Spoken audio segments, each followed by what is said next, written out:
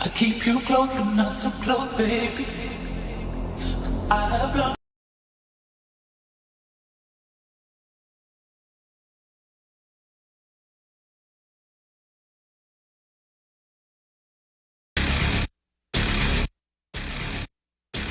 I found you on the kitchen floor. Let me put some signal in it.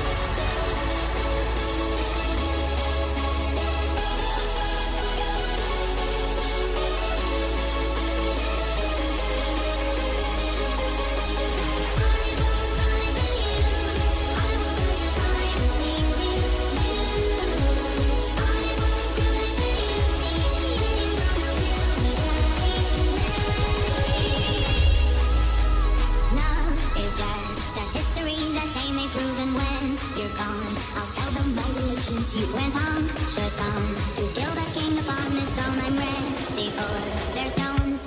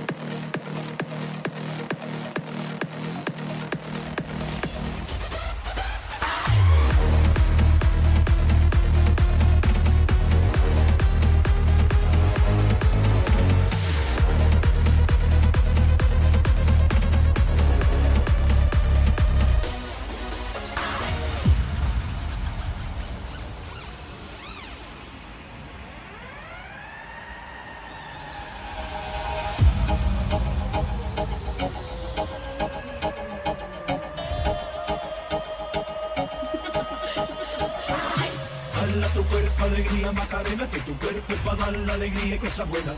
Dala tu cuerpo alegría Macarena, Macarena.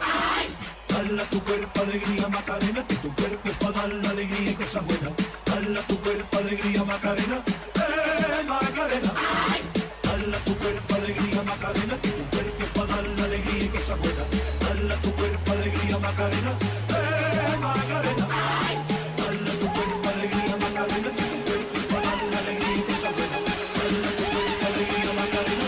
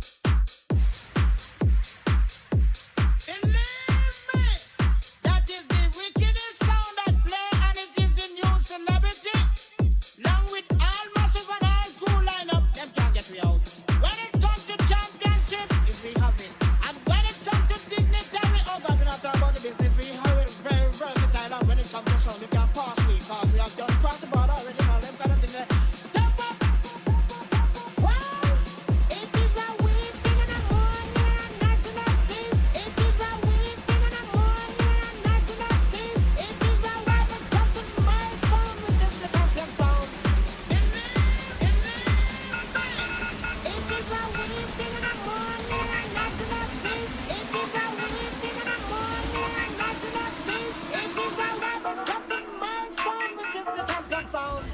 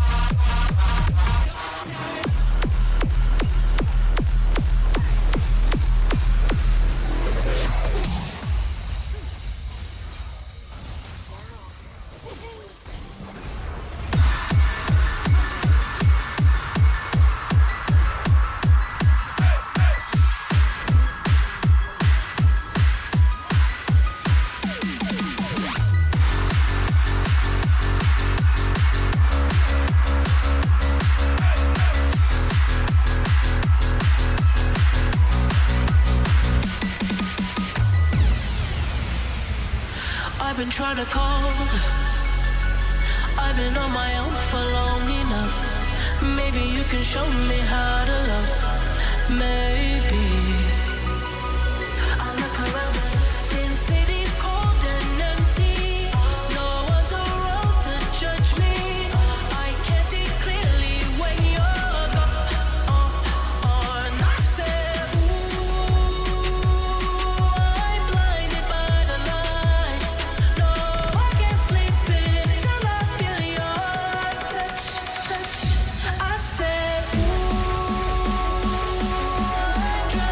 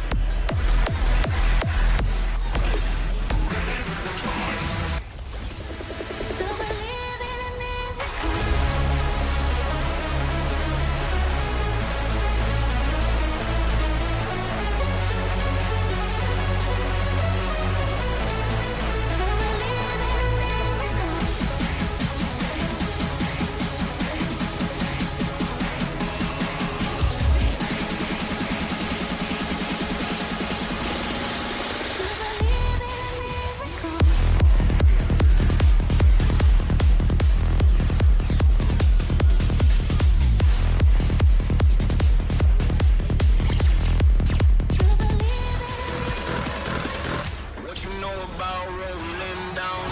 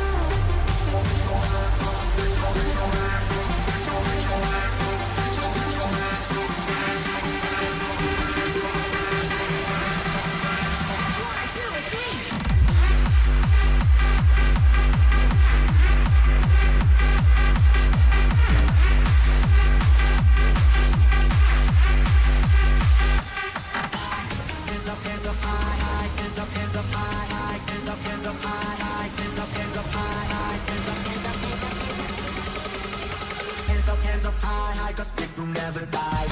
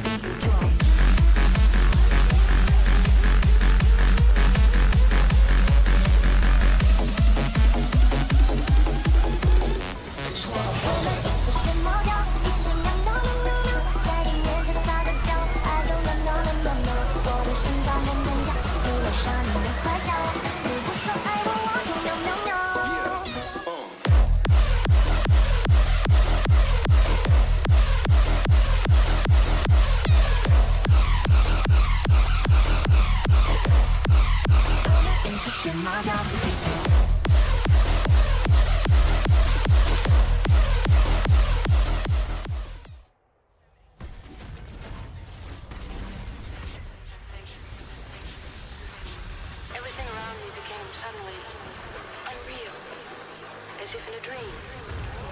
All of my most sensitive areas were inflamed. I began to float, up and away from my body.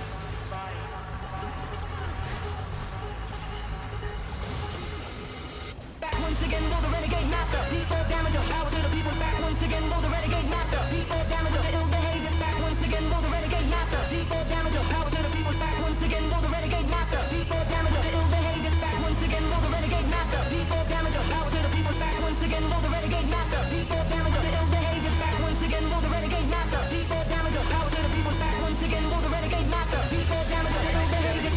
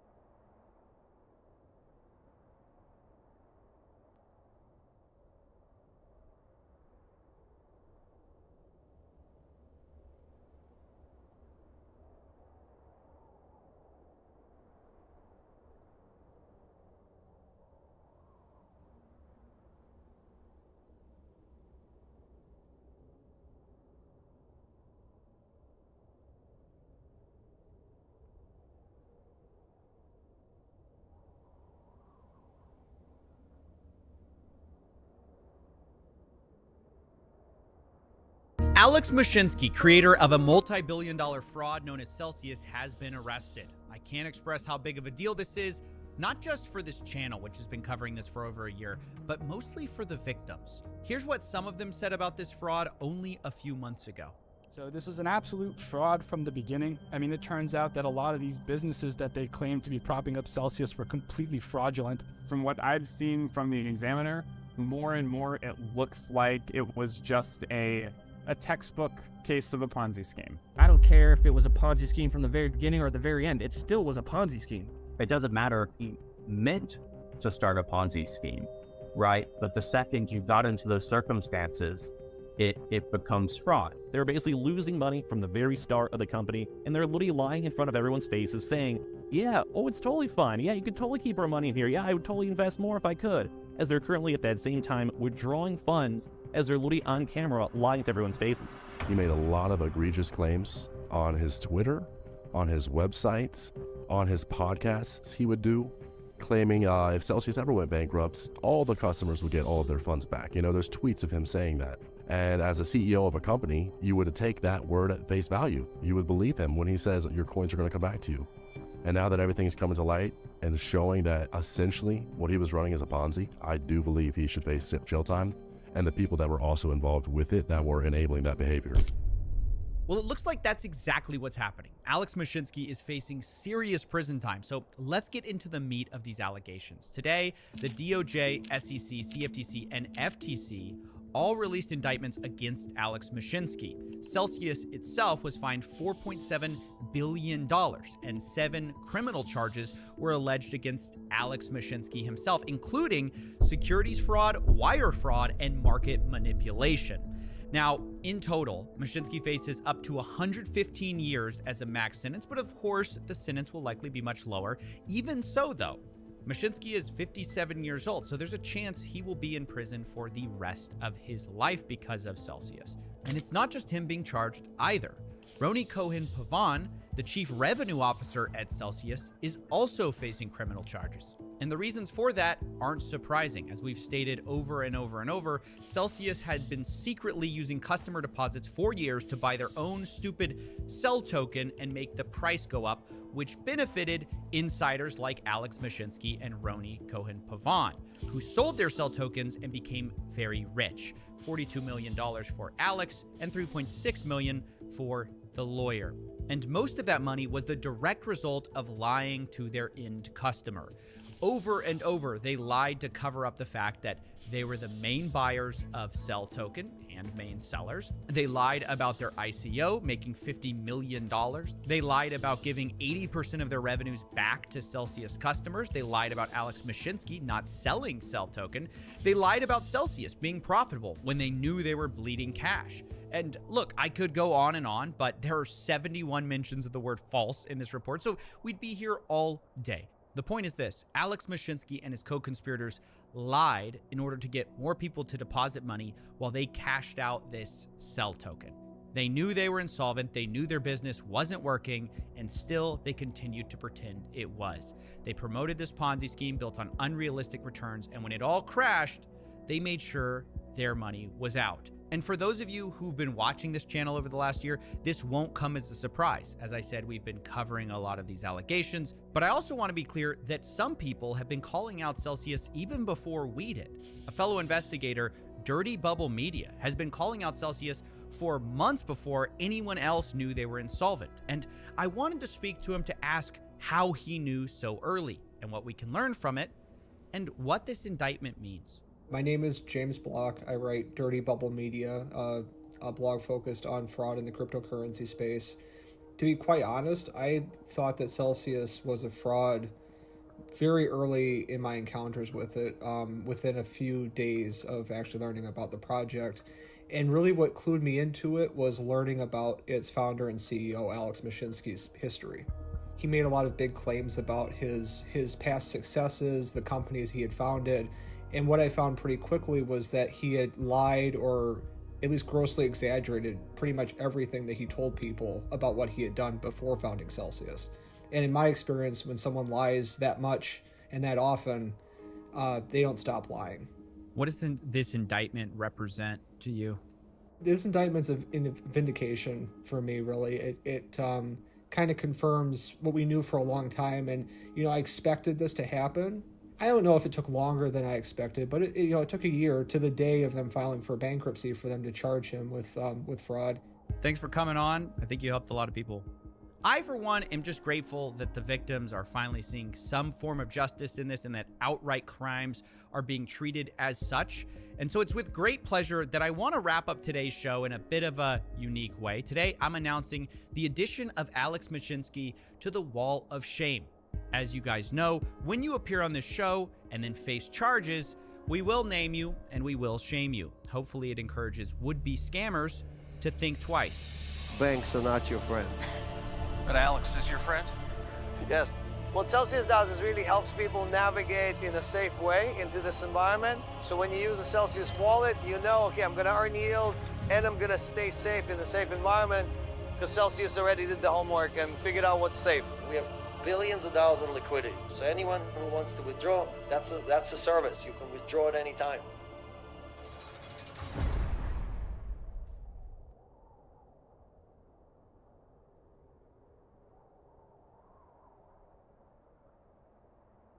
So you said president, then you brought in Putin. Yeah. So then that discourages for somebody to think they can make real change. Okay. Yeah. So two questions. One, if you are the president today, I'm sure you've thought about it. Yeah. What policies would you attack? Right now in America, I watched RFK. I don't know if you listened to the recording yesterday. I've heard. Yeah. What he said about the angle he would take with pharma, he says, all these things we're talking about guns. He says, how is it that we have the same amount of guns as Switzerland does per capita, but Switzerland hasn't had a school shooting in 21 years. Yep. We had it 21 hours ago, and we just had one last night, by the way, big one. I don't know, in Virginia, I want to say, right? 7 people shot. Yeah, 7 people shot just yesterday, right? Every day there's something. Every day. You're talking about fentanyl, you're talking about the drugs, you're talking about LGBTQ, you're talking about military-industrial complex, economy, taxes. What would be top 3 issues you would attack if you were president today? And that's so interesting because before I answer that question, that ties back into what we were saying earlier about men's mental health. They pretend they give a shit about men's mental health. But if you come along and actually advocate and tell men how to be happier. I've been a sad man and a happy man. I am a man. I know exactly how it feels on all ranges of emotion. And I'll be honest with you right now. When a man is sad, yeah, there is an inclination towards aggression. That's how we're born. That's how we're evolved. We're evolved with that inclination towards aggression. We need that to protect and provide. That's who we are. We need that bravery. But having a bunch of depressed, sad men who have no emotional control is dangerous for society. I say this all the time. They try and pretend that I'm somehow dangerous for society by telling men to stand up for themselves and be masculine. Absolutely not, really not. When you tell a man to have no emotional control and be more feminine, that's a school shooter. A school shooter is not a man with masculine accountability. He's a man who's told, act how you feel all the time. Then he gets picked on for long enough. Throw on some drugs on top his psychiatrist gave him, throw in a lack of a girlfriend, and he's had enough. That's where school shooting comes from. School shooting does not come from men being masculine. It comes from the absolute opposite of these things, and they know this. They know this very, very well. To fix society, we have to fix that at the most base level, the root level. I think America and most countries need more transparency and understanding of how things work. But when they're attacking the family unit, they're attacking all of these issues. Every issue you've just labeled all starts back down to the beginning. I really think the reason I would like to argue, and I don't know any of the statistics on this, in the 1950s, I'm sure there was prevalence of guns all around America, but there just wasn't the school shooting. Why? What was different? What was different in the years before that there is now? I think it's just because children obeyed their parents, and their parents were a family, and there was a degree of responsibility that was instilled inside of people, and there's a degree of accountability, and also there was a degree of honor and pride. Great question. There's a degree of honor and pride. Yeah. I'll tell you something now. I bet in the 60s, 70s, whatever, in any country in the world, people didn't want to do dumb shit because the family would be known as criminals. The last name would be tarnished. Their son did this. You hear what their son did? There was a vested interest in all of it. Now you have a school shooter who's going to go out there, be a piece of shit and kill people, and then their parents are on TV, well, yeah, he was failed by the system. They don't even feel any shame. It's unbelievable. If one of my children or someone close to me did something that heinous, I would be disgusted. I would apologize just for the name alone. There's no honor left. There's no pride left in the name. And this is what happens when you remove honor and pride from people. If you have no honor and no pride, nothing really matters. What matters anyway? It doesn't matter if you're out of shape. It doesn't matter if your kid's a piece of shit and a criminal. Nothing matters without honor and pride. And this is done on absolutely every level. I said this to Tristan the other day. I was actually saying we were driving, well, the other day, long time ago. I haven't left the house in a while. We were driving and I said, even on the most base level, I said, every building is ugly. Have you noticed that every new building is ugly? It's ugly. Tristan goes, yeah, it's all the same glass, big square, ugly building. In the 1400s, we built these ornate, gorgeous buildings. And now everything's ugly. Why is that? And well, I'll tell you why it is. It's because they don't want you to have any intrinsic attachment to a specific place. If all the buildings are beautiful in a specific town, you have intrinsic attachment to that town. You care about that town. You want good things for that town. You'll protect that town. You'll defend that town. What is that? That's a barrier. That's a parameter. If everything looks the same all the time, you'll just move. Who cares? Oh, they've messed up San Fran. Who cares? I'll move somewhere else. Let's move somewhere else. It's all the same. Globalism doesn't matter. It's all the same. Buildings in Berlin and New York, they all look the same. Where's all the beauty gone? When there's beauty, you have an attachment to that beauty. They want to remove all your attachments from everything. Even now, when they try and psyop you into, let's say, the way that models all look different than they used to before, right? Models all look different. Victoria's Secret. Yeah, and I was arguing this point, and someone's saying, oh, but that's because you have Eurocentric beauty standards. I said, no. I'm going to correct you, because I know you think you sound smart using the word Eurocentric, and I'm going to correct you because you're a dumbass. Let me tell you what beauty standards are. Beauty standards, by definition, for something to be beautiful, has to at least be unique. If everything is beautiful, then it's not beautiful. If everything's beautiful, then it's standardized. For you to take a model who looks the way they look without any effort at all, and they look like most out of shape, uninteresting people on the street, you cannot call that beautiful because it's standardized, you can see it everywhere. Beauty means it must have been difficult to obtain.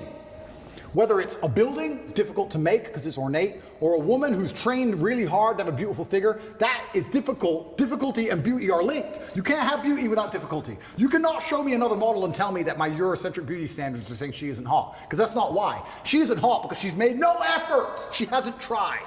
That's why. And they're doing this with everything. Everything is ugly. Nothing has a standard. Nobody has to try for anything. No parameter. No baseline belief of what's true and what's false. Everything's subjective. Your truth. No, there's the truth. There's no such thing as your truth. And this is an attack on every single level. They're assaulting us from everywhere. Even the buildings they build are assaulting you, so you can't even just drive through a town and go, wow, look how much energy has been put into this place. I love this place. I will not allow them to do it to this place. Now it's just like, we can move there. Let's move there. It's all the same anyway. It's all a Starbucks on the corner and a 7-Eleven. Who cares? It's all the same. Why fight? Why fight for any of it? It's all done purposefully. I'm telling you, call me a conspiracy theorist, call me crazy. I don't understand why an architect would now decide, who hires an architect? I'm going to build a building. Let me hire an architect to come up with the same sketch of the same bullshit building, which is already existing everywhere. How much did I pay him? Yeah, what we're going to do is we're going to build a skyscraper made of grass that looks like every other one. Is that it? We did all this 600 years ago. We built cathedrals, and now we build this crap? Why? Everything is on purpose. It's all a psyop. It's all a psyop. When they're putting these models on there, the psyop is you don't have to try. You don't have to try at anything. Don't try. Doesn't matter. Just don't try. Wait for the government. We'll give you some food stamps. You'll be okay. It's participation trophy. It's slavery. It's slavery. When you need to do every single thing they say to eat, that's their end goal. That's what they want. It's slavery. They don't want you trying anything. Even going to the gym today is an act of rebellion.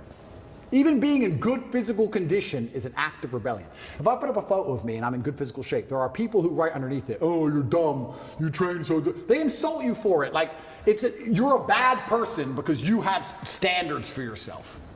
That's the level of bug man they want to get you to. Of course, these people will give up meat and eat the bugs and live in the pod. Of course they will. They have no standards. They have no self-respect, no standards. Of course they can live in an ugly building, a big, ugly matrix pod. That's all they want. Is it somebody has to sell you on that? Or is it going back to conditioning? Or what would it be? Is it someone selling you, or is it conditioning? And it goes back to my original point about the family. I do believe that the reason we didn't have so many problems before is because I believe the families had standards. And some cultures still do. I have friends who are Chinese. My dad, I cannot not get an A. That's just their culture. When my dad was still alive and he was teaching chess, my dad would charge $400 or $500 an hour for chess lessons. And towards the end of his life, he goes, all of my students are Chinese or Indian. Nobody else wants to spend money, $500 an hour to teach their kids chess. Only the Chinese and Indians will spend that money to make sure their kid is that good. So that's it. They're the ones who invest the most in their children. They still care on that level. But most families don't wake up and go, I want my children to act a certain way for the legacy, for the family name as a whole. I'm instilling standards upon them because of the last name. My entire life I've had standards instilled upon me. My entire life. Your last name's Tate, you can't do that. Your last name's Tate, you're not allowed to do that. Your last name's Tate, hit him back. I've been like that my whole life. And now we've removed all standards from everybody. This is why you get school shooters. These school shooters should be too embarrassed to even embarrass their fathers. They should wake up and go, I would never do this to my family. And I'll also, this is definitely gonna get me canceled, but I'm gonna say it because it's true. I'll say it by extension for suicide. I don't care what you do to me. I'm Andrew Tate. I cannot kill myself. I can't. I'm not allowed. It's against the creed of my last name. I didn't have ancestors who suffered how they suffered, who went through what they went through, for me to be born to kill myself. That's not the end of my story. I refuse. I absolutely refuse. No matter how bad it gets or what bad situation I'm in, I refuse to do it because I have too much respect for my last name. I won't do it. And I think that a lot of things, a lot of men's mental health, a lot of crises can actually just come back to the old adages of honor. And you can fix a lot of it.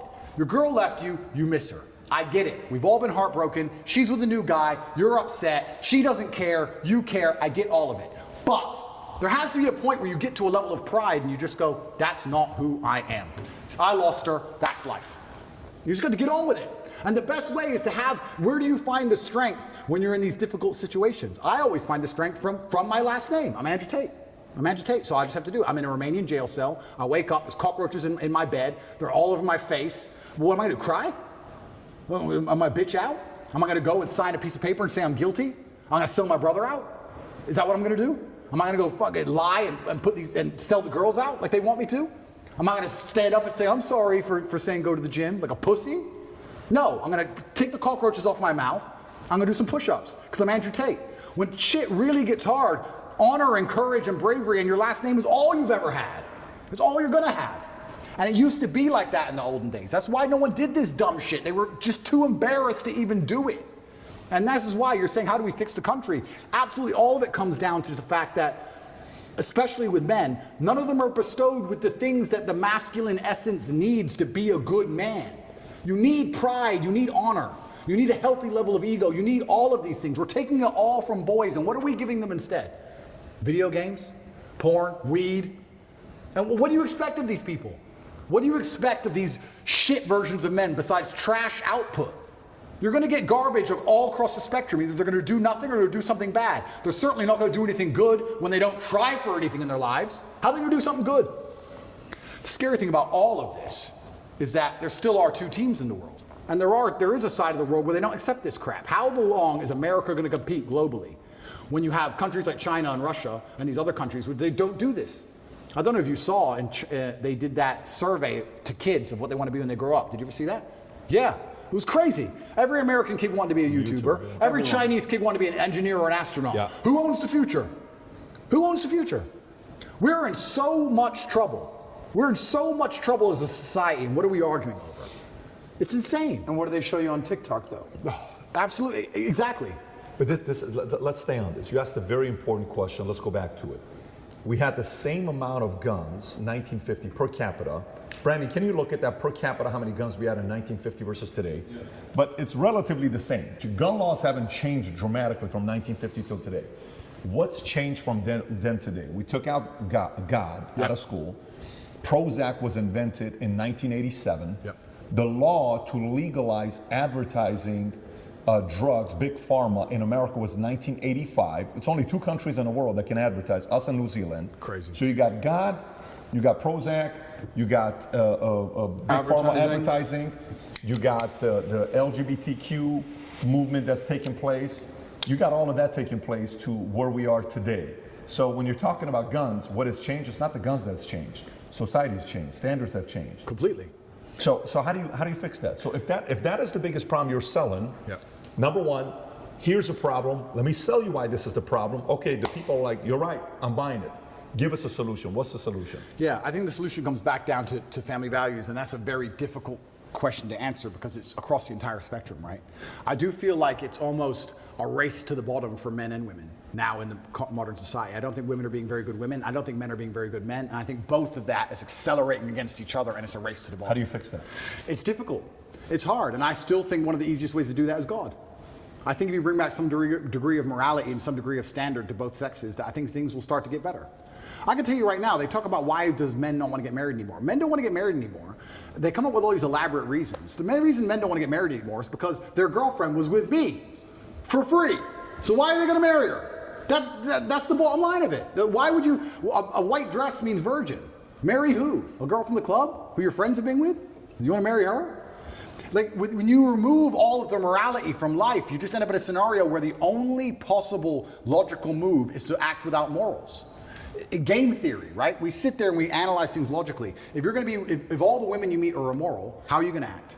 Well, you act morally, you get wrecked. So how do you act? Immorally. It's a race to the bottom. We have to fix society as a whole, and it comes down to even the most basic things like female promiscuity, the most basic things like men sticking up for their last name, the most basic things like men having to be too honorable and too proud to be out of shape or be poor or not take care of a woman. I'm not just talking about women, I'm talking about men. Any woman who's with me, her life is fixed. That is my job. I'm Andrew Tate. I would be embarrassed to have a girl say, I'm Andrew Tate's girlfriend, and have to work her job, unless she wanted to. She can do anything she wants. She's my chick. You can have anything. You run the world now. You're with the top G. Anything you want is mine. I'll take care of you in every single way, but you must take care of me. I take care of you financially and physically. You must protect me spiritually. You must do your job. It's a race to the bottom on both sides. And when you have two genders racing to the bottom and then a child is born, what do we expect from this child? Who's raising the child? The school, the TV, the internet? You trust these people? Look what they're injecting into them. So another thing that's very interesting, you talk about the 1950s, another thing that was different. In the 1950s, parents raised their kids. Who raises kids nowadays? School, internet, Twitch. How much time do you spend talking to your child compared to the programming they get from the Matrix? You're losing in terms of pure minutes. You're losing. You can't even control what your child sees in school anymore. You don't even know. And when you find out they do what they did in California, they're like, what? Most people don't even know this.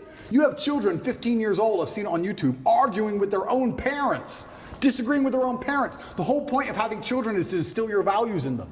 I want my sons to be Emery Andrew Tate. They must think and act and be like me. And for someone, I've had people say to me, what if they're not? If they're not, they're not. That's fine.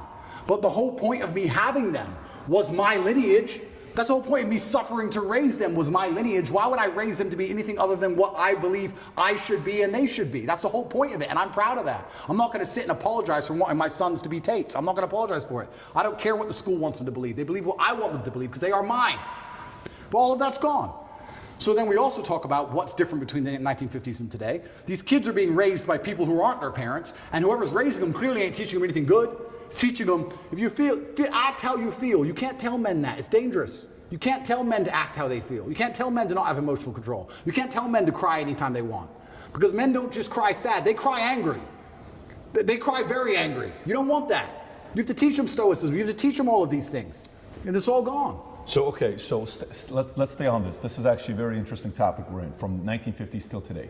So you're saying, if somebody is a Tate, if somebody is my wife, if somebody is my son, you're going to be doing this. I'm not going to let a teacher X, Y, Z. Okay.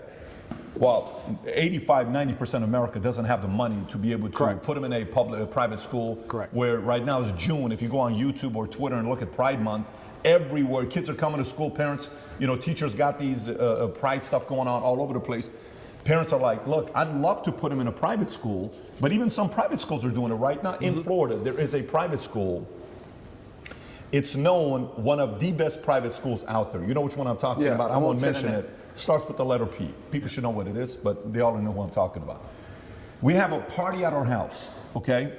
And baseball. My son, so he's got a baseball. All the players are their parents. I'm talking to the parents. So, hey, meet one of the girls. So, what school do you go to? Oh, well, I was going to such and such school, but now I'm going to such and such school. Oh, really? Tell me why.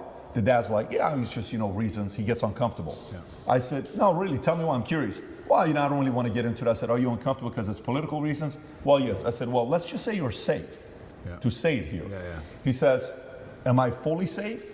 I said, what do I need to tell you for you to know you're fully safe? You're fully safe with us because you know my position. Yeah. He says, fair. He says, we took him out because they started asking my daughter to do XYZ with pride, to write on this, and she wrote a letter, a paper that was opposing the opinion, and she failed the class because her opinion didn't match whatever they were saying, and boom. Now, I said, what's going on with that private school? That school's 50 grand a year per kid, the one that's grooming. 50 grand 50 grand a year per kid. kid. Yep. There's an exodus from this school to go to other schools. So one, some parents don't have the option, Andrew, to say, you and I are not worried about it. I'm not worried about it, but the people I'm leading, they're worried about it. Absolutely. How do you fix it if you're that person without the resources you got? And that's another thing that's difficult, because I have two answers to this question. I have the arrogant answer, and I have the answer that I believe is helpful. I know the arrogant one. We'll give both of them. I'll give both. Yeah. The one I actually believe is helpful. This is where I think things like we discussed earlier, like the Klan comes into effect, right? Imagine you had 18 kids from 6 or 7 parents, groups of parents, and everyone's living together. The family unit, the energy and the ethos and the merits of that particular clan is going to be so much stronger and difficult for the matrix to penetrate and break. Their best friends are the people they live with. The kids live with the other kids who believe the same as them. The parents all agree. When you're a clan, you're far more difficult to attack and assault. So I would say the first thing I would do if I was a parent of normal income, I would try and find other parents who agree with me and try and find other people who are ideologically sound. And I'd make sure that our children are friends and they spend the most time with each other. And I would try for us all to go on holidays together. And I would also put in conscious effort to try and deprogram. I don't think many parents say to their kids, what did you learn today? I'd be doing that not to check on the kid. I'd be doing the check on the school. But let me challenge you what's going on. Sure. So let's role play. Go ahead. Ask me the question. What did you learn at school today? So today we learned that, Dylan Mulvaney had the courage to stand up for her beliefs, and she's a hero because she's out there and she's helping a lot of other people that are going through challenging times be able to stand up for themselves. Okay. What are you going to tell me? I would say, why do you think they want you to believe that? What do you mean that? Why do you think they want you to believe that? They've told you something. Yeah. I don't believe that's true. What they've done is lie to you. Why do they want you to believe that? Perfect. So say you now convince me I'm your son. Yeah. Great. I go to school tomorrow. Yeah. Ready? Correct. Now I'm in school. Correct. Hey, Miss Jones says, hey, Patrick, so tell me, so what did you think about this as this? You have to write this paper. Well, let me tell you, last night I was having a conversation with my dad. Yeah. And my dad told me, why do you want me to believe that? Yeah.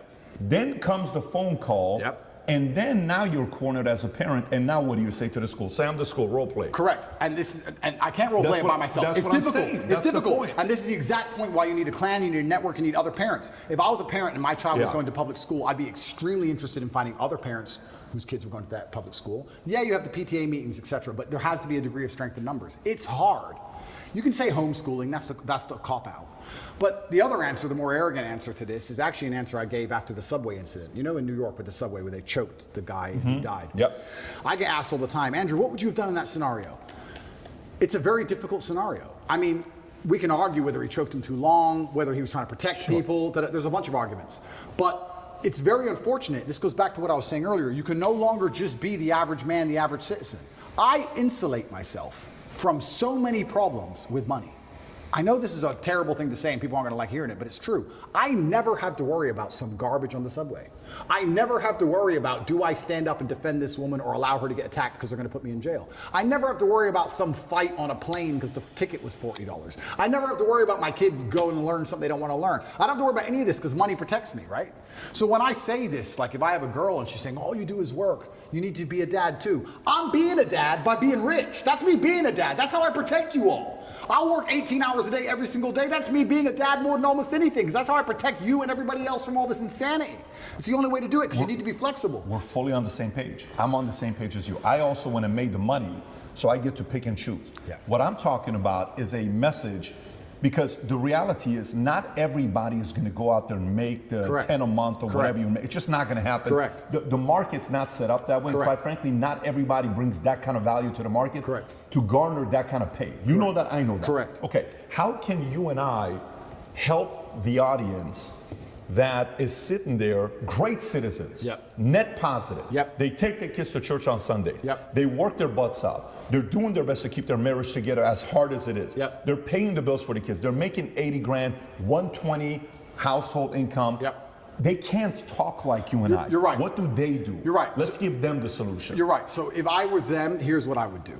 I would make sure that my family had core parameters and core beliefs that we believed in, and I would fact check everything my child was told against those core parameters and core beliefs. So let's say one of our core parameters and core beliefs was hard work. We believed in hard work and dedication.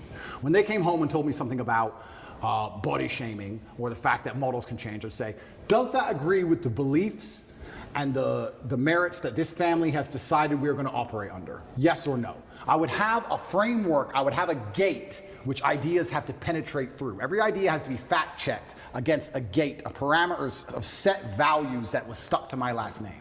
Honor, courage, discipline, hard work, whatever those parameters are. And I'd say to my child every day, what did you learn in school? And I'd listen to it and I'd say, does that align with our value on this? And also, I'd make this very clear, because this was done to me as a child. I'd make it very clear to my children that they're exceptional. I think every single person is exceptional for different reasons. We talk about normal children, normal families. That doesn't mean they're not an exceptional individual. They can still be an exceptional person. Totally. Who knows what they might become? Sure. I'd say you're an exceptional. You don't believe what everyone else in that school is told to believe just because it is said. You're an exceptional person, and we have a framework we operate under because your last name is X, and our framework is this. Does that align with hard work and dedication? No, it doesn't. Why are they trying to tell you that? Because they're trying to attack the framework which you need to be successful. My father said to me when I was young, my father had many quotes, and I use them all the time, but one of my favorites was, I allow manipulation to find out where my enemy wants me to go. And then I use my mind to break the trap and punish the perpetrators. That's the exact line I will tell my child. I'll say, they've attempted to manipulate you. We've allowed it. I allowed you to go to school and listen to this. Why were they trying to manipulate you? Where do they want you to go? They want to take you away from discipline. Yeah. They want to take you away from hard work. Now we're going to use our minds to break the trap. We now know what they want. My father explained this saying to me, and he said why it was so important, and it's true. If you don't allow them to manipulate you at all, you don't know where they want you to end up. You might get tricked another way. You might take another road to the same destination. You allow the manipulation. Tell me what you want me to believe. Tell me what you want me to understand. Allow it to manipulate me all the way to the end. I see the end goal. This is what you want. No. And this is what I would teach my children and explain. Your time in school is going to teach you some very important things that you need to know. And they're also attempting to psyop you and trick you and poison your mind. And we are going to discuss daily, built within our family framework, within the code of our last name, to see which are true and which are lies. It takes work, like everything else on earth.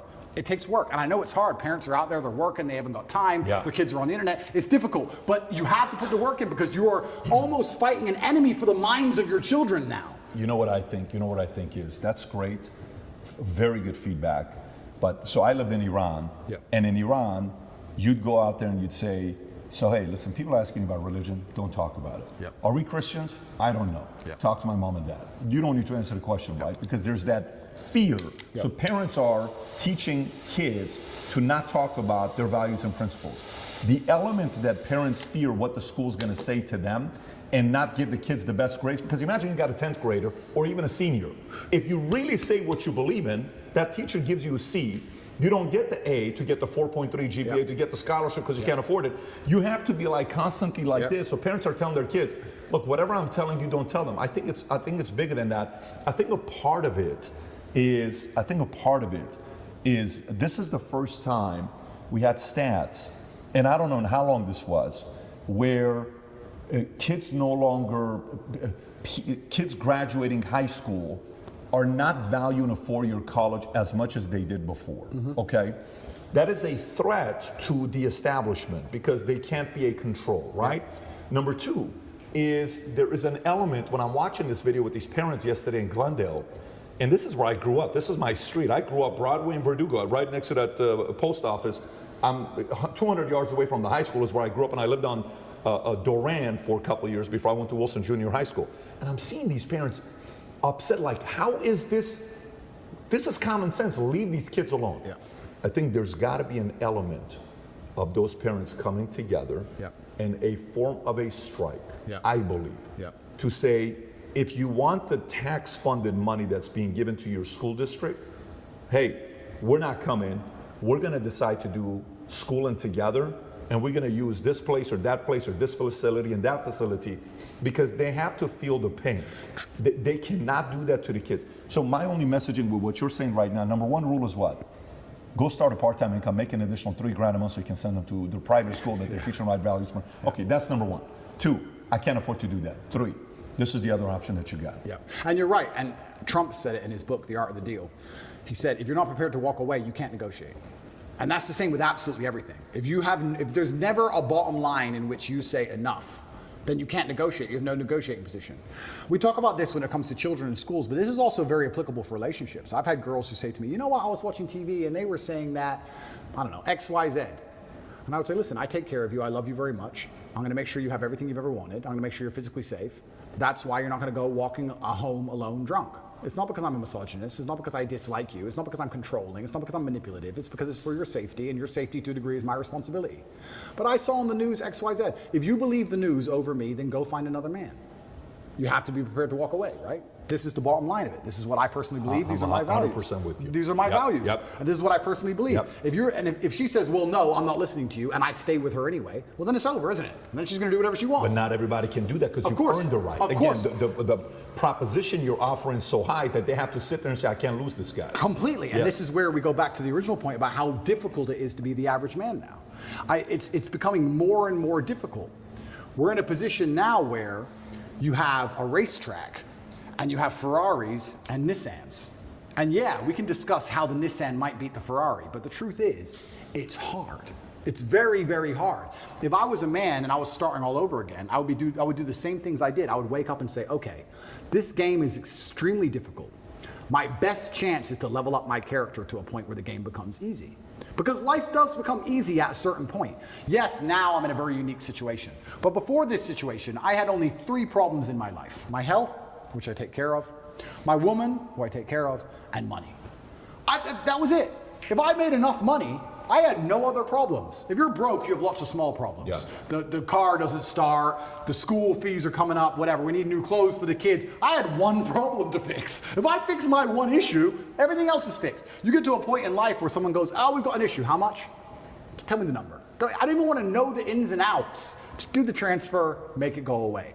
So, yeah, as a man, I think you have that imperative to understand that the video game of life as a man is exceptionally difficult, and especially as you get older, as you progress with the levels, it gets harder. It's getting harder and harder. You need to level up your character. This is what amazes me when men go, I struggle with motivation. How can you struggle with motivation in the modern world? Are you asking to just lose? Are you asking to just be erased from humanity? Yep. Are you asking to be invisible? How can you be an 18-year-old man and say, I don't have the motivation to train as hard as possible and get as rich as possible? You are born to lose if you don't have motivation at 18. In the modern world, as competitive as it is, all those girls, those 18-year-old girls you go to school with, are talking to some 28-year-old man with a yacht somehow. And you're sitting there lonely and you don't have motivation? You must be out of your mind. The only way to win this game is to become as powerful as possible. It's difficult, and it's getting harder and harder, and this is why I teach the things I teach to men. You can't just be Joe Schmo and win anymore. Those days are over. You have to be something else. The challenge those young men have, though, it's sometimes not even their fault. Why? Single mother, raised by a single mother. They've been indoctrinated, and they heard the future is female a million times. Next thing you know, they're 18. They kind of have this victim mentality. It's almost not even their fault some of these times. Oh, completely. We're all in our late 30s, early 40s. We've grown up. I played football in school. He's an athlete, bodybuilder. Obviously, you're a kickboxing champion. We've had coaches. We've had people kick our ass. We didn't grow up with participation trophies. We've had our asses kicked. We've gone through shit. Now we are the shit. A lot of these young guys playing video games, addicted to porn. They grow up with a phone in their hand, raised by women. They weren't raised how we were raised. How do you teach those kids, though? Well, that's exactly what they don't want me doing. That's why they're trying to put me in jail. Because I managed to become, I'm not for a second bragging, but the size of the movement that I created, I turned up in Slovenia. I don't know if you've ever seen that video with the Bugatti where everyone's going, top G. That's the capital of Slovenia. I can't even pronounce it. Ljubljana or something. I've never been there before. Slovenia, where even is it? Like, I can barely find it on a map. I know roughly where it is. If you want a guaranteed way to get in touch with me, maybe you have a business idea, maybe you want some fashion tips, maybe you just want to connect, you could find me on Minect. This is what I was saying earlier on about how complicated masculinity is, but I broke it down to those 3 basic tenets because even a teenage boy can understand if you get enough money and enough power and enough powerful friends and enough sexual access that you're going to be able to build yourself to a man of... I can cry now. I've qualified to cry. When you're an 18-year-old boy, you shouldn't be crying. You should be focused, and you should be an animal, and you should be training, you should be working hard, and you should be listening, you should be going to coaching.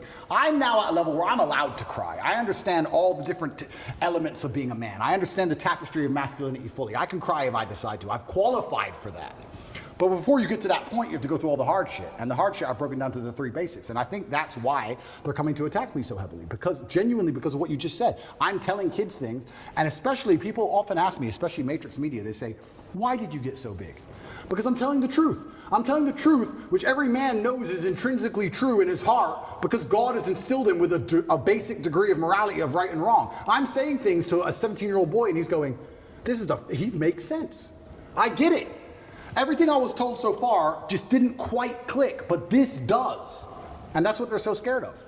And I agree with you. You're completely right. And this goes back to, once again, we were saying about last names, family values.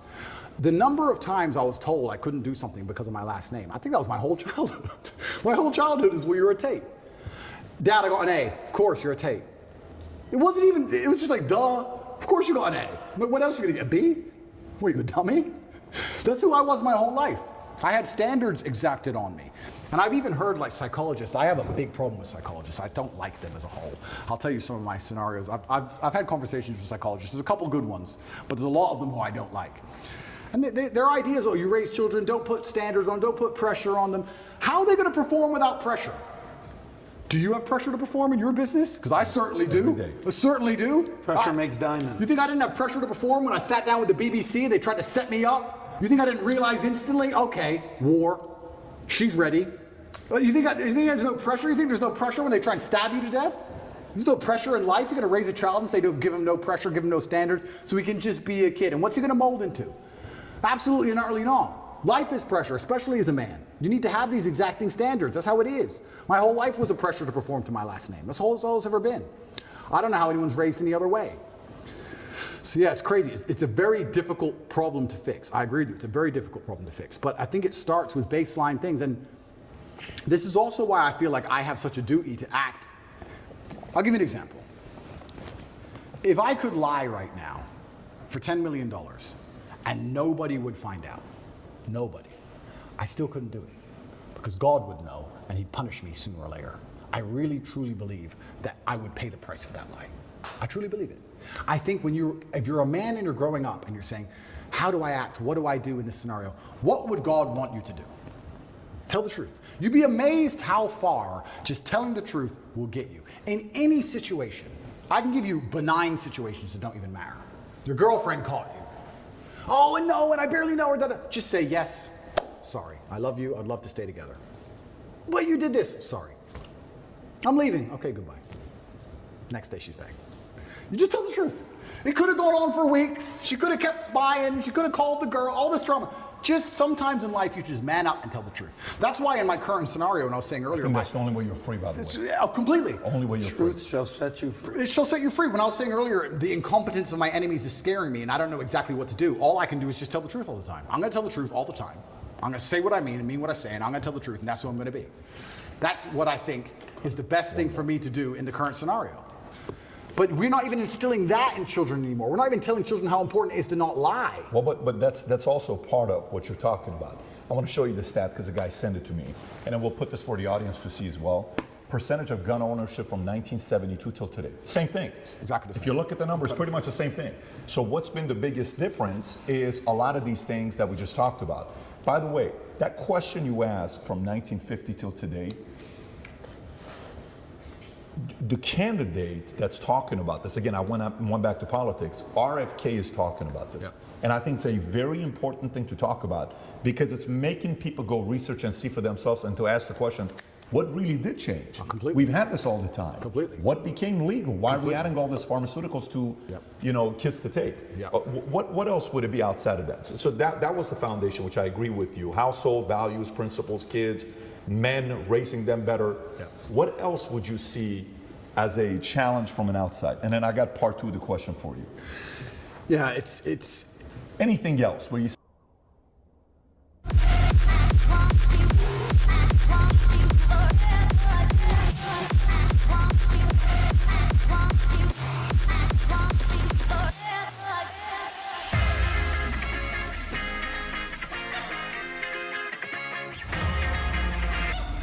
saw it coming from miles away. I better speak up if I got something to say, 'cause it ain't over until she sings. You had your reasons, you had a few, but you know that I would go anywhere for you, 'cause it ain't over until she sings. I just need to get it off my chest, yeah, more than you know, yeah, more than you know. You should know that baby you're the best, yeah, more than you know, yeah, more than you know, yeah, more than you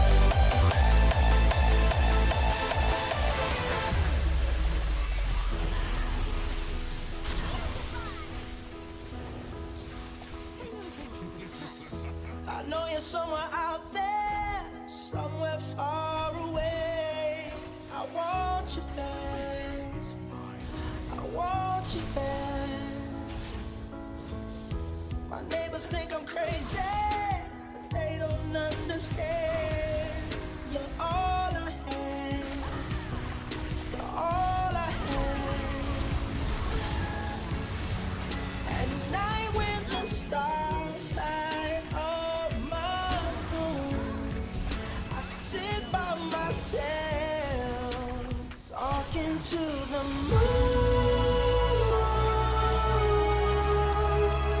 trying to get to you.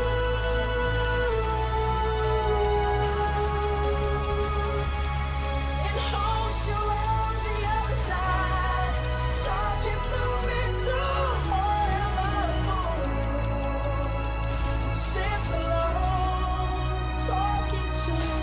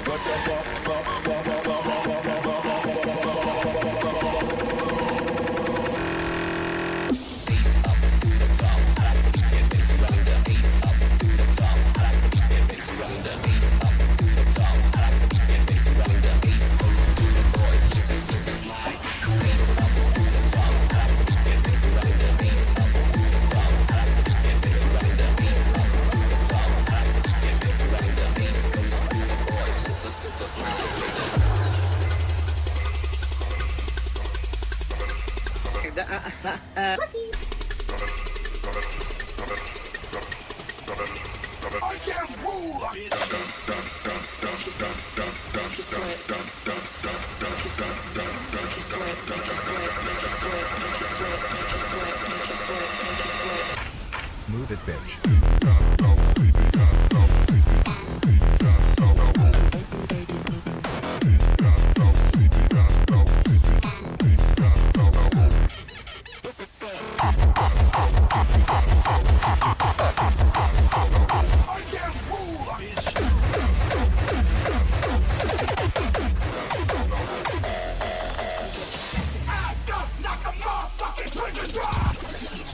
Ready to ride, ready to roll.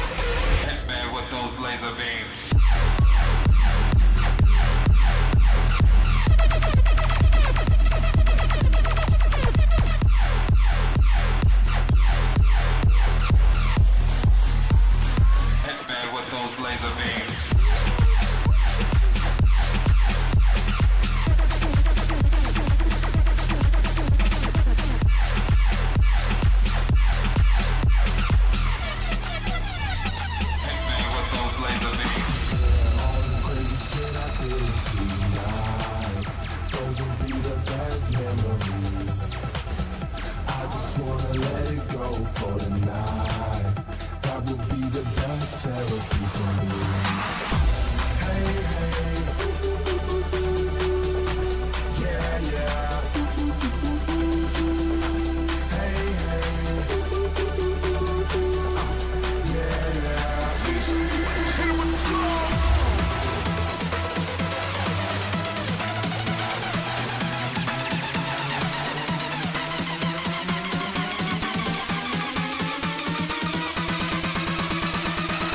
Surprise, motherfucker.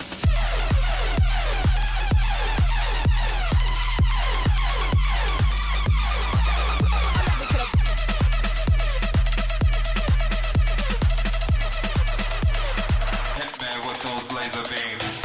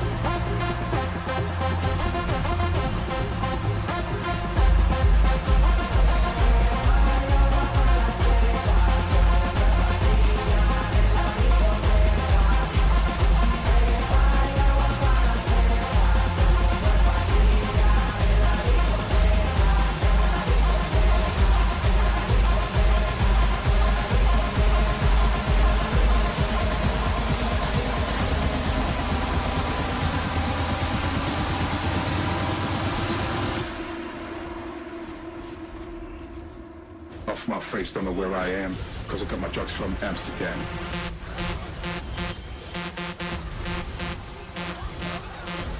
Uno, dos, tres, fuego!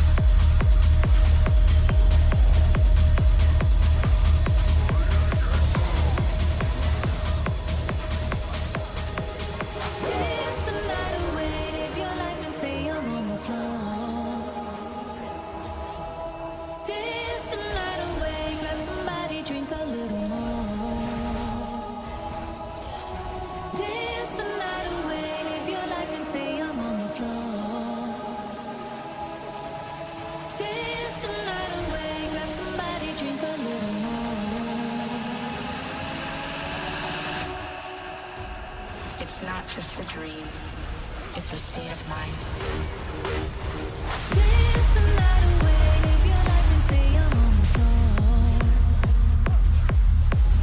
Dance the night away, grab somebody, drink a little more. Tonight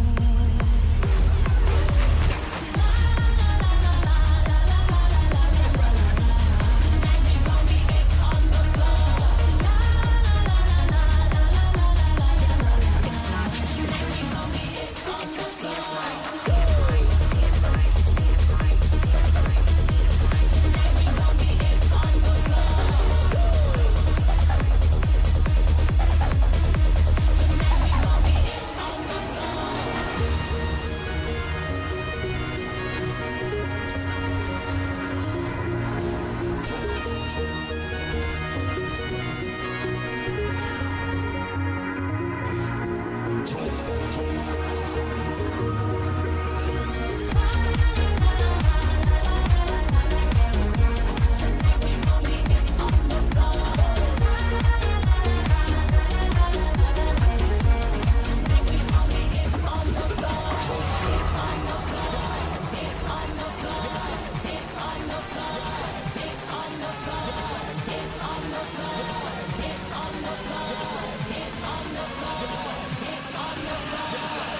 It's a state of mind.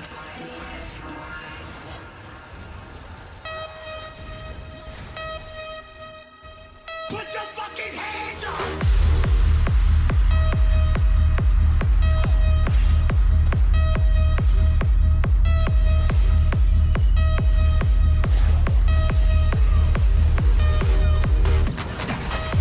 Tonight we gon' be it on the floor. Tonight we gon' be it on the floor. It's not just a dream.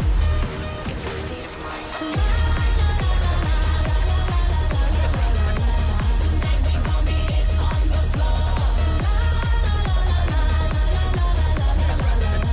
Tonight we gon' be it on the floor.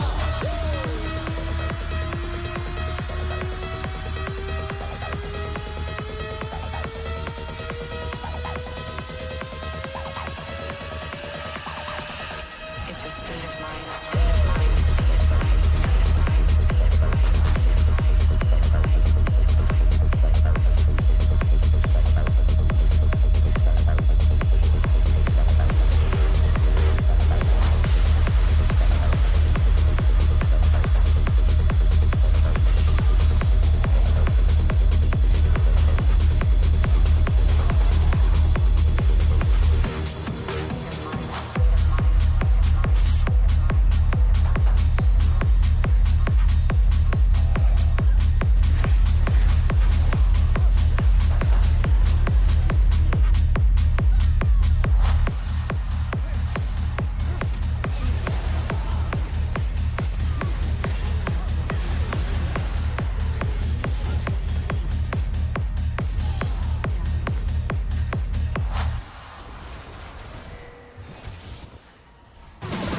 Talking away. I don't know what I'm to say. I'll say it anyway. Today's another day to find you shying away. I'll be coming for your love, okay? Take on me. Take me on me. I'll be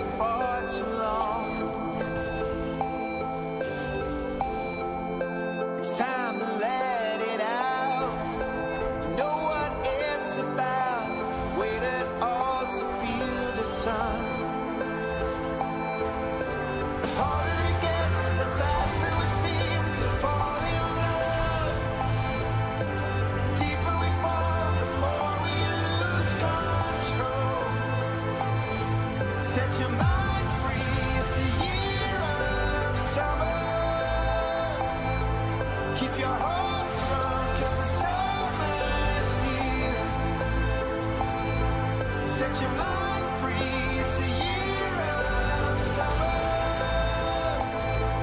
Get a year of summer here.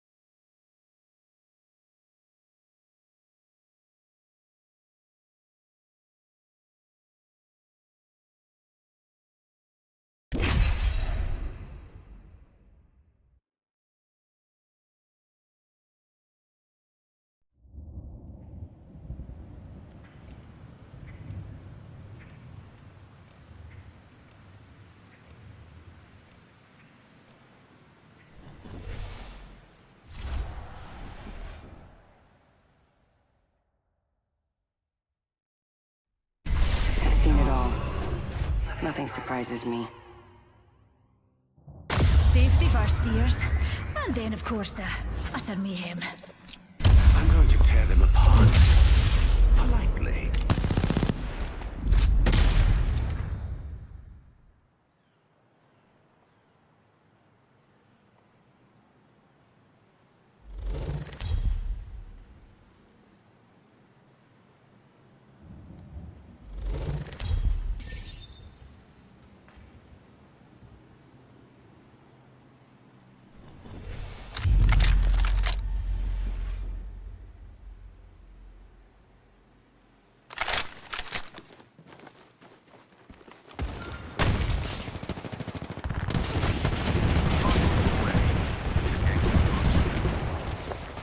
Recharging my shields.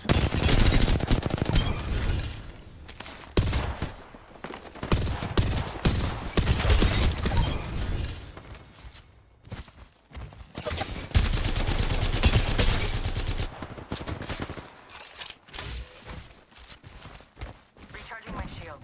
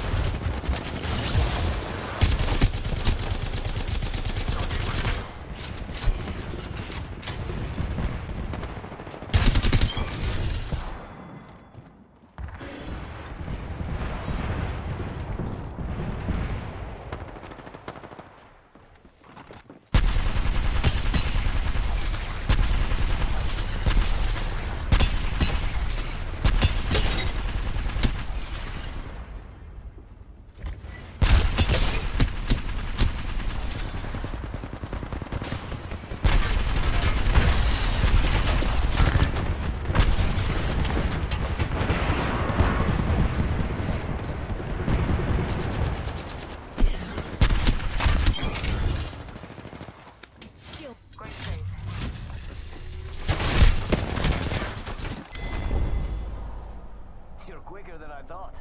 Too bad I'm quickerer.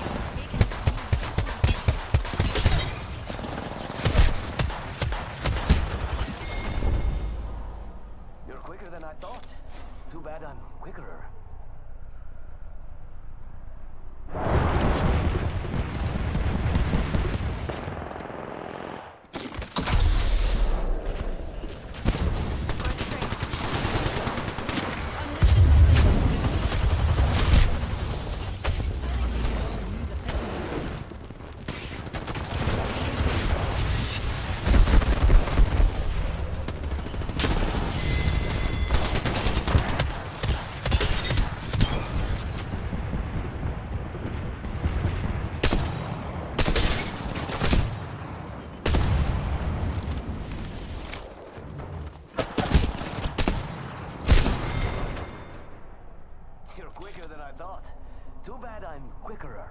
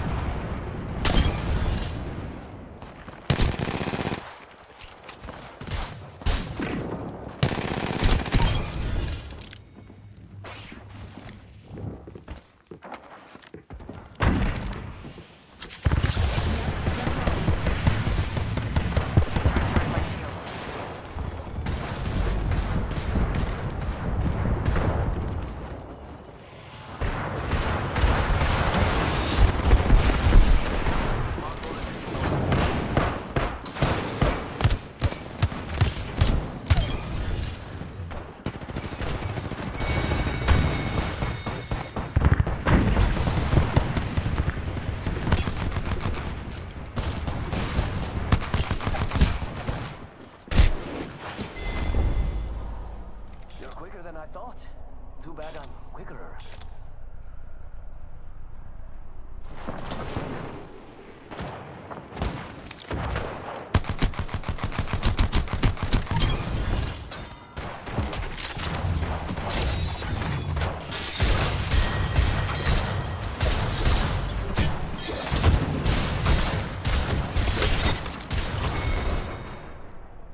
You're quicker than I thought.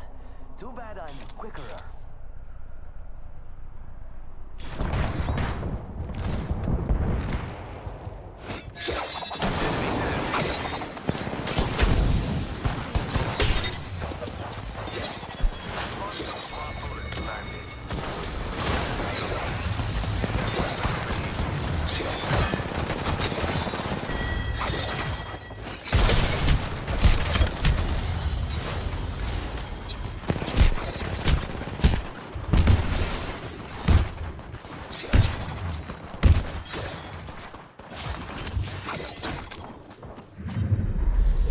You are the Apex Champions.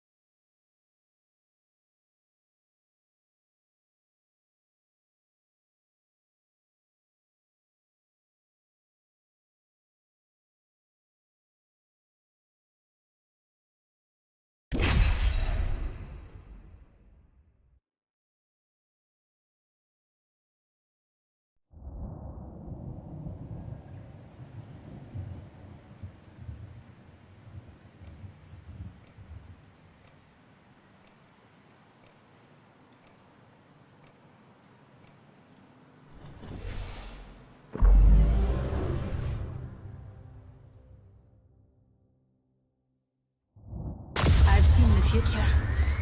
Now I just need to get there. I love shooting.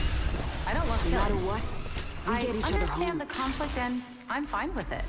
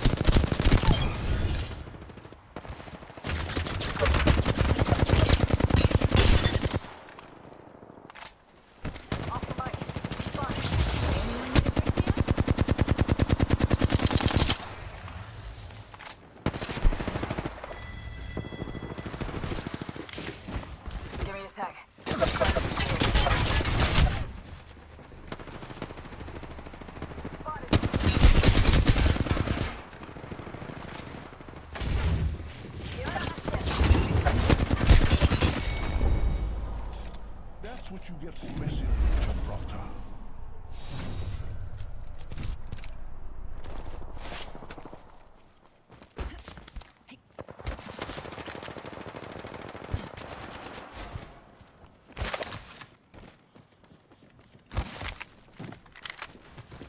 Taking a new angle.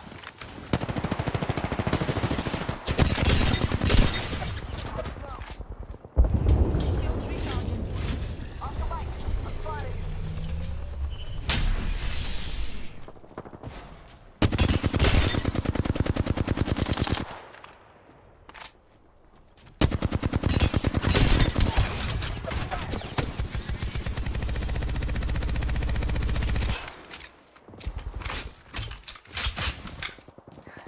Giving him the shimmy. Shields recharging. Spotted. Double timing it.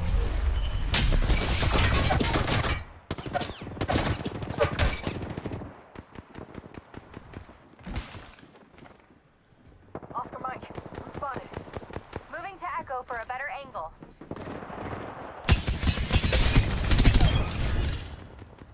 Recharging my shields.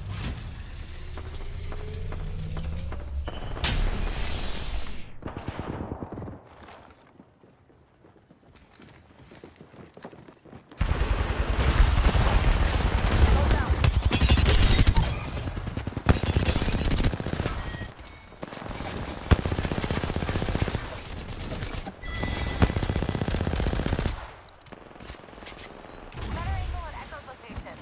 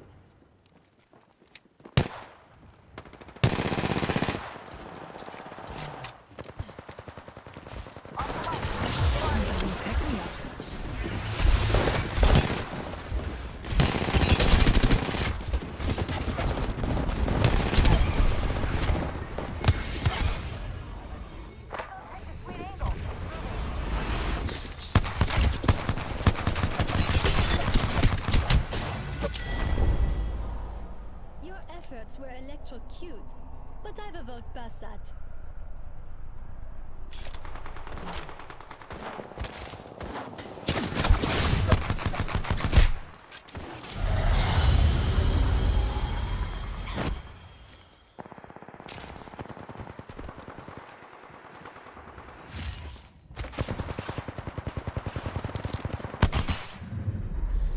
You are the Apex Champions.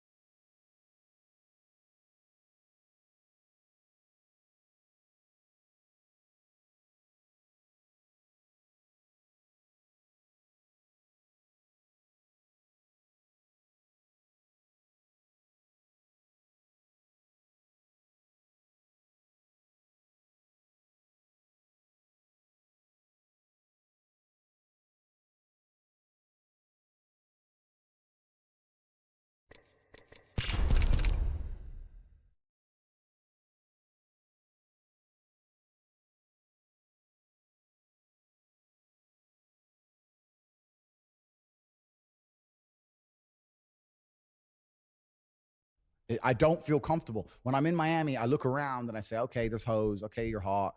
But it's just drugs, parties, degeneracy, sluts. It's just, I don't like the vibe. I don't feel at home there in any way. Where's the church? I just feel like saying to these bitches, go to church. Go to church. Stop telling me about your OnlyFans. Go to church. What's wrong with you? I don't like any of it. So I don't want to go. So I don't care if they ban me. Yeah. So restaurants, I don't care. Countries, I basically don't care. And the real cancellation is putting a bullet in your head. Why Yeah, hates but I'm just, Miami? Also, hold on. You come here with a bunch of girls though, and you say the same thing. What do you mean? Like you came with a bunch of girls. It's not Yeah, true. why are you calling them out like Oh, that? they're on camera. No, you're right. You're right. They're not on camera. What are you talking about, bro? That's fair. But I don't feel comfortable. When I'm in Miami, I look around.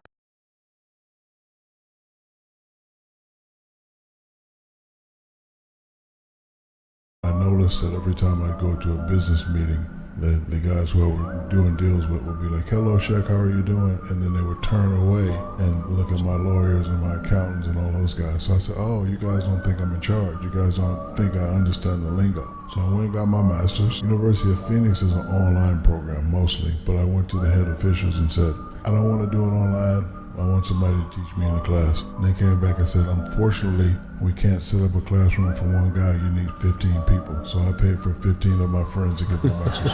I noticed that every time I go to The thing is, you're 25 with an OnlyFans and you still think that you deserve a guy and that you're at the same level. You're 25? The same. You're 25, correct? Yeah, I'm 25. You missed the boat. You need an average guy. You literally missed the boat. I'm dead serious. I'm not even joking. Real quick. The thing is, you're 25 with an OnlyFans and you still think that. No, this means Luke. Looks like we're in out of gas. When you get off the Eurotunnel, there's no gas station ever, and we've completely run out of gas. The car no longer functions. We're rolling down the hill. Trucks are overtaking us. We're out of gas. This is the end, isn't it? We now live by the side of the road. So we're homeless. Can we at least be under the bridge? We've got a nice roof there. I guess I can try and sleep there. You can sleep there. So day 3 under the bridge. Quite boring. I was much more excited the first day. Sleeping's okay. It's not too bad. Day 7 now. Still quite hungry. Look, you know you're smoking, yeah? That's petrol, bro. I'm ready for the boom. You know what this means, Luke? Oh yeah, right there. Stay strapped, stay strapped. Well, I like this. You got it. He's coming to you guys. Let's both drop, double drop. Ready? Set? Go. Yeah.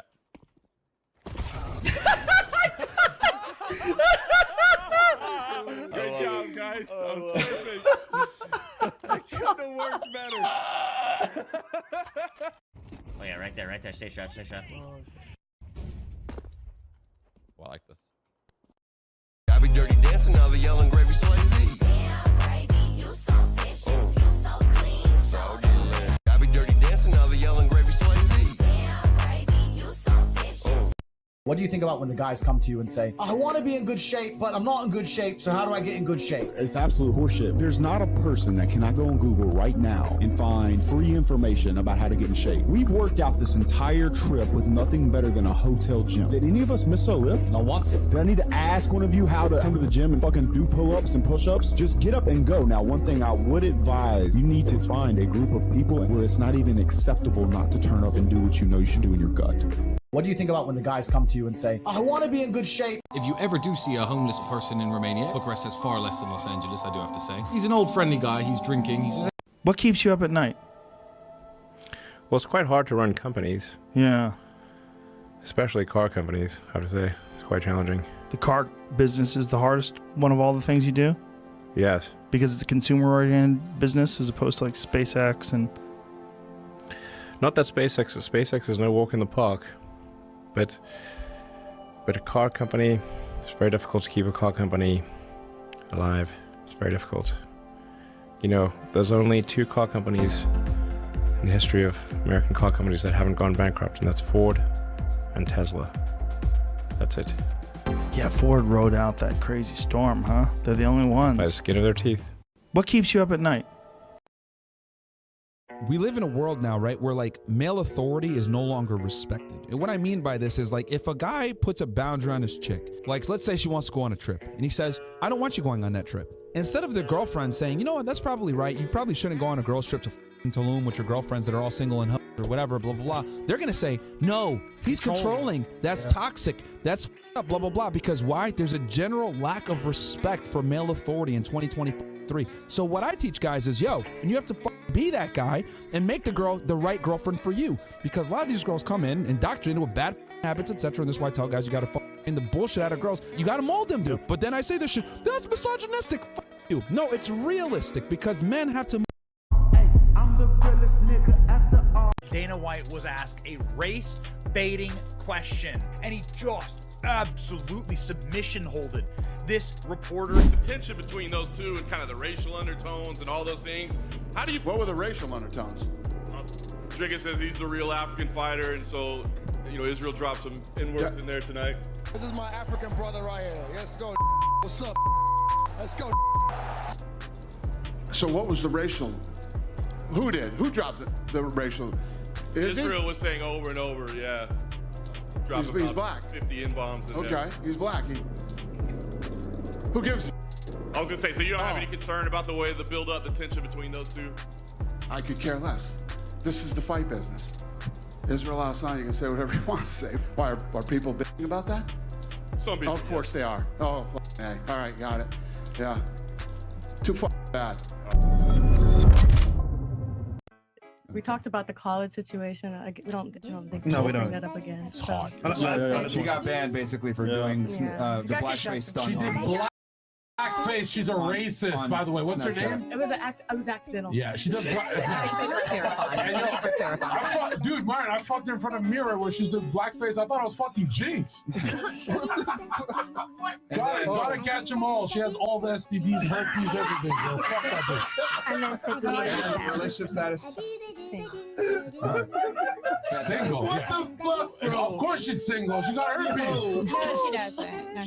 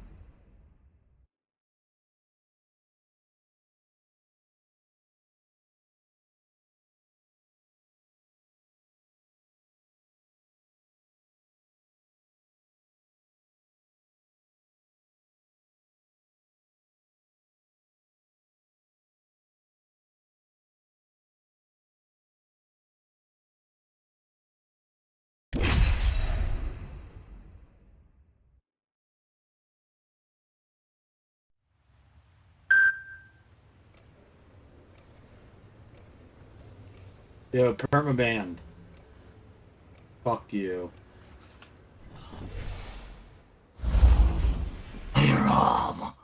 Shut the fuck up. Ready, steady, go. Oh, you got a wiener in your mouth, my nigga.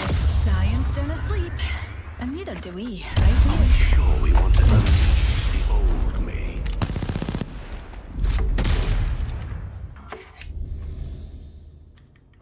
Marson, it's 9:15 a.m. and guess who is high already? You. You guessed right, my nigga. No shit, Sherlock. No shit, you like cock? Is that what you said? Hell yeah.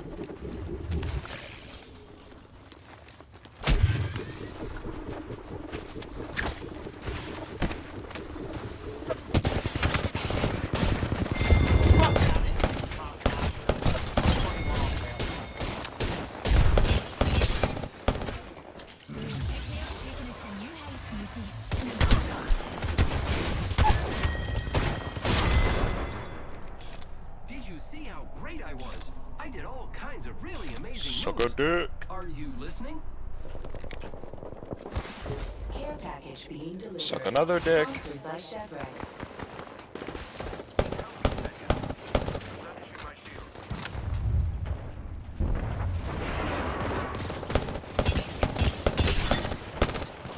Dude.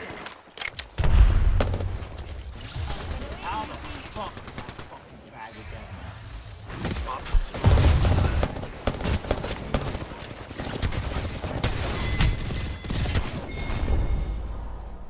5 generations of IMC military training in my blood, and that's what you show up with?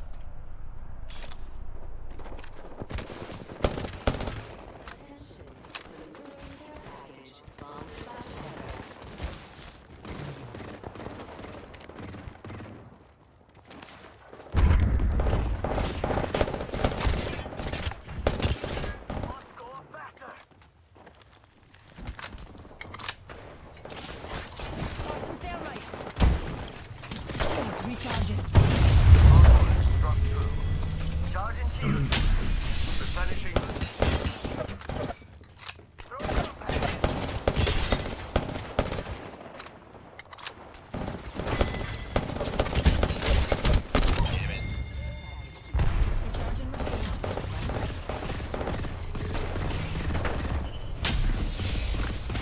If a fucking faggot from the other team takes my kill one more goddamn time. Like, they're on our team, but not part of our trio. 5 generations of That's IMC not the other military team. training in my blood, and that's what you show up The with? other team on our team. Because we can't hear them or nothing.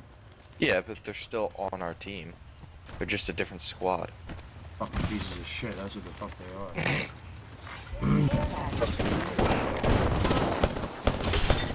Sad.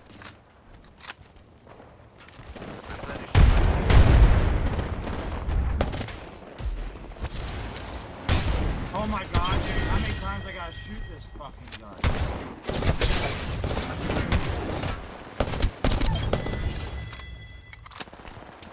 Do you know how to pass through people? No. Do you have, what do you have jump programmed as on your fucking... Space. Only space? You didn't put it on your mouse? No. No. My mouse is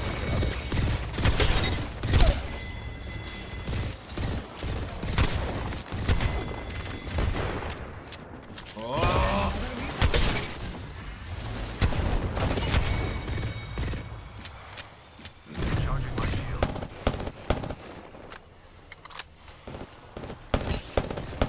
Basically, you gotta press W pass and either A or D at the same time, and then jump.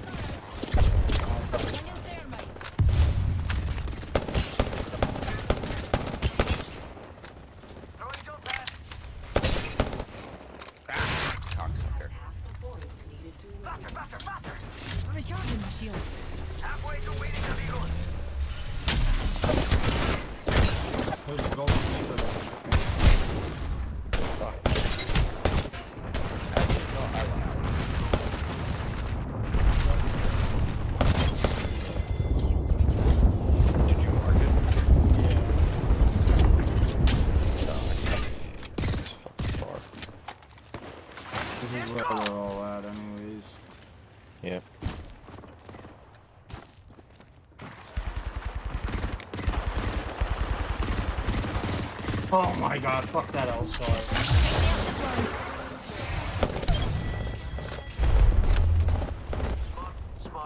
Are you fucking finishing her? Remember dick.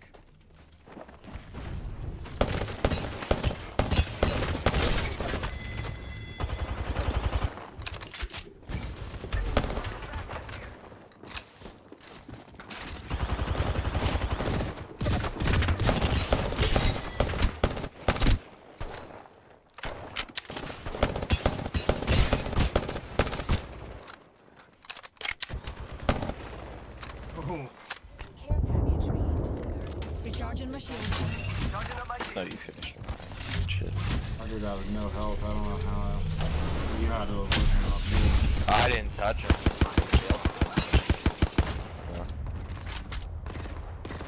I think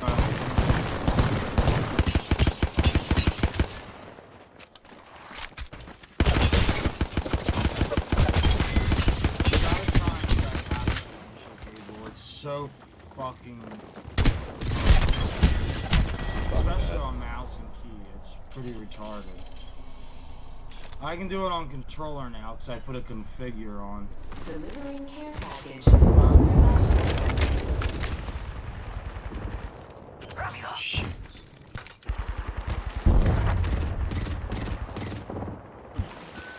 Here.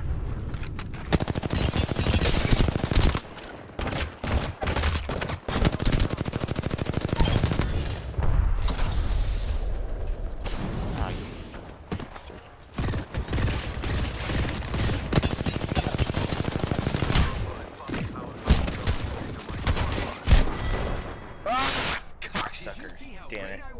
I did all kinds of really amazing moves. Are you listening? Hopefully they leave my devotion on the ground. Fuck you, faggot fucker.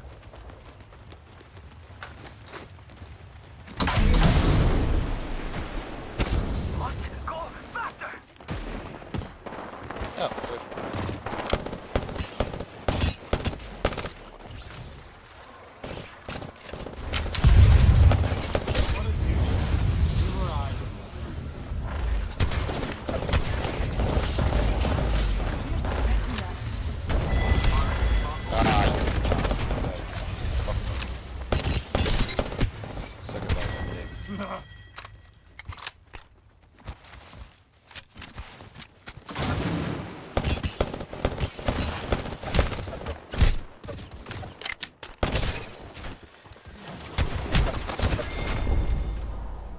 Did you see how great I was? I did all kinds of really Oh my moves. gosh. Are you listening?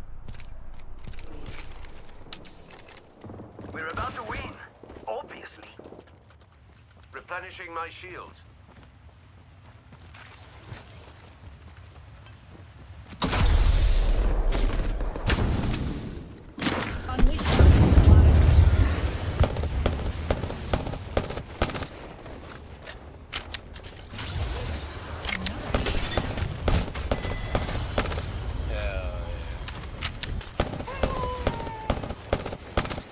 What do you play?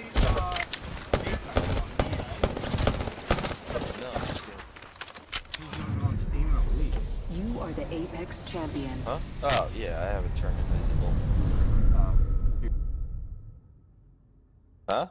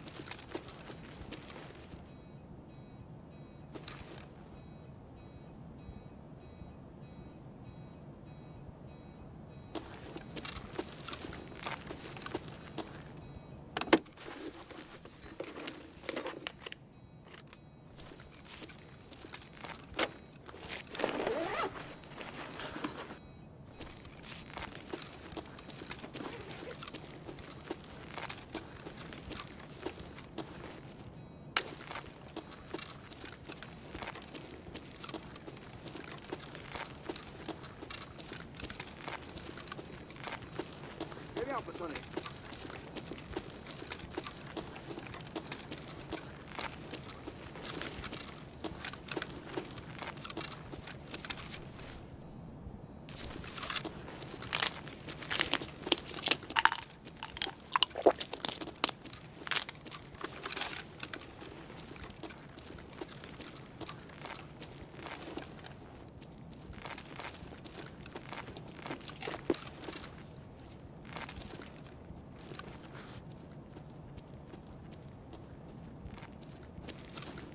Чеми, Берцов!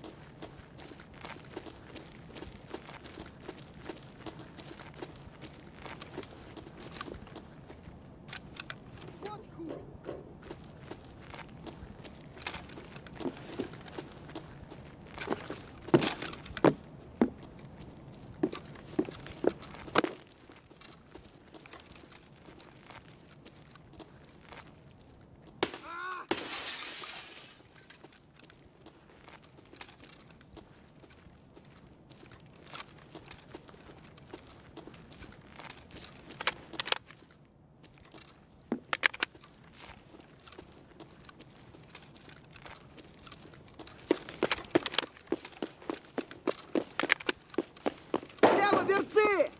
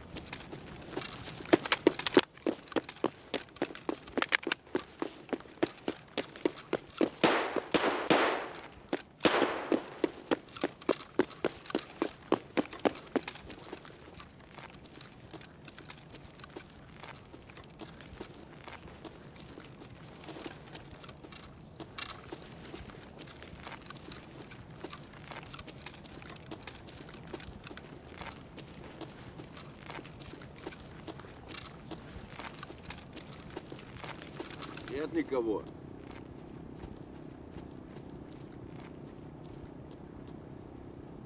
Тут наших бьют.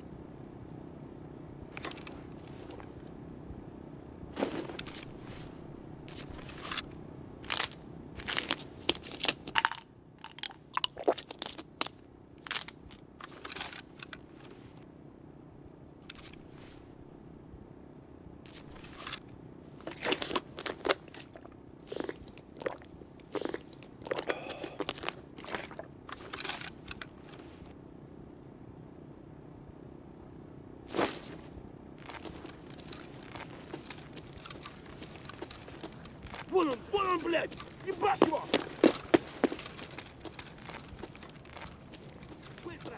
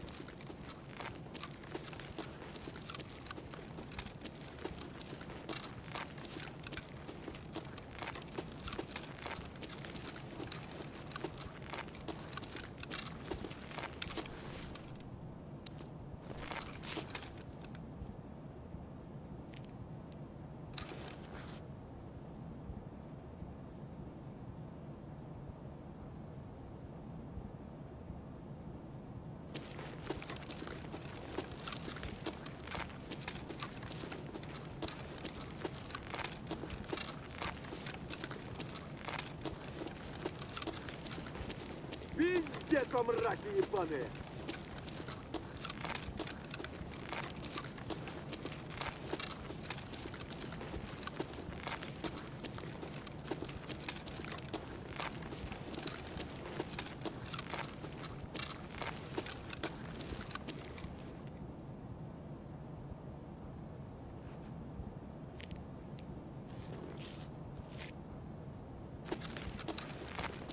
Сними кепку! Кепка, кепка! Вали кепку! Давай, мочи их!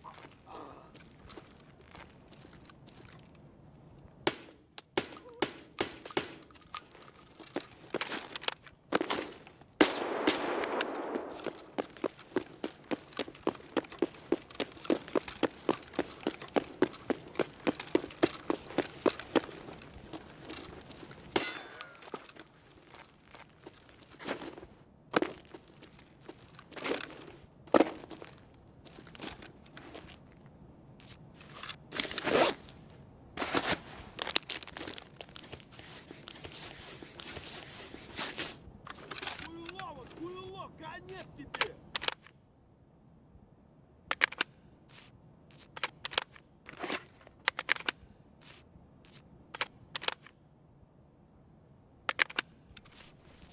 Вон он, сука! Ублюдок, мать твою! А ну иди сюда, говно собачье! Решил ко мне лезть? Ты, засранец вонючий, мать твою, а? Ну иди сюда, попробуй меня трахнуть! Я тебя сам трахну! Ублюдок, анонист чертов! Будь ты проклят! Иди, идиот, трахать тебя и всю семью! Говно собачье, жлоб вонючий! Дерьмо, сука, падла! Иди сюда, мерзавец! Негодяй, гады, иди сюда, ты говно! Жопа!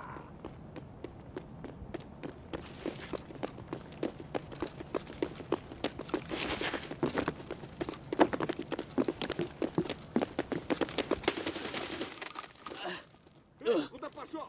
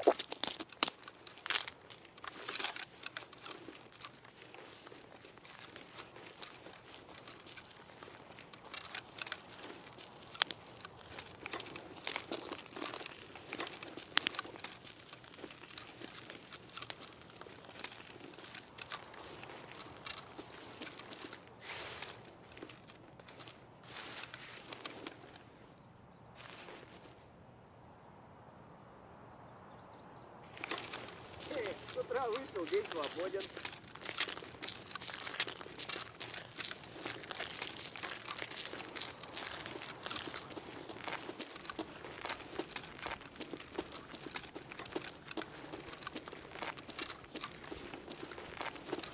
I see him.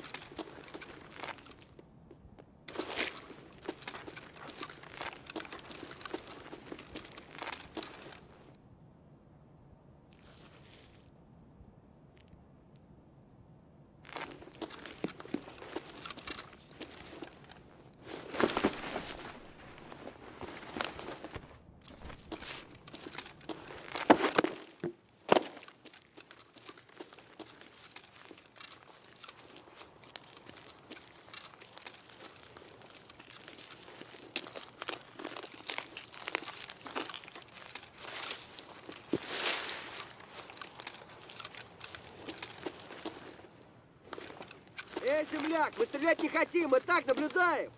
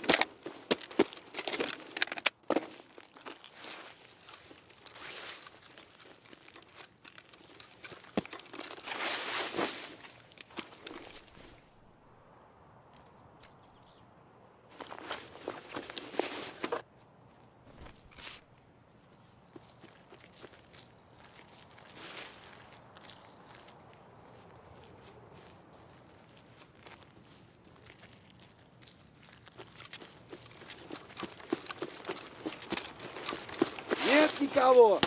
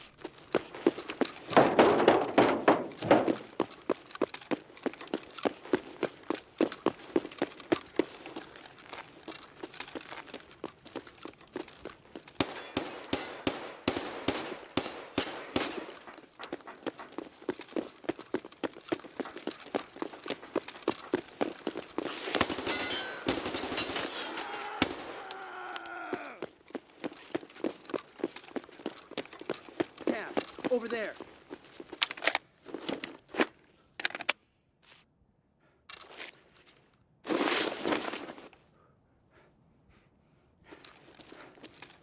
Just let us pass, and you will be spared.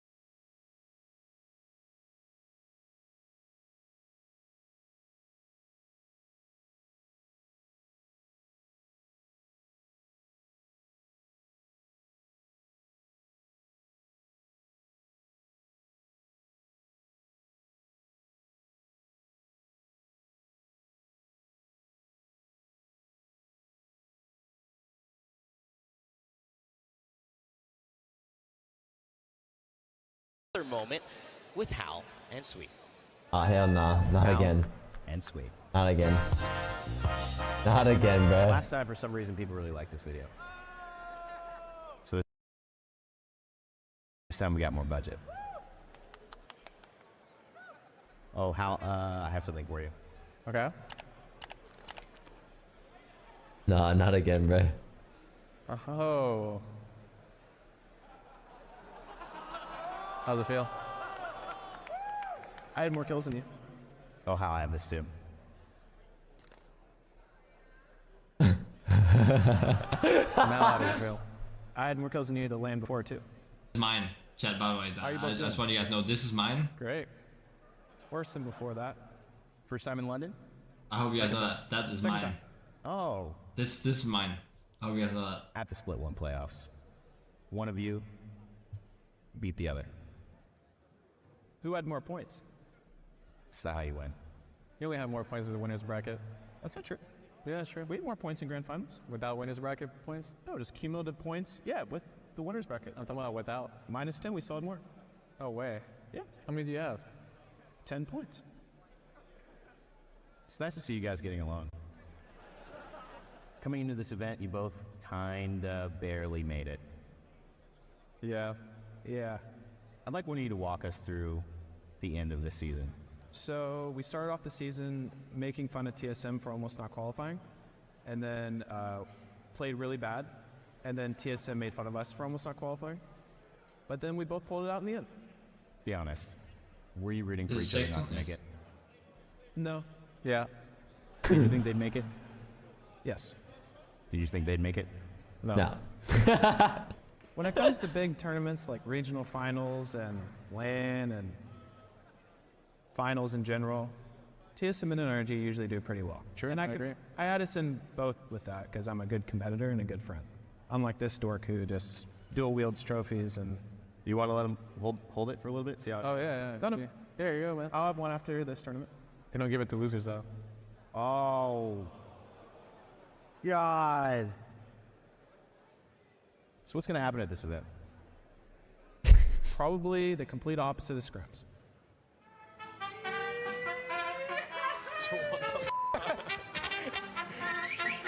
Hey, that's me! That's the extra budget. Miguel! That's the extra budget right there. Is that the more production? This is where all the budget went. Yeah. So, let's get serious. Who's the best player in Apex right now? Gil. Evan's got his number. Did you see them 1v1 in the 1v1 tournament? The Heglish tournament? Furls was not looking good in that. Hal? Who's the best player in Apex right now? Evan. Verhulst. If Evan and Gil 1v1, I would sell everything I own, including my house and my car. I would take out a house? put it on Gil to win the 1v1, cash that in. Wow. This team is going to be the biggest surprise this season. I'd be surprised if Energy wins. Should we stop doing these? Or do you like them? I like them. I like them. You guys really add a lot to it. I kind of take my job. Well, wait, what? I didn't even see him. See you next time. That's really Dude, good. what's he doing the entire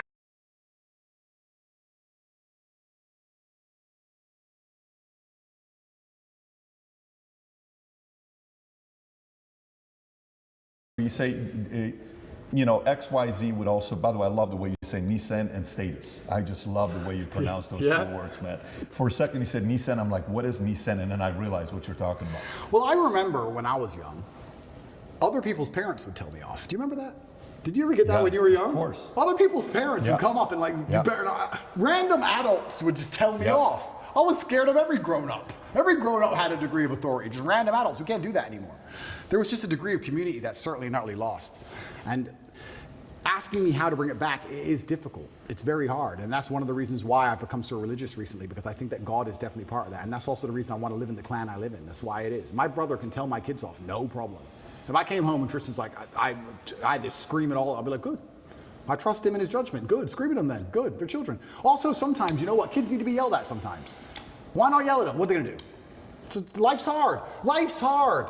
The way we pander and baby children especially, is insane. I was talking about this the other day. I was talking about how I have a pet peeve, and one of my pet peeves is painkillers. And I was being typical me, and I was going over the top. But I was saying, I was not arguing, I was discussing with this guy. This guy said, have you got any aspirin? I said, there's no aspirin in my house. And he said, why? I said, brother, you are not facing 1% of the life difficulties I am facing. Think about it. No government's trying to lock you up. The Matrix isn't after you. They're not trying to frame you. Nobody wants you dead. When God finally gives you a tiny headache, to give you something to show you're half a man, a little bit of resilience, you pussy out and take an aspirin. Can't you just have a headache? Just have a headache. And not only just have a headache and don't mention it, because I don't care. So don't even talk about it. Nobody needs to know. Just have a headache and be quiet. I have a headache, Twitter. Yeah. What do you want? Do you want therapy? You want sympathy? Nobody cares you have a headache. Shut up. It kind of goes back into my original conversation when I was saying I don't like psychotherapists and all their garbage, because they're constantly, I don't believe in, I've had conversations with therapists a few times, and my biggest detractors and enemies say, you need to talk to a therapist. The last conversation I had with a therapist didn't go very well. I said I didn't believe in most of their field and that was garbage. And she said, why? And I said, because there are some boys who don't drink alcohol because their dad was an alcoholic, and there are some boys who are alcoholics because their dad was an alcoholic. You have the same scenario and different outcomes. So I don't believe in it. And she said, well, no, it's not an exact science, but we have generalized rules that we can follow that lead to patterns of behavior. I said, but I'm not a generalized person. I'm an exceptional person. So everything you've learned and everyone you've ever spoken to and everything in your books does not apply to me, because I'm exceptional and I'm smarter than you and I've done things you could never do, and I'm a world champion athlete and I'm richer than you'll ever be. So nothing you know can possibly apply to my mindset. So why are we sitting here talking? What was the reaction? She just wrote things down on a piece of paper. Probably called me an arrogant piece of shit. Probably said don't like this guy. Complete narcissist, yeah, 100%, egomaniac, 100%. Who knows what's going on But here. I'm right. Yeah. There's nothing you've learned in your book that exceptional. applies to people. It doesn't apply to me. It doesn't apply to me. So I don't want to hear it. Don't care. Don't care. And this whole idea, this goes back to the thing about painkillers. That's something I didn't just make up. That's from my dad. I remember being at my friend's house, and I remember him saying I need an aspirin, and he had an aspirin. I remember just being a child and coming home and saying I want an aspirin. I remember my dad going, for what? You're a kid. Shut up. No, you're not popping pills. And I remember my mother going, it's only an aspirin. No, well, nothing wrong with you. Your body is going to go through the same damage it's suffering, if any at all, whether you feel the pain or not. Man up, get over it. It comes down to the details. It's like if you're a professional fighter and you get to a certain level, your coach, once you've been training for 10 years, your coach is honing you on the details. It's the tiniest details that make you a predator. The tiny things. Mayweather does 1% better than the guy he beats. It's the tiny details. So simple things like denying a child a painkiller when you know there's nothing wrong with them. I'm not saying if he had surgery, he can't have painkillers. I'm saying if he walks in, there's nothing actually wrong with the kid. Say no. It's all the tiny little things you need to do to instill pain. You need to instill that resilience inside of them. I was in jail, and I could just hear crying and sobbing from every cell but mine. Everyone's in there having a mental breakdown, but me.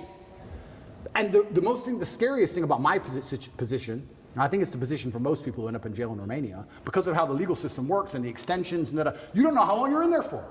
You don't know. It could be a year, could be 5, could be 3 days. That's what messes with your brain. You're like, do I prepare for 6 months of this? Do I prepare for 5 years of this? What's going on? Nobody knows. Everyone's in there having mental breakdowns but me. Why did I not have a mental breakdown? Because I've had too much crap happen to me too many times and never took the painkiller, never took the easy way out, never asked for the therapist, never been a bitch about it. This is how life works. There's no way to the top besides the difficulty and the pain and the trauma. I'm really flabbergasted that there's men out here who still believe they're going to somehow become something of importance without it. Of course she broke your heart. Good, good, good, good. I'm tired of people complaining and crying about it. That's the game. That's the life. So yeah, it comes down to tiny things, even down to painkillers, smallest things. Another thing my dad used to make me do, he used to just make me drink water. I remember being a kid and it would upset me. I'd be sitting there playing chess or whatever. He'd say, go drink 2 liters of water. And I'd go and I'd get some water and I'd start drinking it and say, I'm not thirsty, I don't want to drink the rest. And he'd stand there and make me drink all 2 liters. Now I understand it was just compliance. 2 liters of water is not going to hurt me. Not going to hurt me. Do I really need it? Who knows? I drank a liter. Why do I have to drink all 2? Because he said so. That was the household. If I tried to rebel, I really don't want it, I'm not thirsty, you're going to drink that water. That's it. And it's all these tiny things that instill discipline in you. Over a long enough time frame, drink water. Yes, sir. Bring that to compliance today, though. Bring that to compliance today. Say your dad is around today, and you're 12 years old, and you're living in Ohio, okay? And your dad is teaching you compliance. And your dad says, okay, so now teacher in school tells you what to do. He's right, he's this, he's that. What is the angle you're taking at that time? Yeah, and that's another thing that's difficult, because back then it was much easier to say you shouldn't get in trouble at school. Right. Much easier. Today it's kind of like a badge of honor almost. Almost. If you stand up. Almost. And it is hard. But my loyalty was always to my last name above anything else. This just depends where your loyalty lies. I think that everyone, when we talk about, we can link back into religion and talk about atheists. I don't think there's such thing as an atheist nowadays. I think everyone has a religion. If you're not religious to God, you're religious to either this woke agenda, or you're religious to a political party, or you're religious to some kind of perversion. Everyone's religious to something. You have to decide what is you're most loyal to above everything. You have to put these things in hierarchy or order. In our last talk, I said this. A lot of people hold beliefs and they don't know where they got them from or why they hold them. There's people walking around who believe things and they don't know where it came from or why they so strongly believe it. They don't even have any personal experience to link it to. You truly believe 2 + 2 is 5. Why? Oh, because it just is, and the news. No. What happened to you that made you believe? Nothing's even happened to you, and you believe this with your complete core. You've been psyoped. I know where my loyalties lie. I've had them in order. I know who I put above others. I absolutely not really know. And sometimes in the most harsh situations on earth, there's going to be scenarios in life which are completely and utterly, they're unexpected and they're exceptionally rare, where you have to make very difficult choices. But I know my hierarchy. I know if I was in a position, a hypothetical, where I had to choose between my brother or my girl, there wouldn't be a, oops, what do I do? I know the choice. It's never been the case between the two of you? It's never been the case between us yet. But if it happened, I know it would be. I've had girls say, I've had girls try and give me the line. I've had girls do it. I've had girls say, if you're gonna live with your brother, then it's gonna be weird. No, it's not what I'm asking. What I'm asking is, has a girl ever come in between you guys since you were kids? Never. Never. It's impossible. That's because of the value taught down. Completely. It's absolutely impossible. So the hierarchy of compliance and respect at that time, last name was first. Where would it be today? If you're raising kids today, what is number one? Is it God? It is God. Is it me second, then who? No, it is God. It's God first, and then it's the last name and the legacy in my teachings. I think it has to be God first. I think it has to be God first, because God is the only thing that can resist this insanity. What is happening is truly evil. This is not some different worldview. No, it is evil, because it is dishonest. Anything that is dishonest must be evil. It is a lie. All of it is a lie. It is constructed deliberately to be a lie. It's deliberately constructed to alter the minds of people to believe in lies. It is evil. So it has to be God first, because God is truth. And I believe if I have children who put God first and then put respect for the last name and the things I've taught them second, it's very hard to corrupt them. How are you going to truly corrupt these people? It's going to be very difficult. And that's what I always try and do. And that's how I was raised. I was raised in a Christian family. I was actually raised religiously. Then I thought I was smart when I became atheistic. Because, yeah, there's a lot wrong with the world. And obviously, I've already apologized for that and understand I was completely wrong. But respect for my last name, even to this day, is still there. And that's why I say to my girlfriend, if we were walking down the street and 10 men approached with machetes, I'd just have to die. I can't be Andrew Tate ran away. I just can't. I can't be Andrew Tate ran away. I can't do it. That's the bottom line. If you're living in this clan, right? You're living here, your family, Tristan's family, you're raising your family. Muslim, Islam. Your brother's still Christian. How's that going to work? Well, there's one God. God's first. There's one God. I truly believe there's different paths to God. I truly believe that. Like I said, I'm not a religious scholar, but it says in the Quran, people of the book. Even as a Muslim man, I'm allowed to marry a Christian woman. They are of the book. It's only atheists that the Quran has a problem with, because there's something morally corrupt with them. But if you're a person of the book, a person of faith, we're not even says inside the Quran we're not supposed to convert you or insult you. We're not here to insult you or correct you. There's one path. There's different paths to the one God. I truly believe that. And another thing I'll say about clan living, in my experience, I think that men quite often get along in those scenarios. If anyone is hearing the idea of this and love the idea of this, but they feel like it would be argumentative or there'd be problems, I think that comes from the women. I think it's when women don't like each other, or the woman's in the man's ear. You're too much with the guys. I think the women are more against it than the men for some reason. unless you have a very strong frame in the relationship. I don't have that problem, but in general, the men get along. The men love it. I think it's quite firm and quite rigidly installed inside of the basic psyche of men. We like that. Men feel best in a gang, in a group. It's why we charge at the gunfire. When we're with our boys, it's when we feel strongest. It's why we go out and drink and party when you're with your guys. There's something inside of you just feel like on fire. I think men have that. A lot of the time it doesn't seem to work and it breaks down because women can be unhappy in certain scenarios. But this is why, especially in some ethnic communities where the gender roles are more specific and defined, where the man is in charge and the woman does this, they can all live together in peace. It's much easier for them. Like I said, I grew up in a town full of Muslims. They'd have 10 families in one house. The women cooked, cleaned, looked after the children, looked after their man. The men all worked, made a bunch of money, a bunch of average-ass jobs, and they were all millionaires in 5 to 6 years. Minect is an application which allows you to take a minute to connect with influencers from all around the world. My name is Andrew Tate, and I'm available to speak directly to you on Minect. So if you like this clip and you want to watch another... This world has forgotten true power.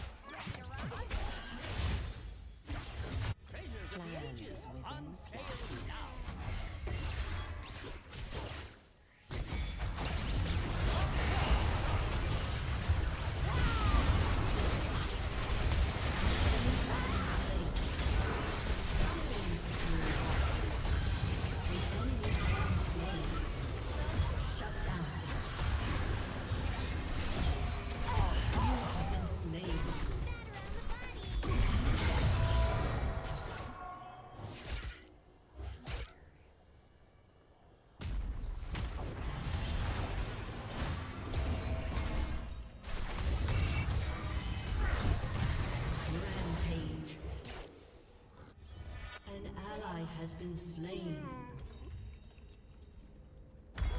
Eyes shut down.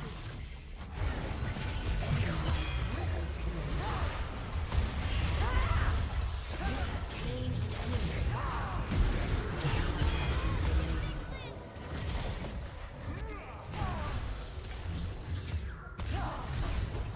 This world has forgotten. Shut down.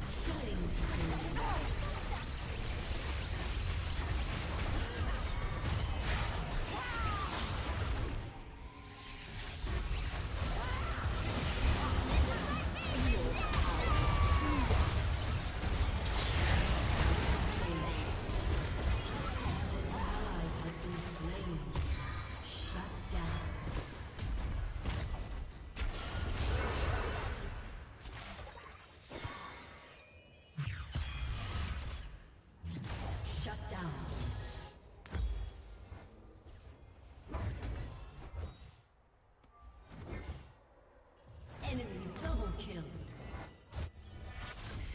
Enemy triple kill. You can't shut down. An enemy has been slain.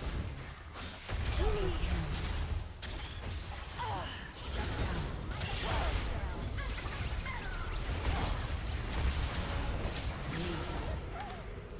Another friend is shut down.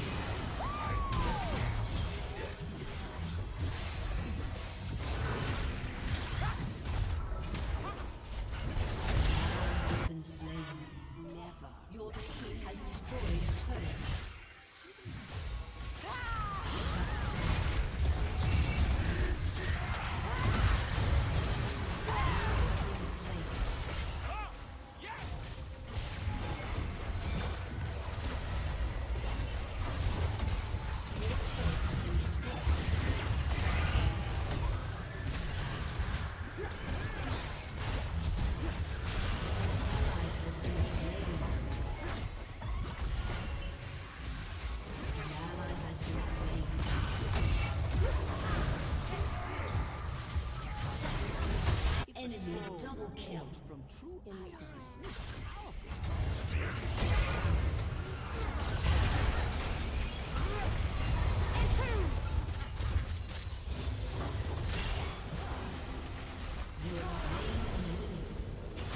Double kill.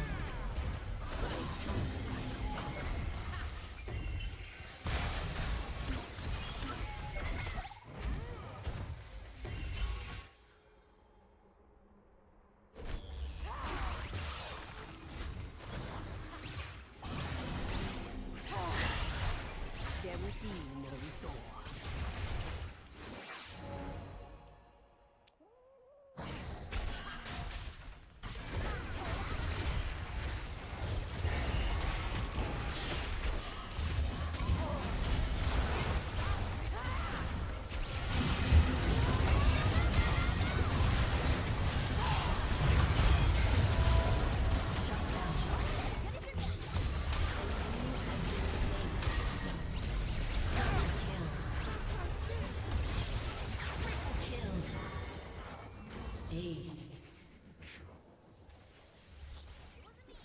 Oh, I thought we were playing. Are you dead?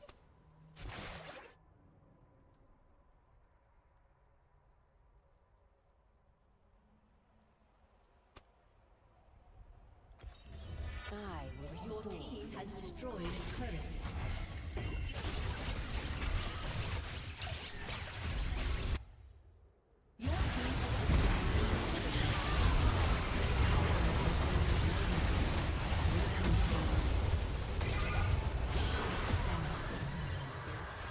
Shut down. Rampage. An ally has been slain.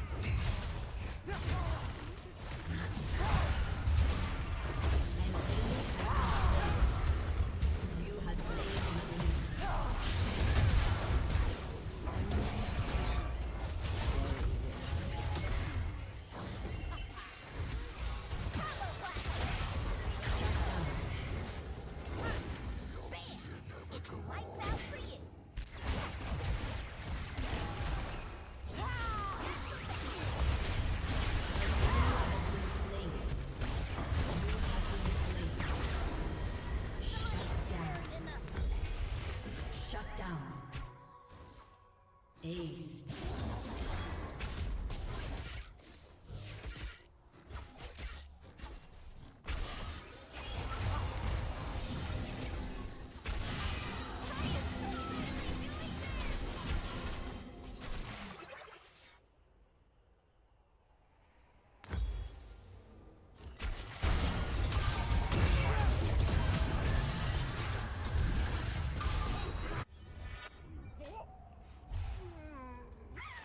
An enemy has been slain.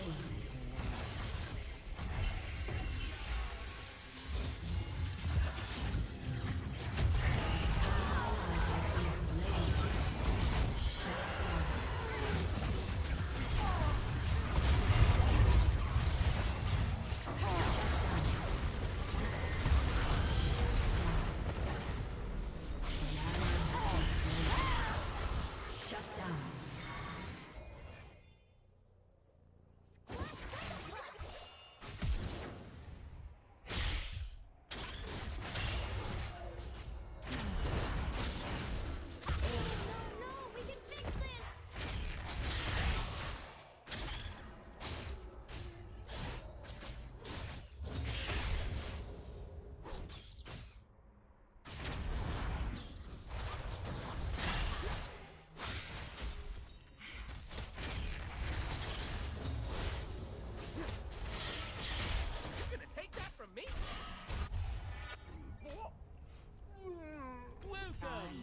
never rest. The enemy has been slain.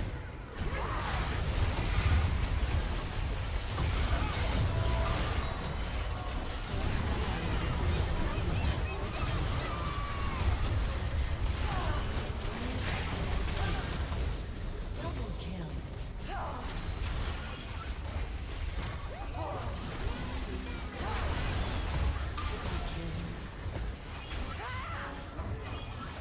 This is not a fight.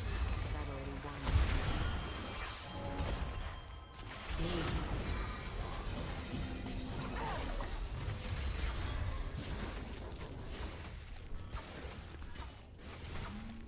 Your team has destroyed an inhibitor.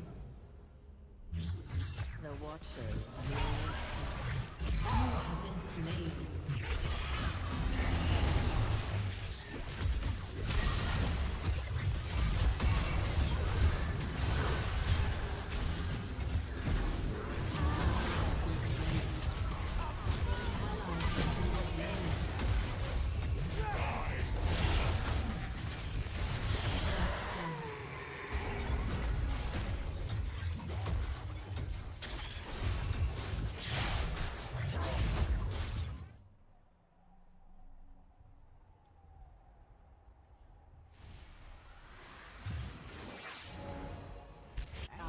Never rest.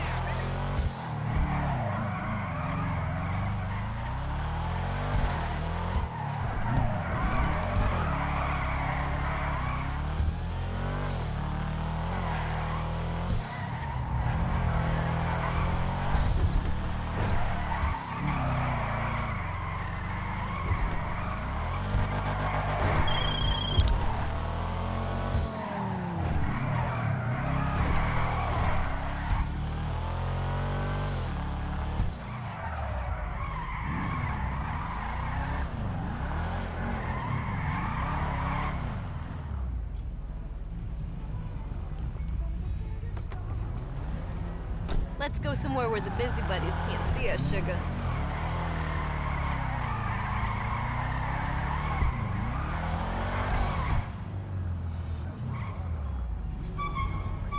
Jeez!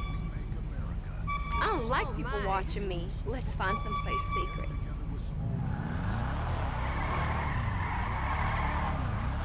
Hey! Watch it! That's it. I'm dialing 911. Shit, whatever. Let's find someplace quiet, baby. Hey! I'll call the police. Don't think I won't. Oh my God!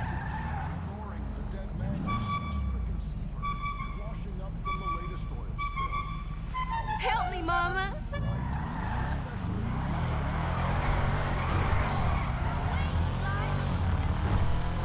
Sweet baby Jesus!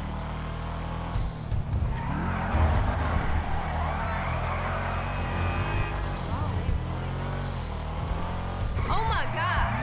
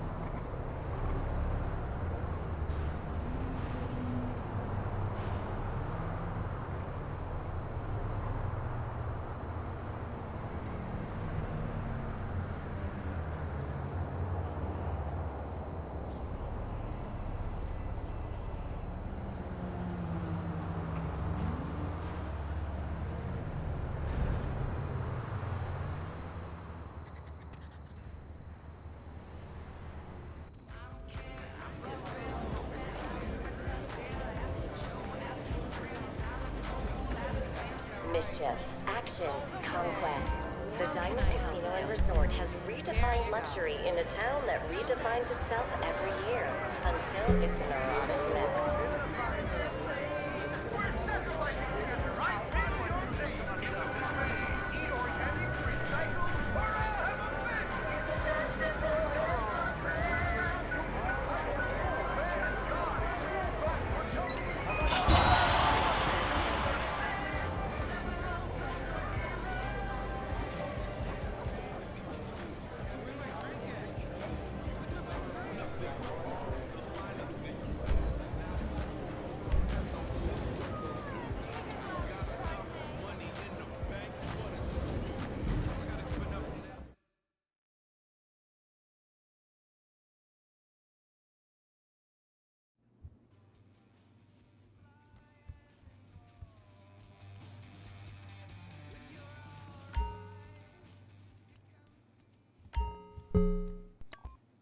Welcome, ma'am. Let's see those bets now. Great. Bets are now closed. Let's begin.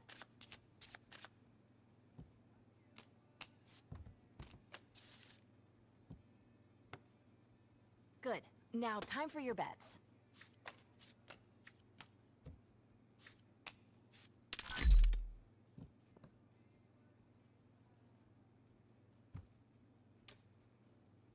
How about another?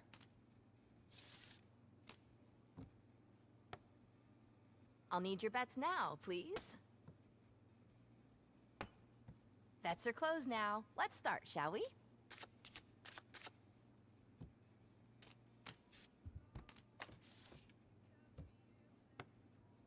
Let's see those bets now.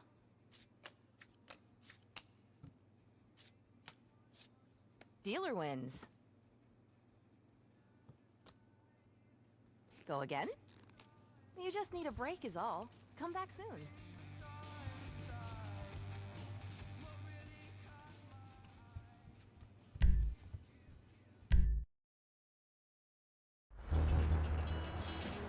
What?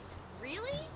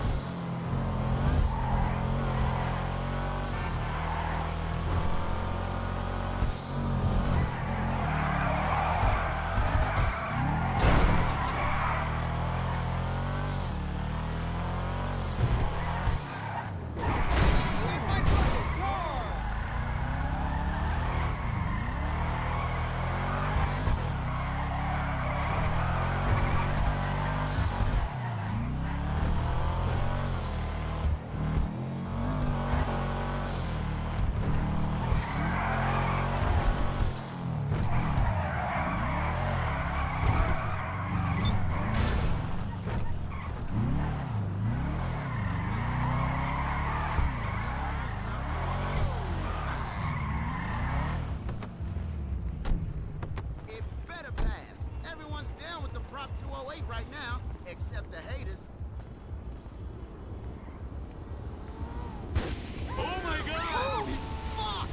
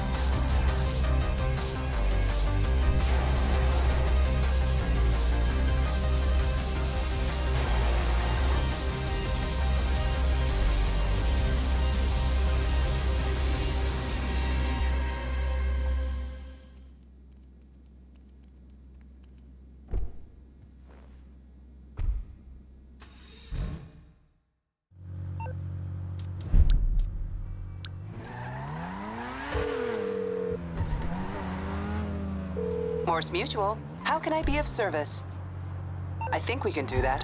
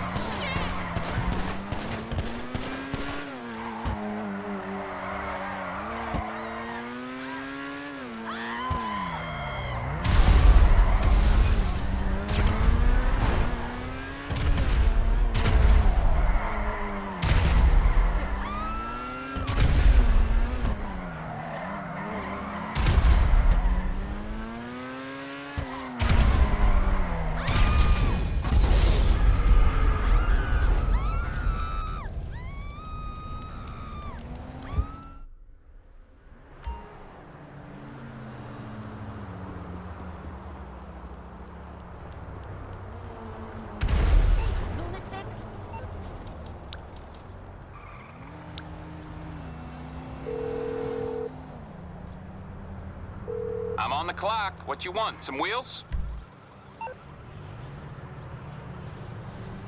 I'll get there as soon as I can.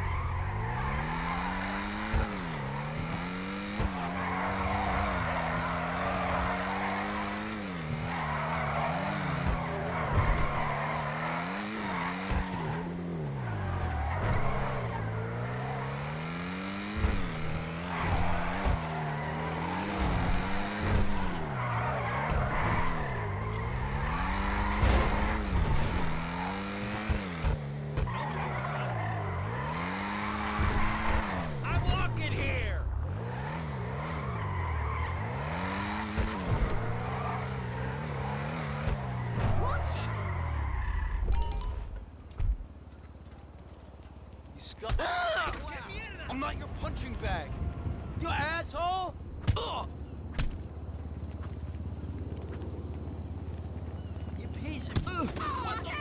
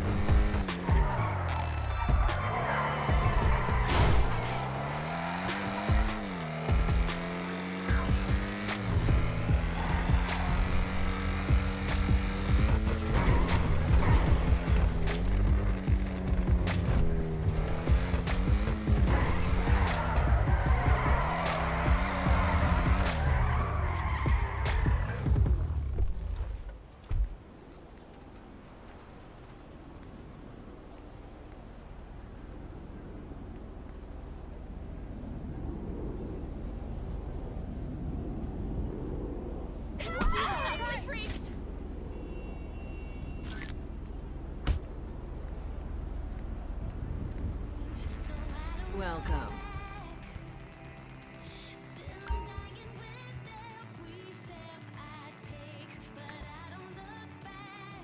Those are so comfortable.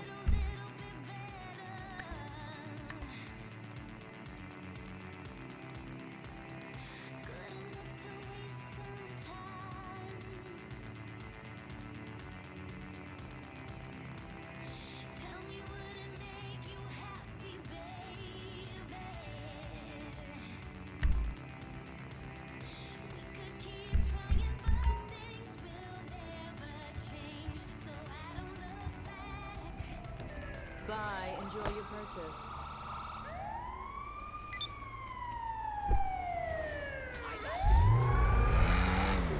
Hey, watch it!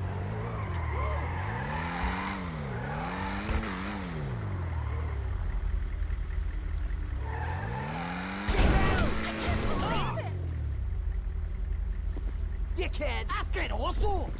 Oh, you're gonna be. Hey, buddy! Ah! What an idiot! Holy hell!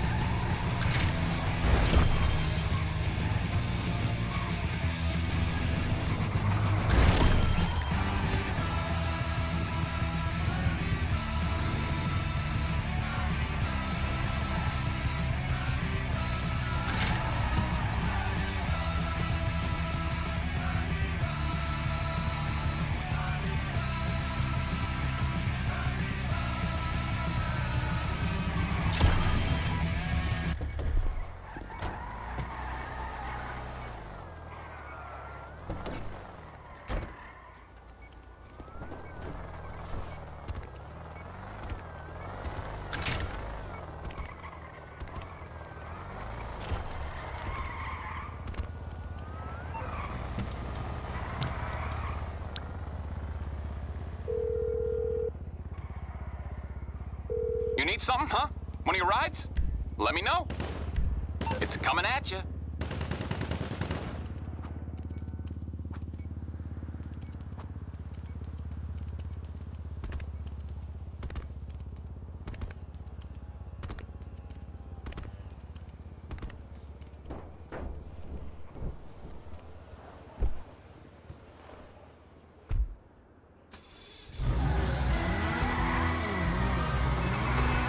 Let's face it.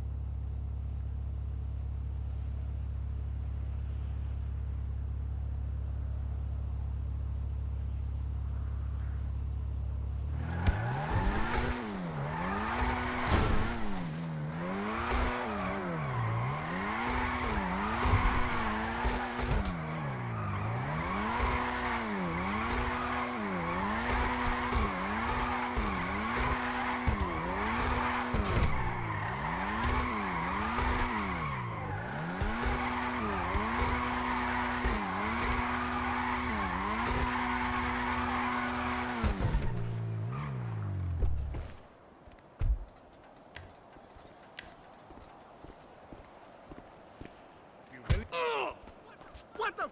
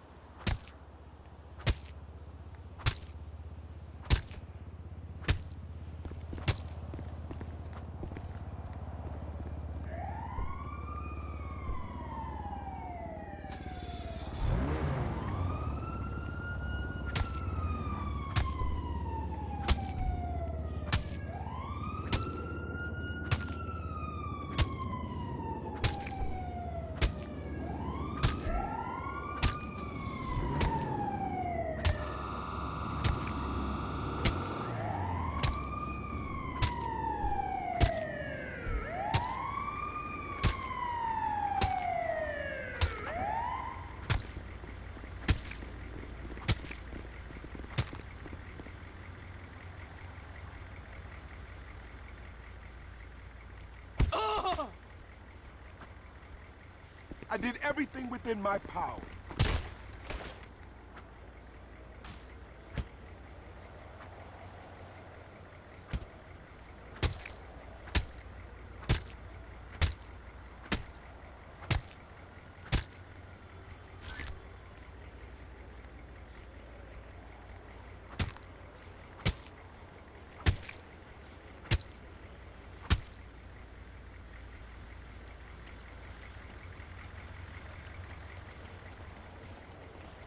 Not hey, cool. Don't mind me.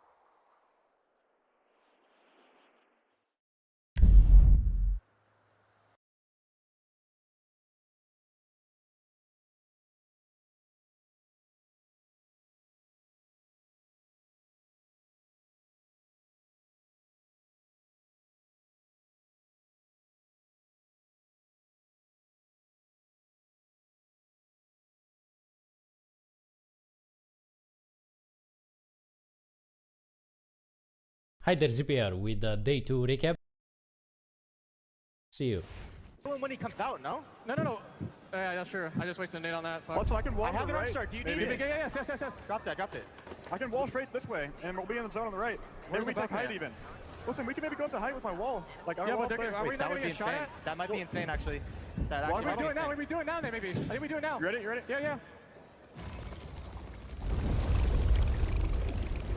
Finish on the back. Let me queue up. It's open. I'm batting right now. Play me. I'm 1 HP. I am 1 HP. Peek out. There's a team below us. I'm looking out. I'm popping a med kit. You guys peek. I'm popping a med kit. They're flying underneath. They're gonna fight here. Yeah, they're about to run out. Wait, there's one in the cow wall. There's a guy in the cow wall. I got him dead. Look at this right here. The evac tower next to us. I might take this. Yeah. Watch that, Evan. Look at the evac tower. I got one. I'm on scan. I got one over here. 1 HP on one. Got him. Q. Q cross. Horizon. I ulted that. I'm nading that. Horizon 1, dead. Nice. Got the thirst on that. Yeah, we need to wipe this, I think, right? Is there I can the team below us, I think. Wait, no, okay. There's not, I don't know if there is. I don't know. I arced them, it's top three. Okay, let's kill them then. Yeah, go for second. Screw, I stun one. I'm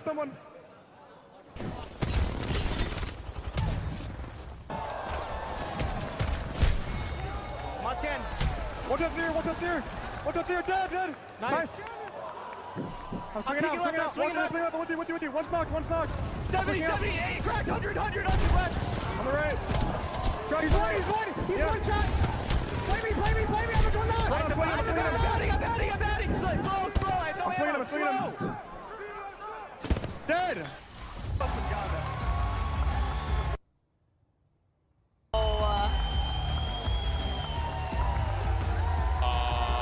There we go, and here we go, exit!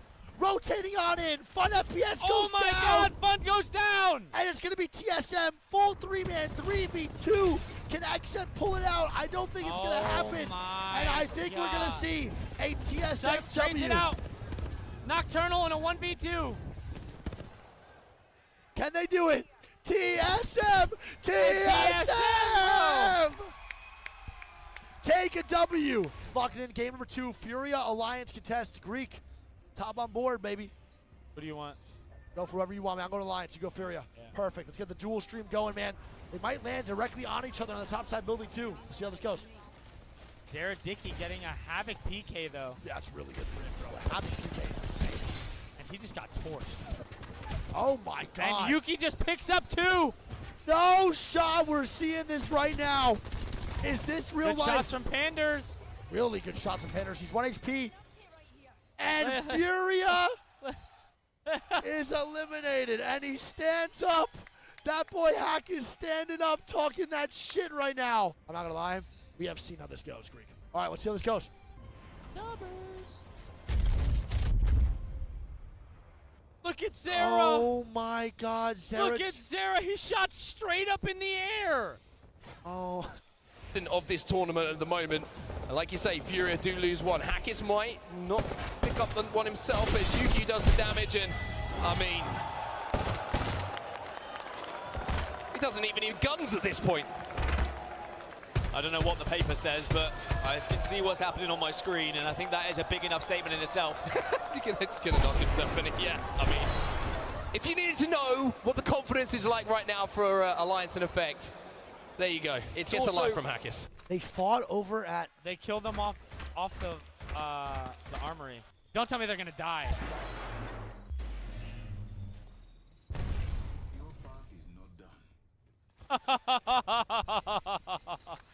Alliance is waving to us. You guys can't see. Alliance just sent this over to our booth right now.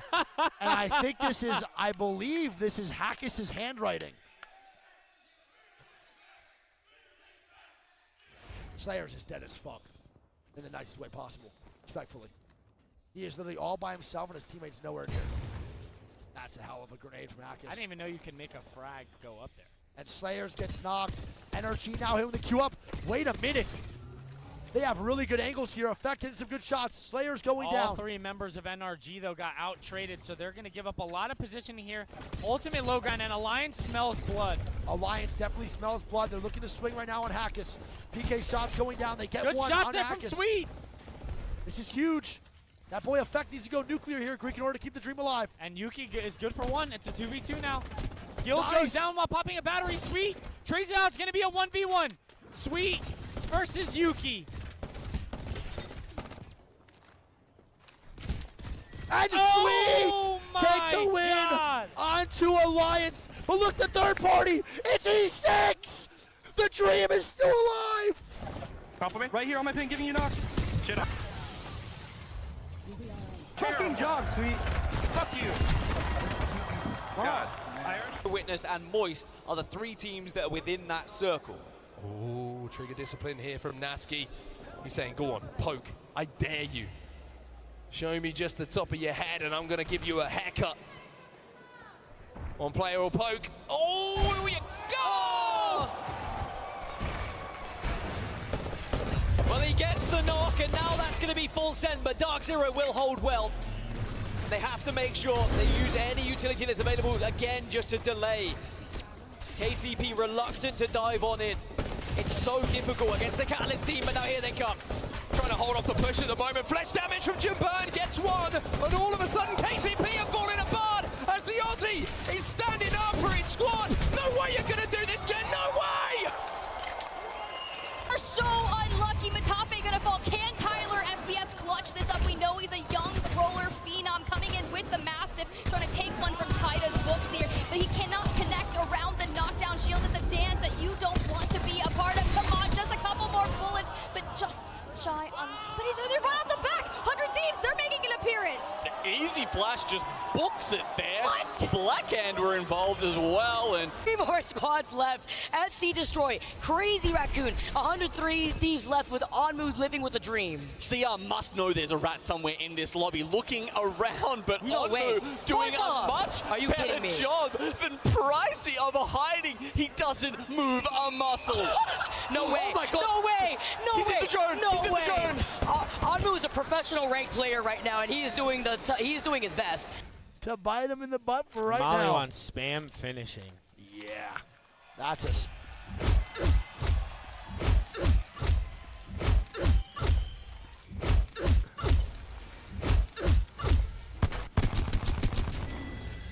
And this shit's personal. The showstoppers. God. Dude.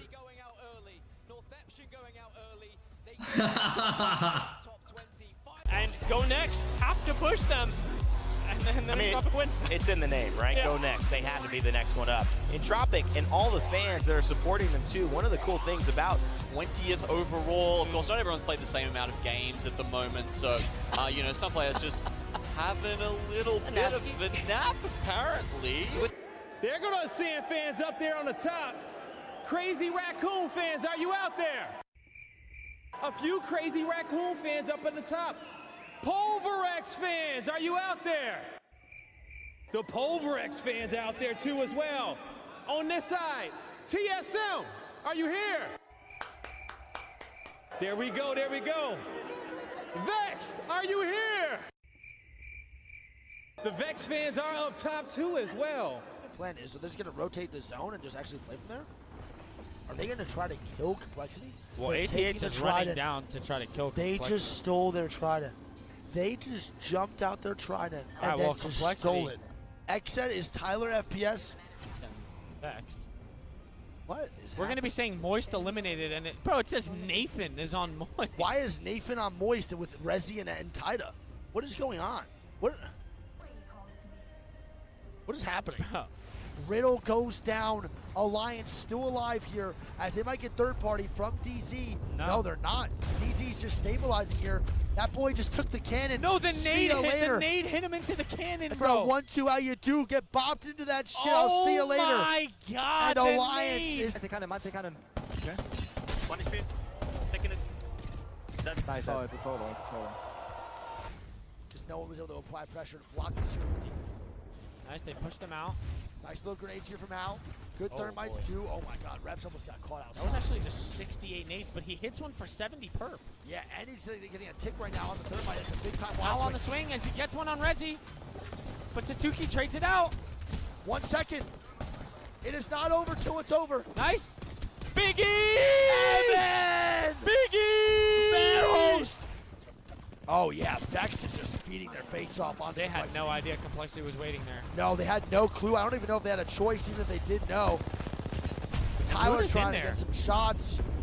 Luda's in there. Oh no. And Luda just shit damage. Yeah, Luda just with shit the it, kick man. onto Vex. Oh my God, that was clean. There we go. Yeah, Gombre NRG, Aurora, and Naked. Bro, they actually just won that through a crypto rezzing ulti, too. sweet.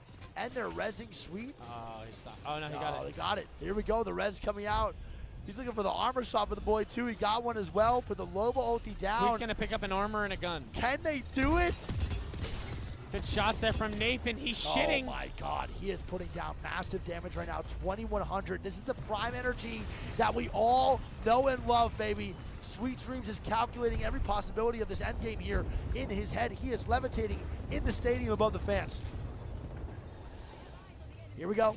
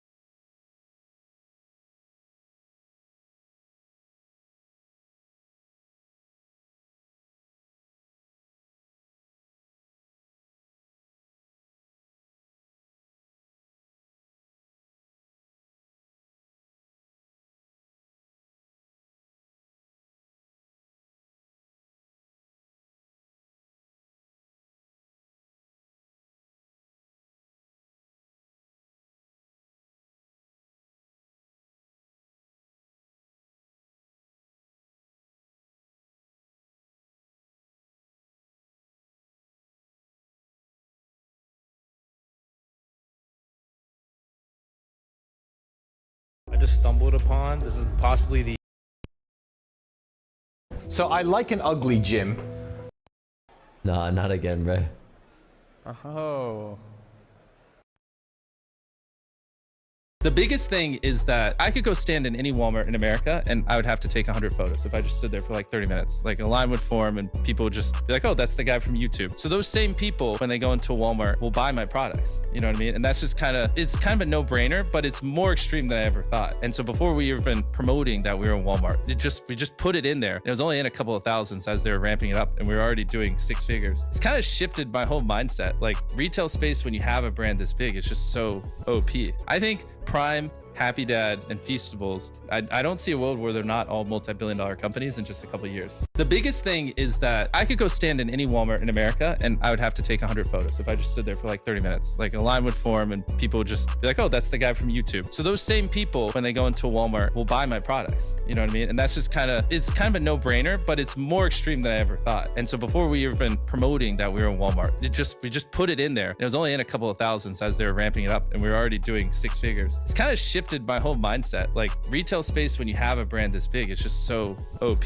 I think Prime, Happy Dad, and Feastables, I don't see a world where they're not all multi-billion-dollar companies in just a couple of years. The biggest thing is that I could go stand in any Walmart in America and I would have to take 100 photos if I just stood there for like 30 minutes. Like a line would form and people would just be like, oh, that's the guy from YouTube. So those same people, when they go into Walmart, will buy my products. You know what I mean? And that's just it's kind of a no-brainer, but it's more extreme than I ever thought. And so before we even promoting that we were in Walmart, we just put it in there. It was only in a couple of thousands as they were ramping it up and we were already doing 6 figures. It's kind of shifted my whole mindset. Like retail space, when you have a brand this big, it's just so OP.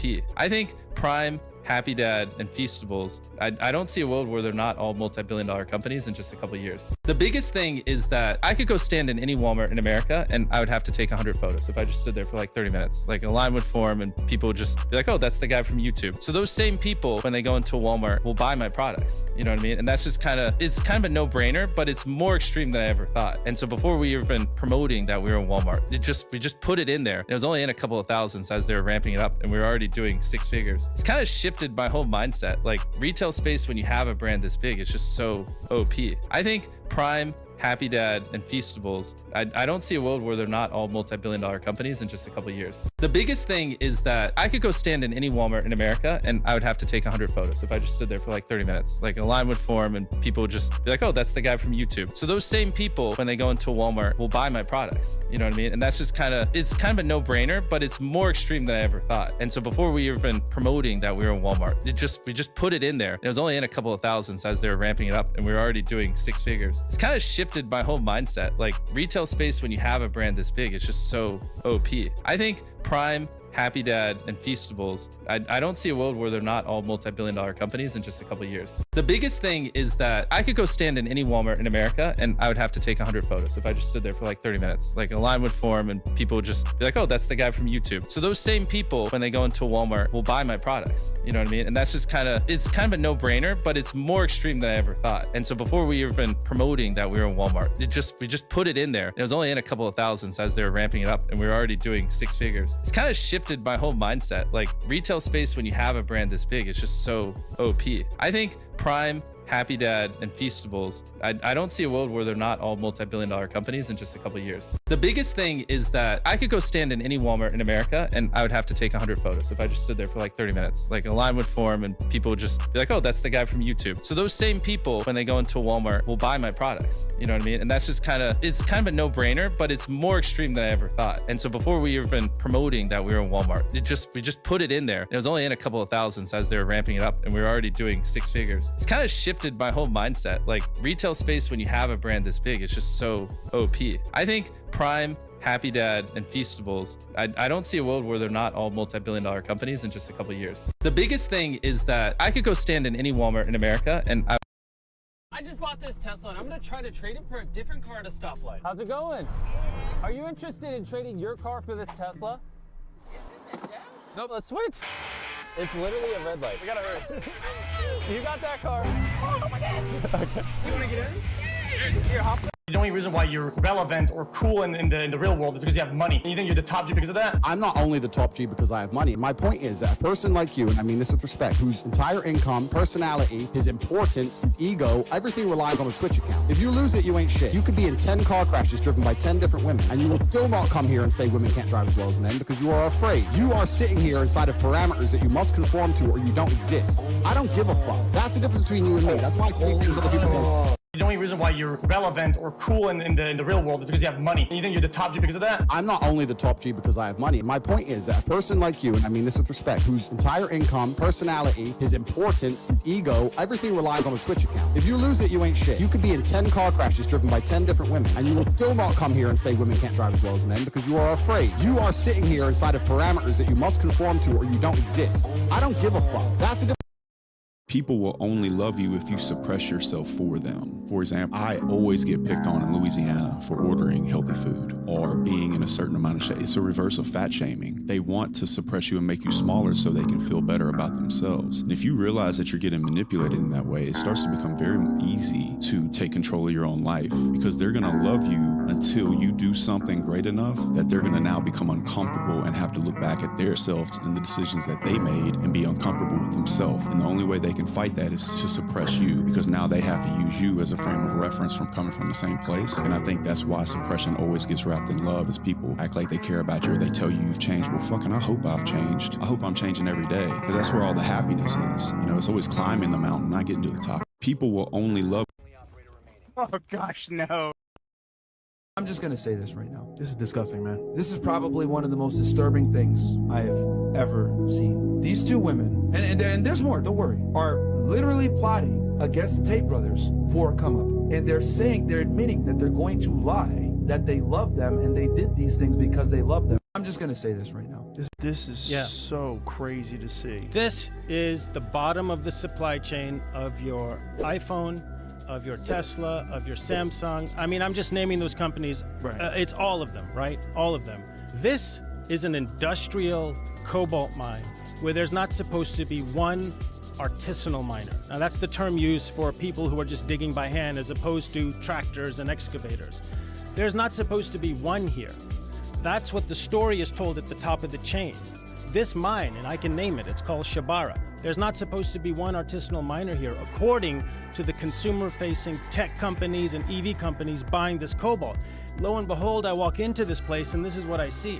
There's more than 15,000 human beings digging by hand. This is so crazy to see. This is the bottom of the... If you hang around with people who are free-thinking and perspicacious and use their minds and look around them, come to their own conclusions, and they're doing well and they're working hard and they're dedicated and they're rich, you're not going to be the only idiot.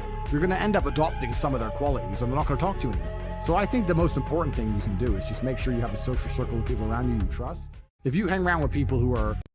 I love what you just said right now. We were having a conversation the other day about the relationship with men. Like I had a friend of mine, her ex, dropped it gorgeous. When I tell you dropped it, I mean dropped it gorgeous. And everybody loved her. Her and her boyfriend broke up. 3 years they were together. I get out, all she wants to do is talk to me. We're hanging out, hey, how about this, how about that? I said, listen, there's no way you and I could ever be together. I like you a lot, you're beautiful, you're gonna find somebody, it's just not gonna be you. Because you dated the guy that was my best friend. And she went a different direction. That right there is the values that must be taught. I love what you just said right now. We were having a conversation.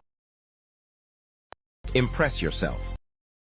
First of all, I have what you call fuck you money. And if you have fuck you money, you don't say fuck you. What's the point of having the fuck you money? If I was a kid and I said, hey, if I was that crazy rich famous guy, like I would want to have a bunch of cool fucking cars. So I would do that. Like if you're the person that gets to do that, you're kind of supposed to do it.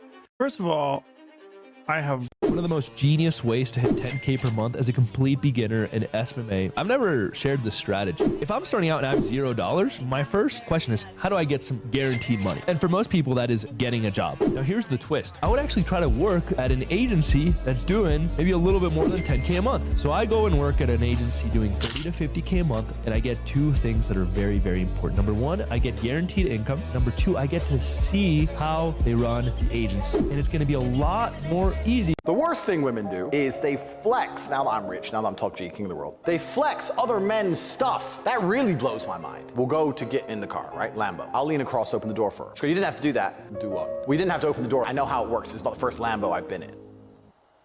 Bitch, you don't have a Lambo. So why are you bragging that you've been in another man's Lambo? You're gonna flex with someone else's stuff? Oh yeah, I've been on jets.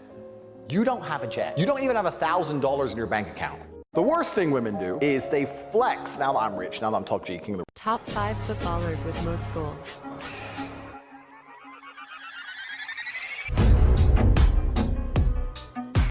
I went to Deauville, France to fight for a world title, and I was sitting there and the promoter hadn't turned up yet, and I ordered 2 waters, and they came and they were like €9 each, and I paid for them, and I said, Tristan, 20 quid for fucking water. We're brokies. And he's like, yeah, that's crazy. And we look around and there's all these tables just with water, champagne, food, you know, like $1,000 lunches, £1,000 lunches, no one gave a shit. So I always knew there was outside of the matrix. There were these people who were living in a way that money didn't have any significance. Money wasn't real to them. I went to Deauville, France to fight for a world title. So for some young men, they're going through what I went through. They're working their ass off and they see a guy that could be even younger than them, making 10x the money, living a rock star life, drop shipping from a beach somewhere. It makes them feel like they're not on the right path. It kind of demoralizes them a little bit because they're pushing so hard and not getting any results. So for some young men, they're going through what I went through. They're working.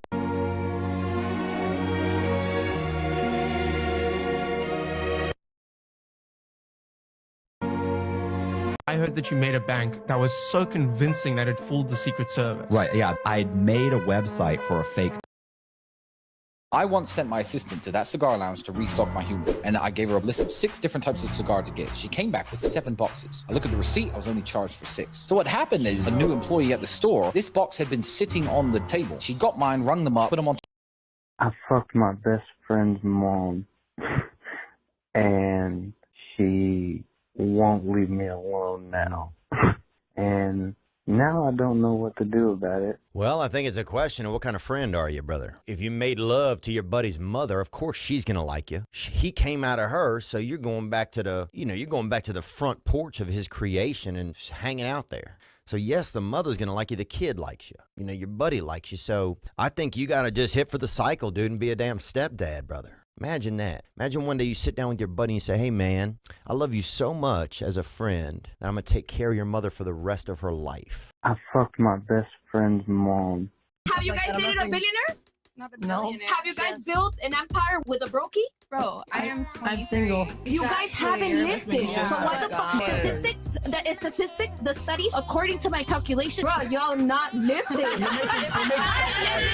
up. Now let me talk. Have you guys dated a billionaire? No. You told the leader of the Taliban you would obliterate him if he dared not to follow every dotted I, cross T, comma, period. Abdul, I did. Had a conversation, had a number of conversations. Didn't you at one point tell him, I know exactly where you are, and give him the exact coordinates where he was? No, I sent him a picture of his house. He said, but why do you send me a picture of my house? I said, you'll have to figure that one out. You told the leader of the Taliban. You know, at some point there's going to be a third world war, you know. Yeah, of course. Yeah, you know, and after World War III, you know, who knows what's left after World War III? I think that's going to end us. Nuclear warfare. It could. So there's arguably this like race between do we become a multi-planet species or World War III? Which one is first? And if World War III is first, then maybe we never get to another planet. Shit. Yeah. You know, it's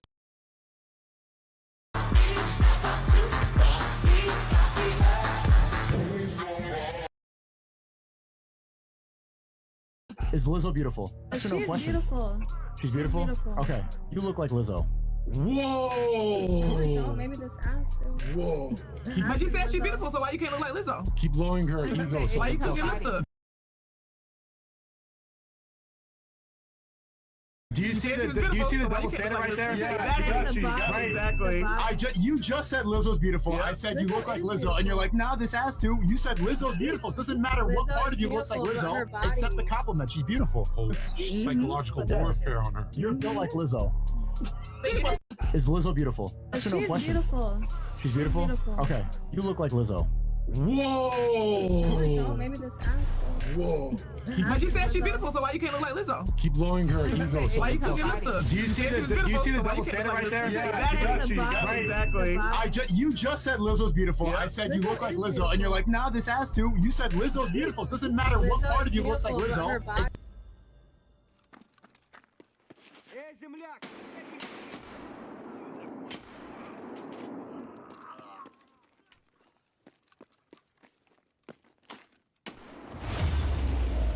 That was a killer, bro. Are you fun? I just jump shot and kill her. Some just need a little help. How about a magic trick?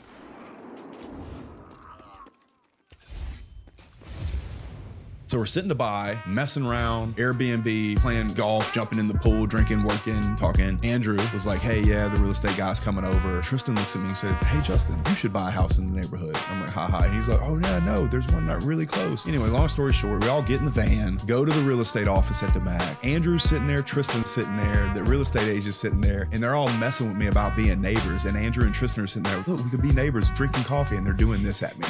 And he's like, look, we're going to take confidential, and we're going to go to each other's house and sneak each other's kitchen, eat each other's food and leave, ha ha ha ha. And they're doing this, and I'm like, give me the fucking papers. What did that cost? Just out of interest. 3. You know what Andrew said? He said, Justin, I'm telling you, give it 5 years, it'll be worth 6. So we're sitting to buy, messing around, Airbnb, playing golf, jumping in the pool, drinking, working, talking. Andrew was Having money in and of itself really isn't that interesting. You buy the house, you buy the car, you buy the watches, you buy some clothes, blah, blah. It's boring. It's only cool to sit there with my brother in the fucking Nurse Rat restaurant with Salt Bae being an idiot, spending 15 G's and saying, do you remember when we didn't have a penny? 15 grand for dinner? We never had 15 grand in our savings account in our lives. Do you remember that time we were living off those 10p packs of noodles for 2 weeks? You need this juxtaposition. Having money in and of itself really isn't that.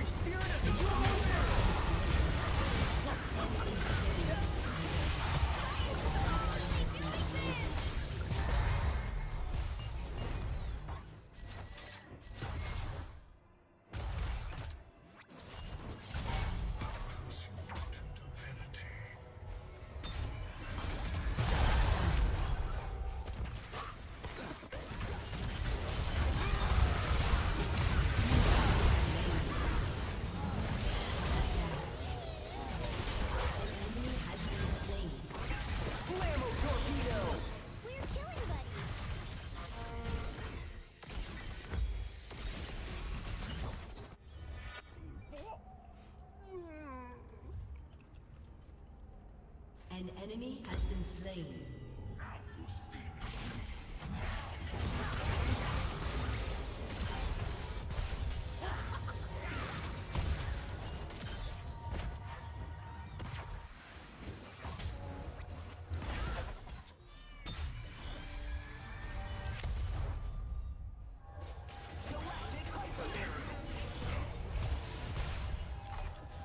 Explosive face melter! Turbo shock rockets!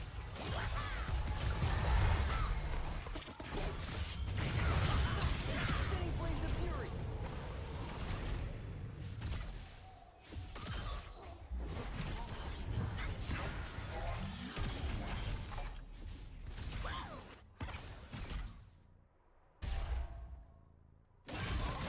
Zap action!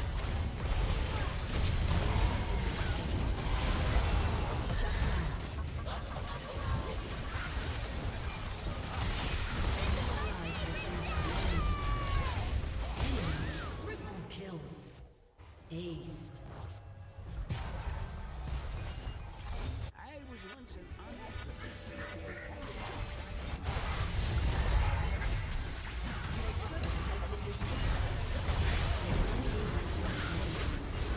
Double kill. An ally has been slain. Ally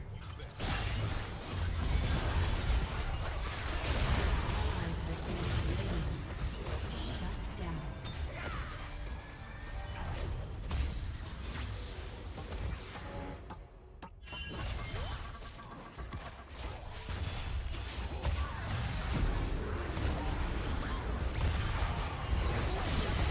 finale!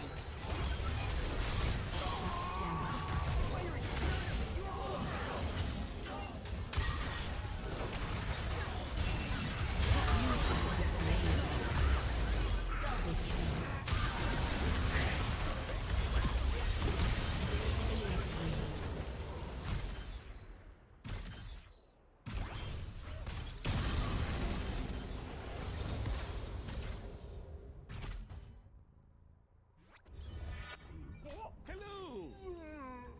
Shut down.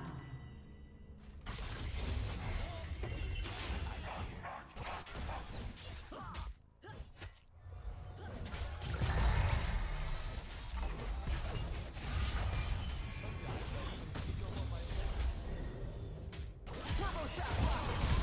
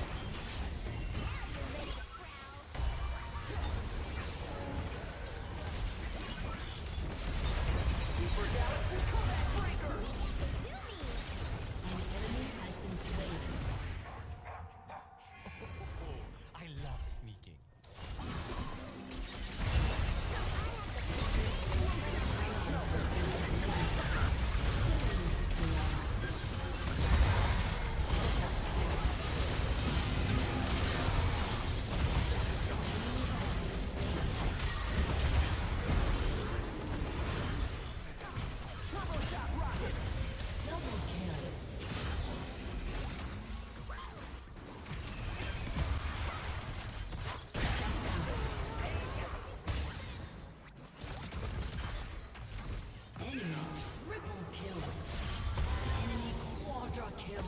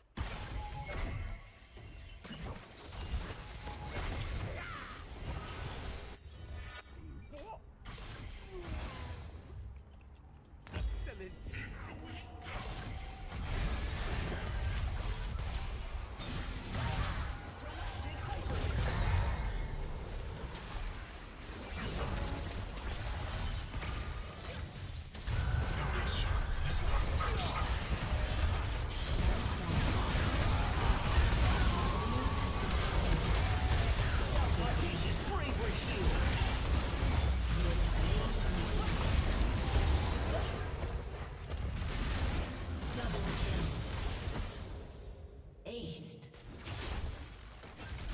An ally has been slain.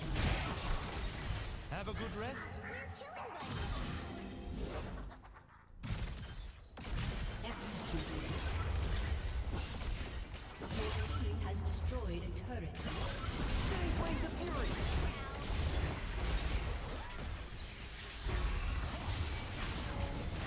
An ally has been slain. Galactic hyper barrier.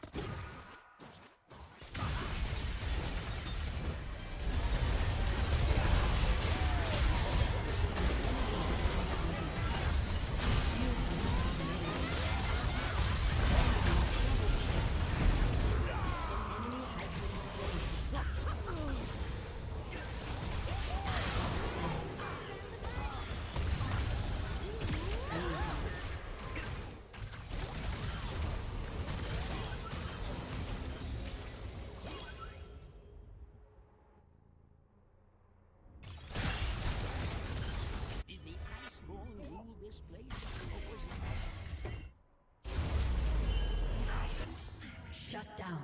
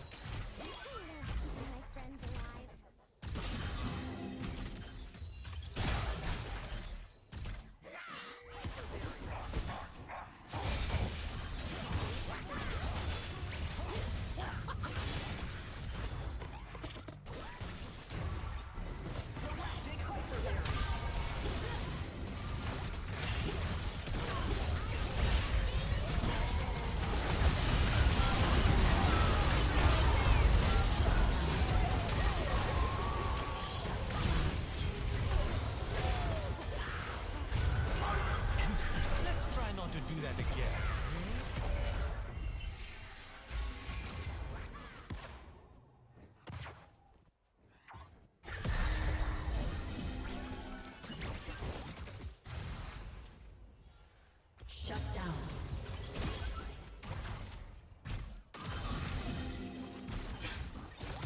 Shut down.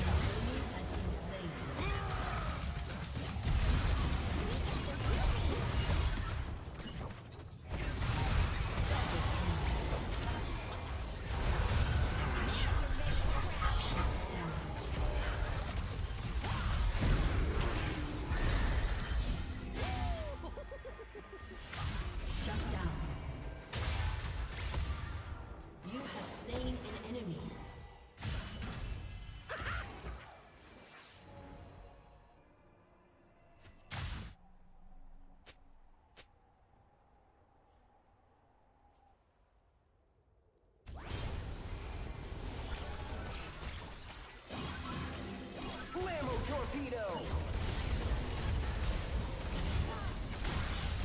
Ally has been slain.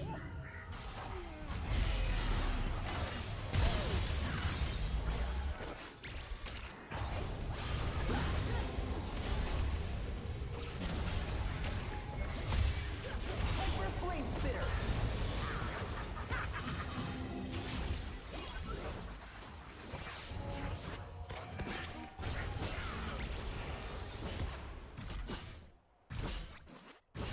Rising Neural Phoenix Fire!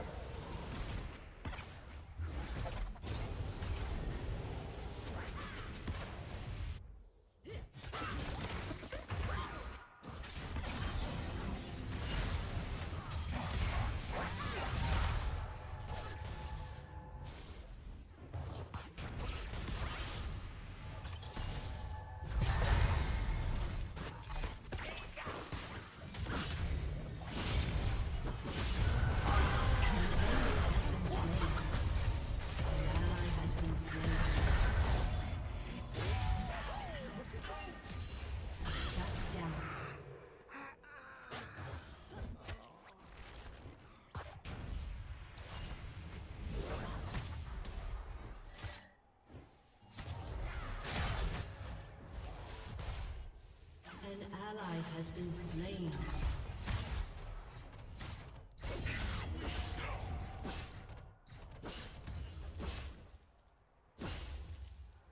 Shut down.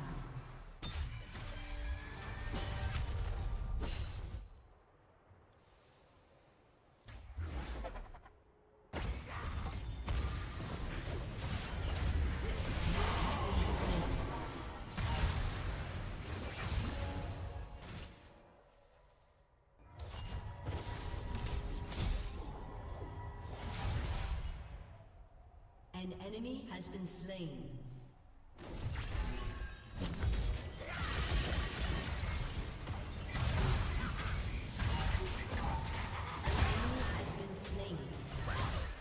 Shut down. Double kill.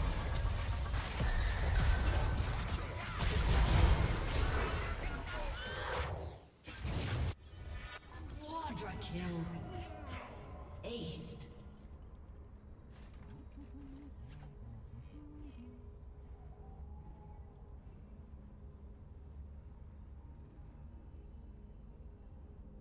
right in. That one's top floor. Made him proud. Joke's on you.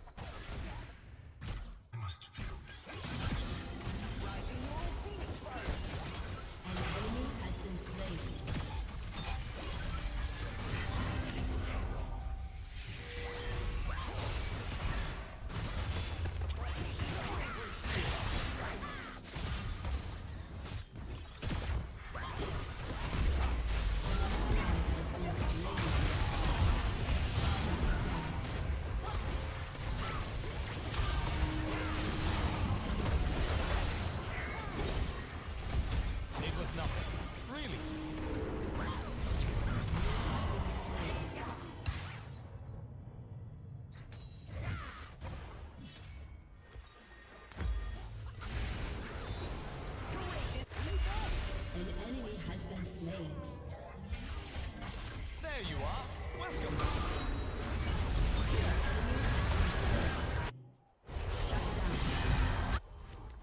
Double kill.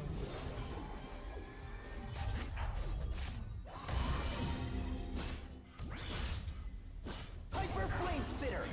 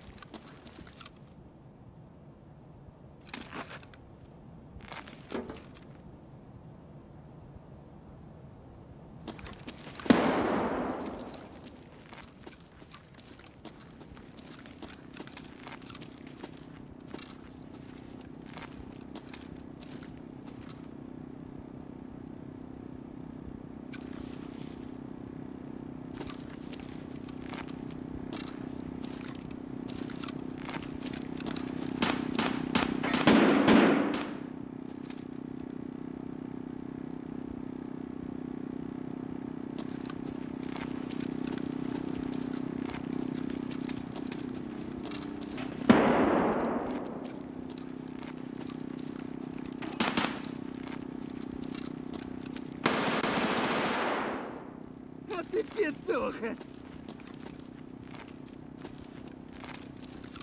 Чё, забыл, кто тебе батон закидывает?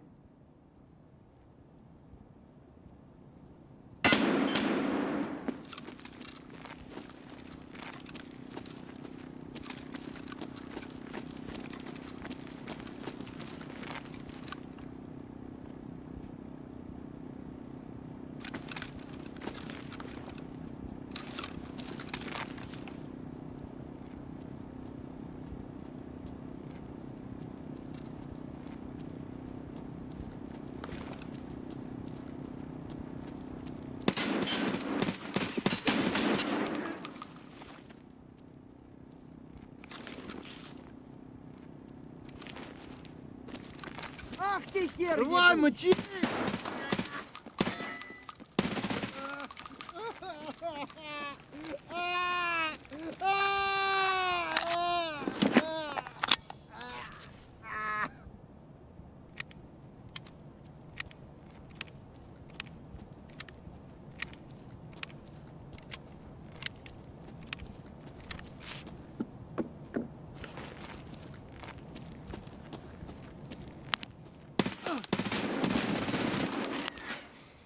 Гнида!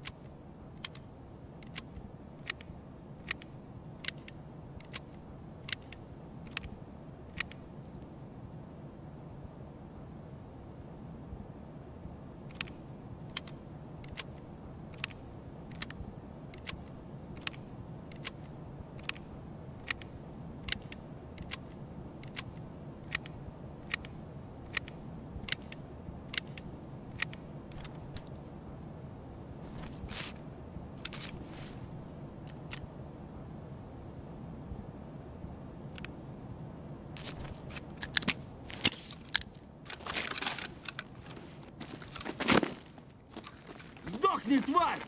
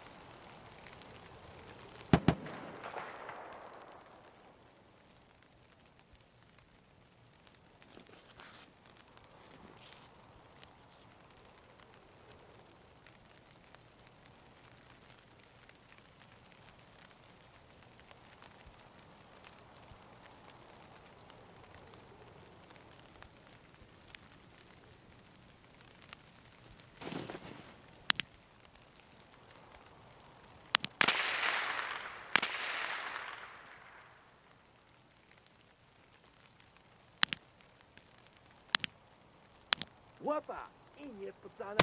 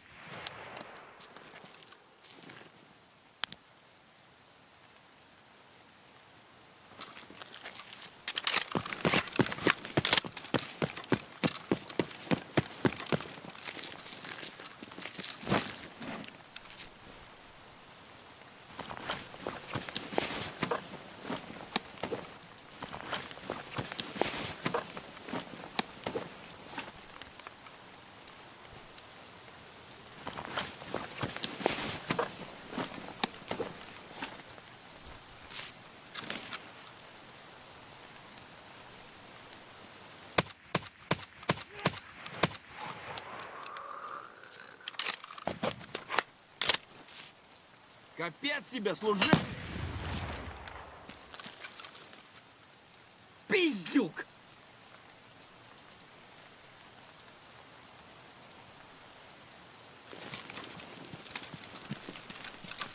Бля, черный плащ, сука!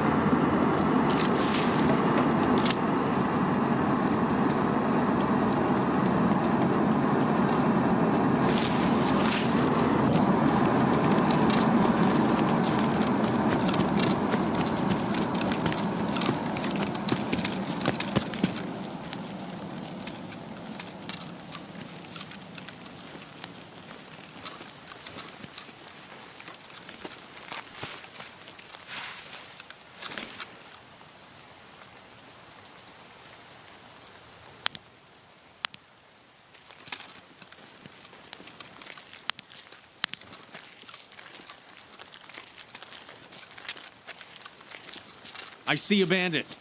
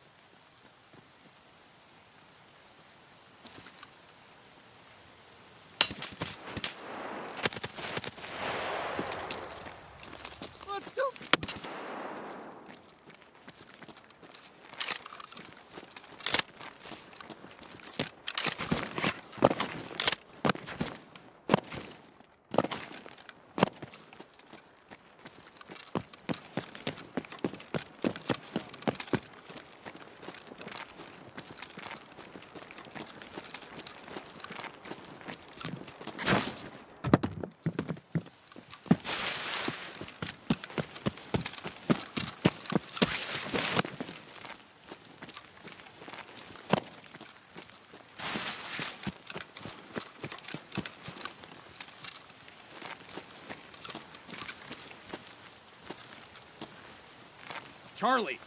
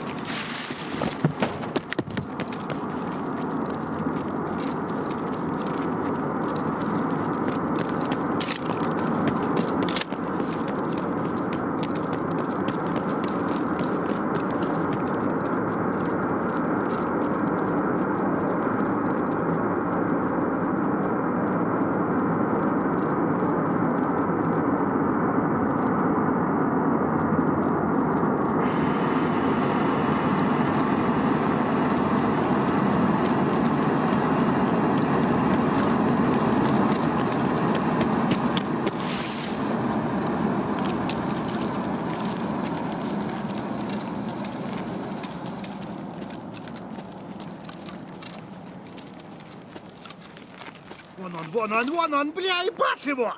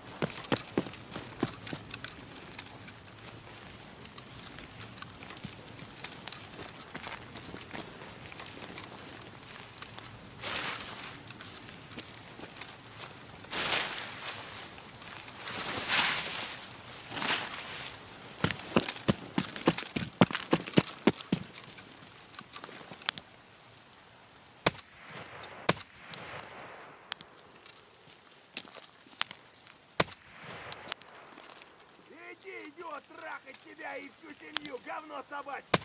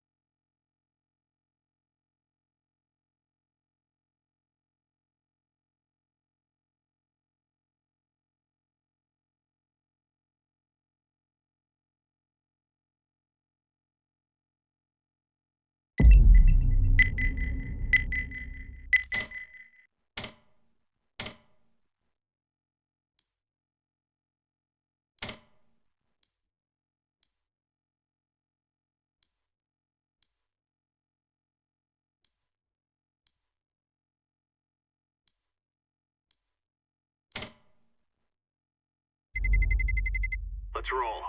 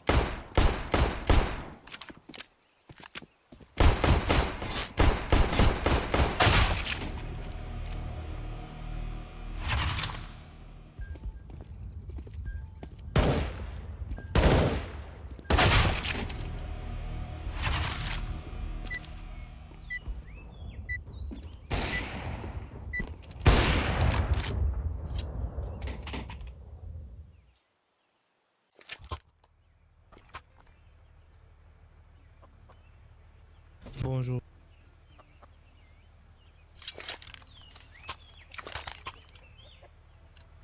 What?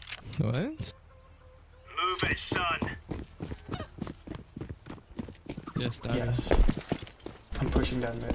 I'm pushing down mid. Grenade.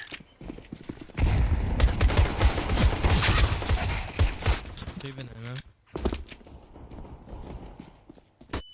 Counter-terrorists win. Goodness in your mouth.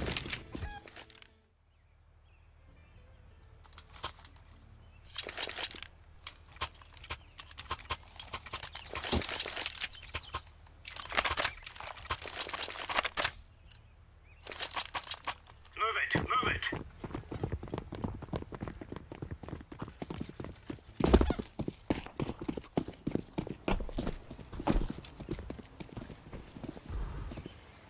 One alt mid, two alt mid.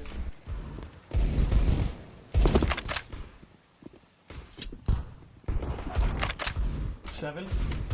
Oh, Lane.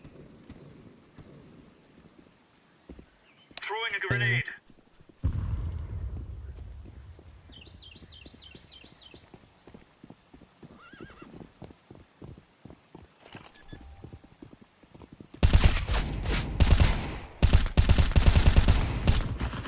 Counter-terrorists win.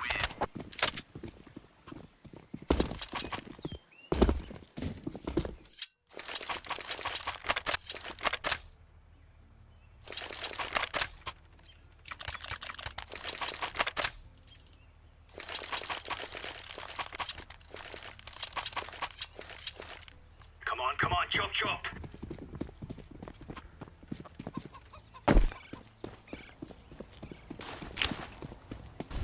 Grenade out. Throwing fire.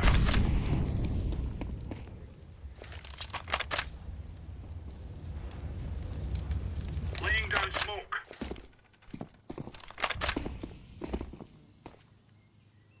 Incendiary.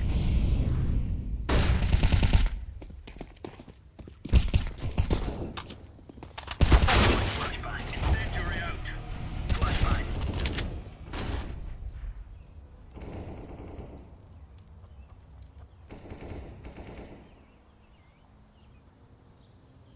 Throwing smoke. Fuck.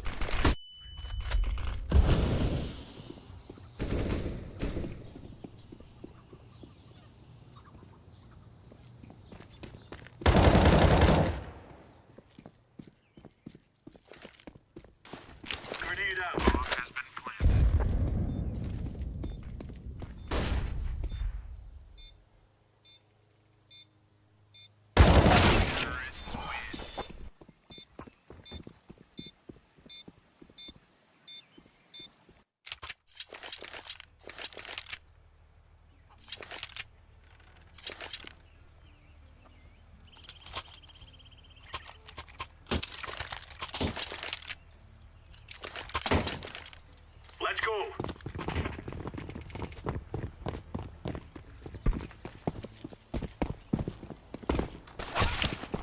My bad, my bad, my bad. Grenade out. Throwing flashbang.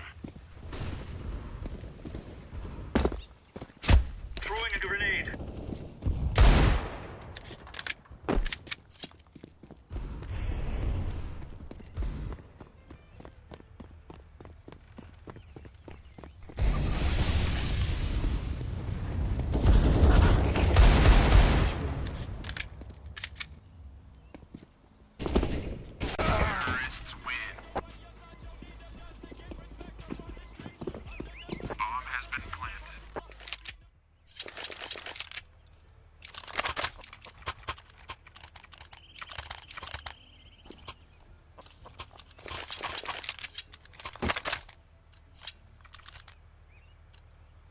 Remember, this isn't the killing house anymore.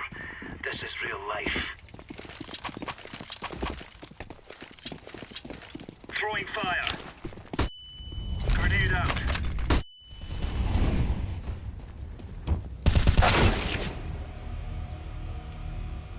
Smoke out.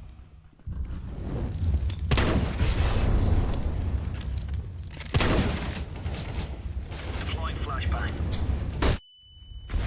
Laying down smoke. Flashbang. Counter-terrorist win.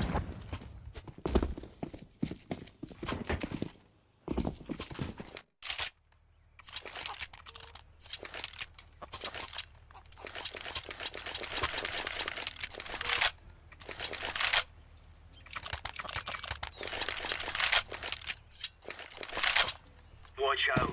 These boys have got a bit of an arsenal and they don't mind using it. On mid one. Grenade. Throwing a grenade. On T-ramp. Incendiary out.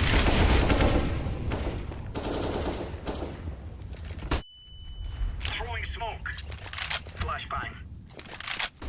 Grenade out. Smoke. Use the one way.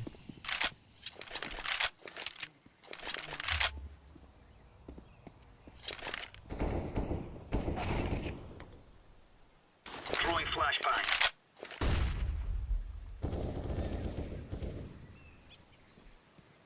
Deploying flashbang.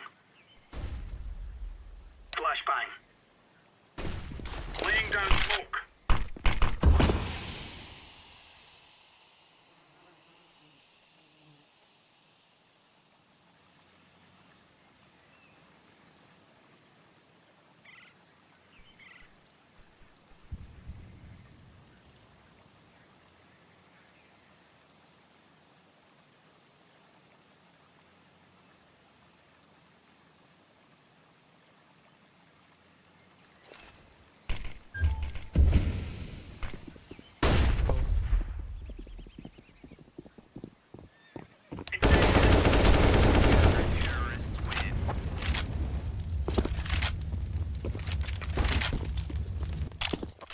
Good job.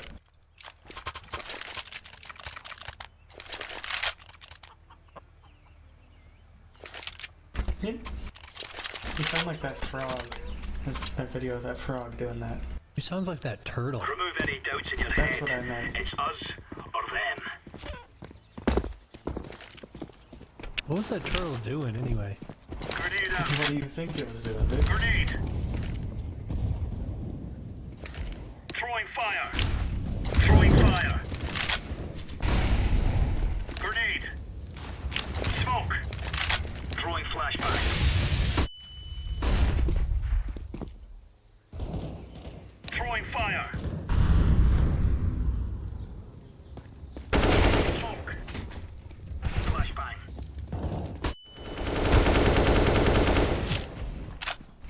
Counter-terrorist.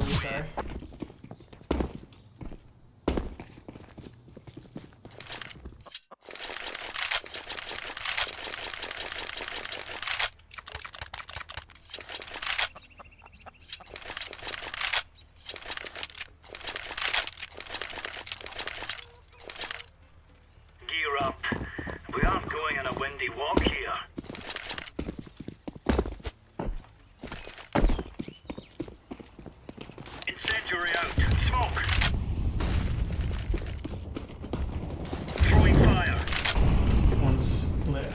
B alt mid.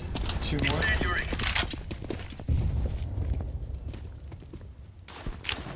Another one.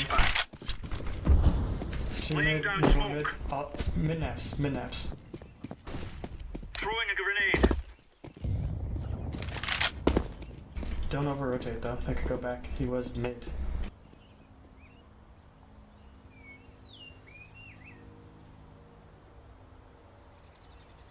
Feels like B at this point. Grenade out.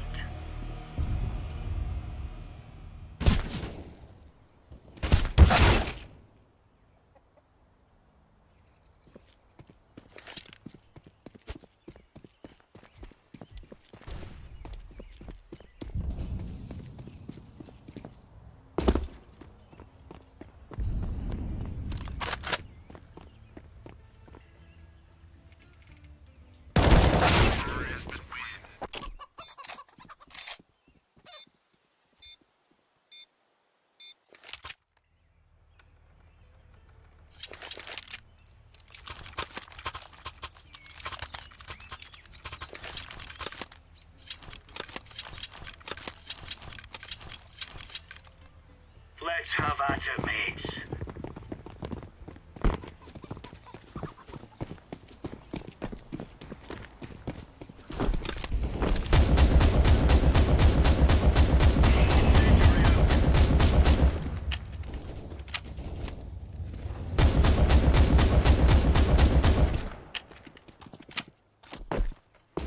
No traps. Throwing smoke. Lane.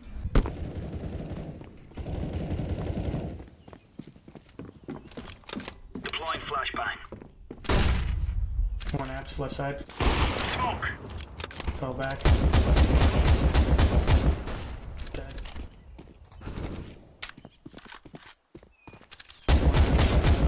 Top mid last.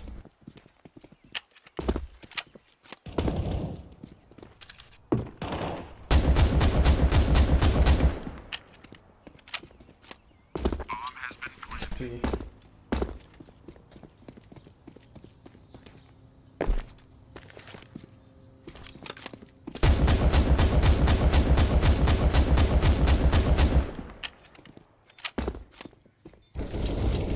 First. Bruh. Throwing flash. Okay, you guys had your fun now.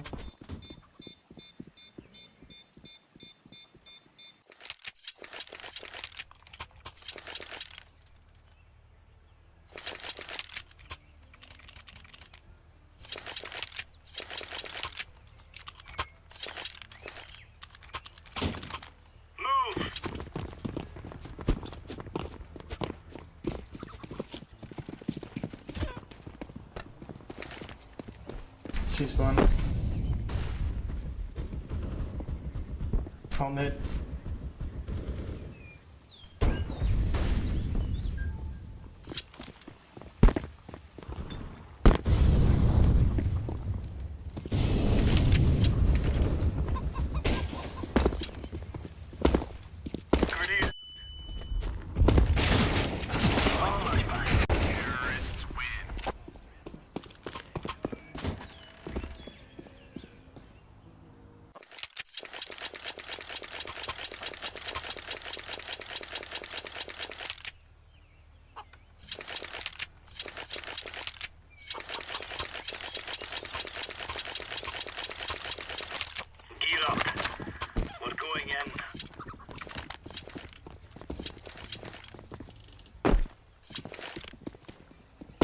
Flashbang.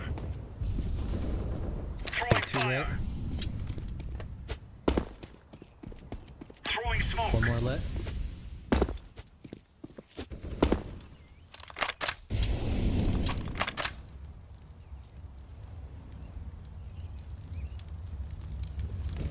Grenade.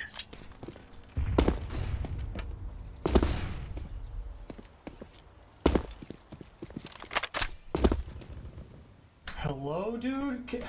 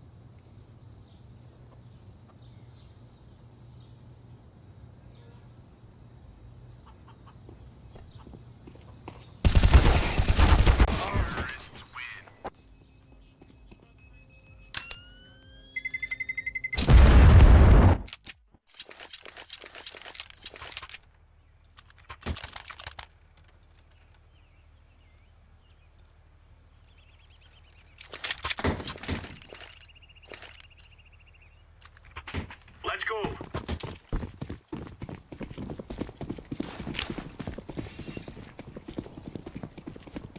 Throwing fire. Laying down smoke.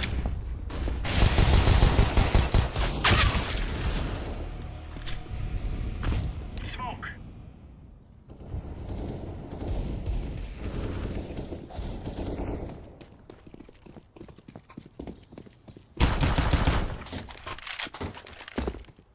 Incendiary.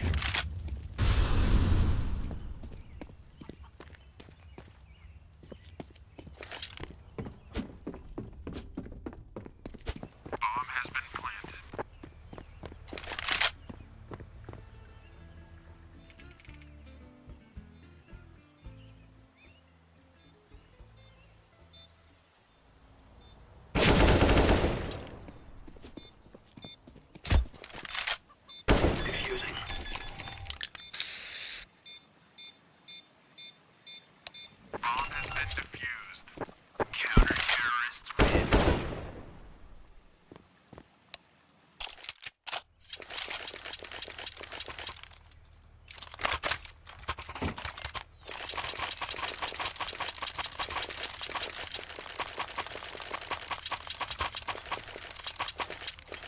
Let's make this right as rain.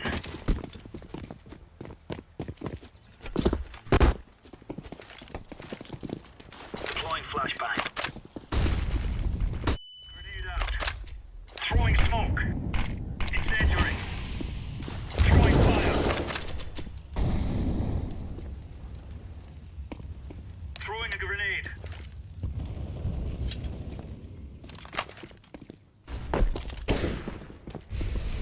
Flashbang. Incendiary out. Throwing flashbang.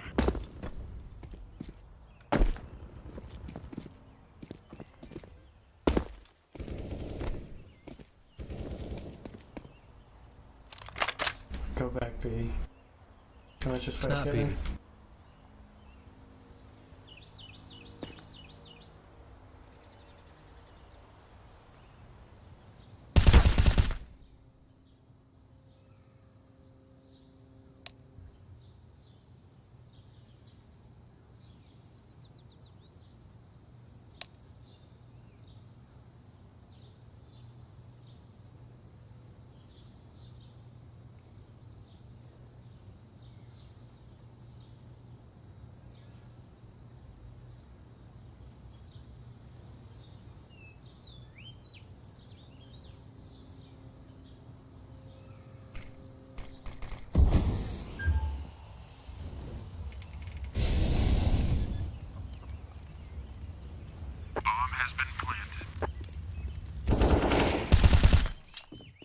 Defusing the bomb.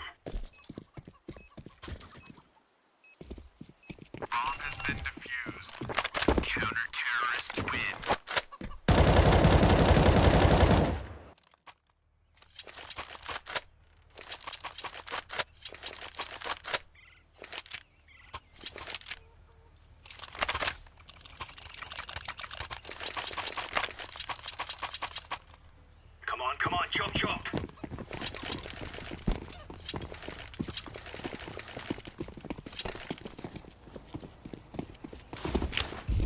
Grenade out. Throwing fire. Throwing flashbang. Incendiary out. down smoke. Smoke. Flashbang. Throwing smoke.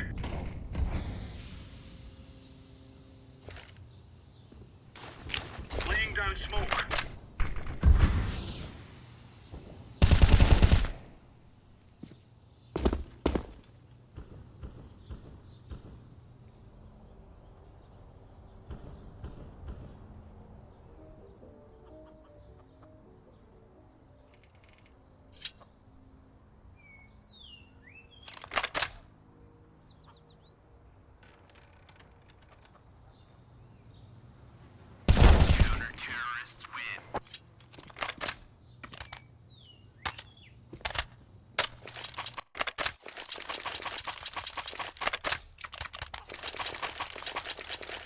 That's right.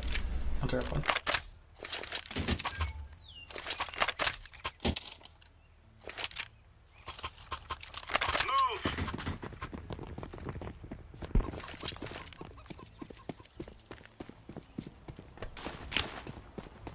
Throwing fire.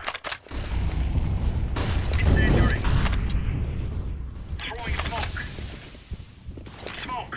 Incendiary out. Grenade out.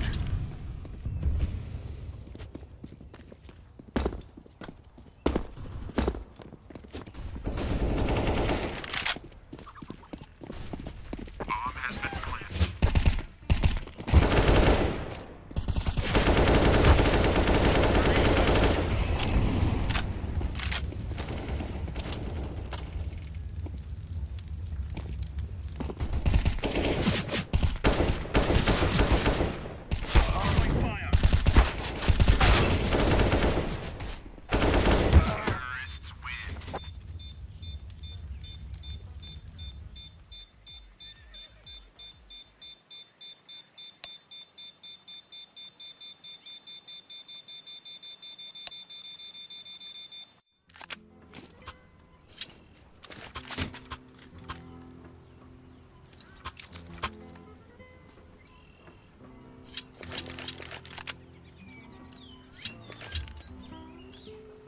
They shall regret this day.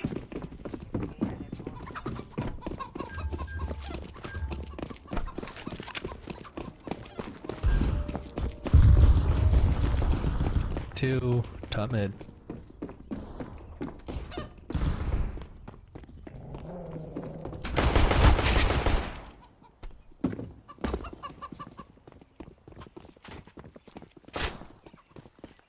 She's going live. Pit, pit.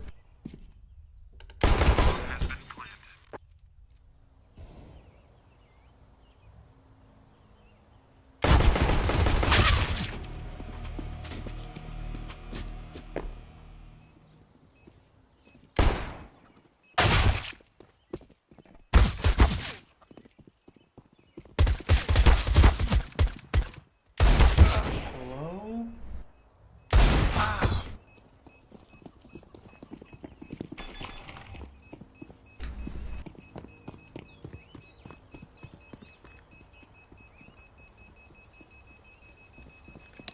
Bomb has been defused. Counter-terrorists win.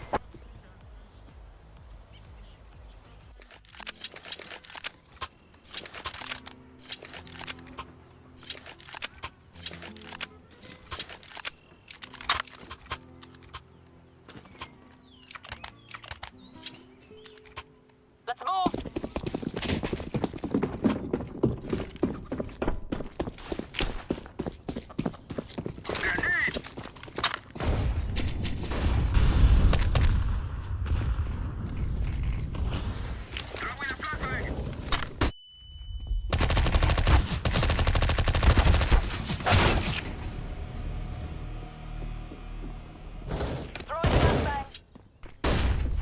Throwing smoke!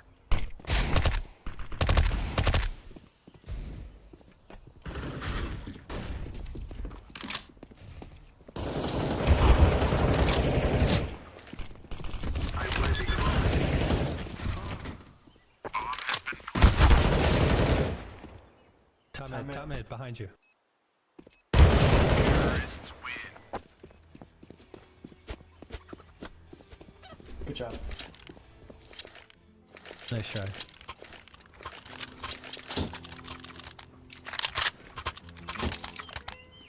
What are you for shit talking shit, Swanee? I took a break. I literally just came back on like 30 minutes ago, maybe. We must move.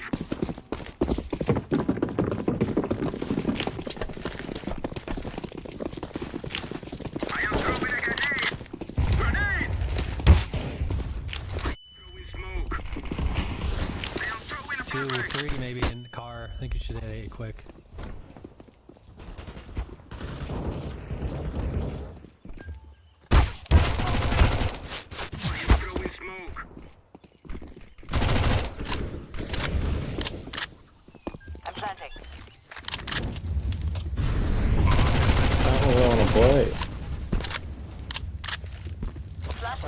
I only got time for like 2 games. I don't know if I want to play a Face It game, or if I want to play a fucking... I don't have time for Face It.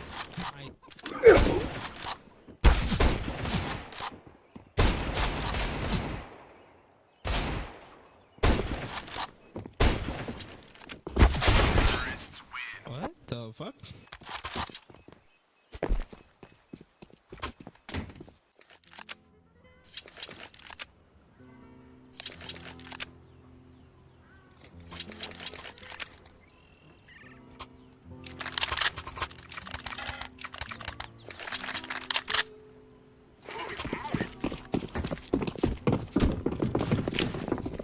Throwing smoke. Flashbang.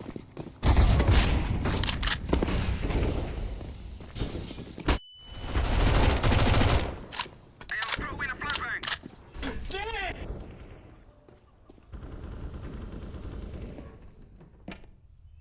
There.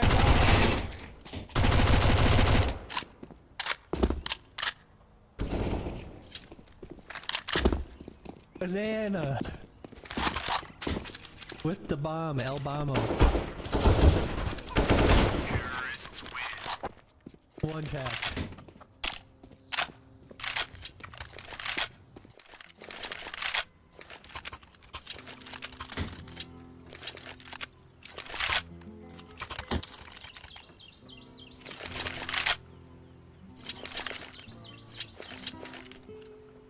They love to sacrifice themselves against us.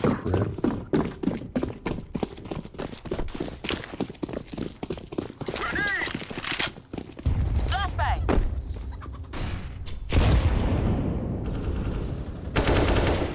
Go, go, go, that's everybody B.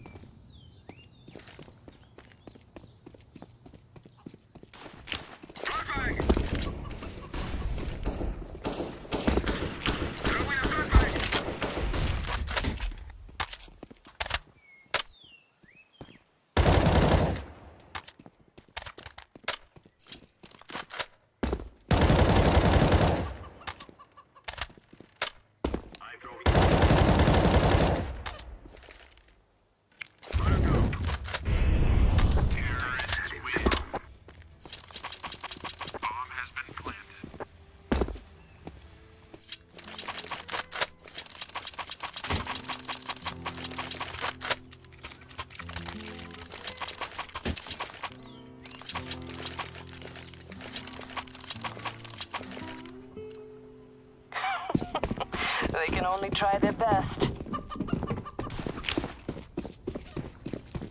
am throwing a grenade. Setting up some fire.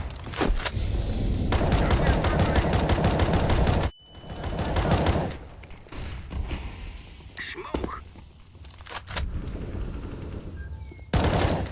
Smoking. Fire. I am throwing smoke. There's a guy in Ash, right?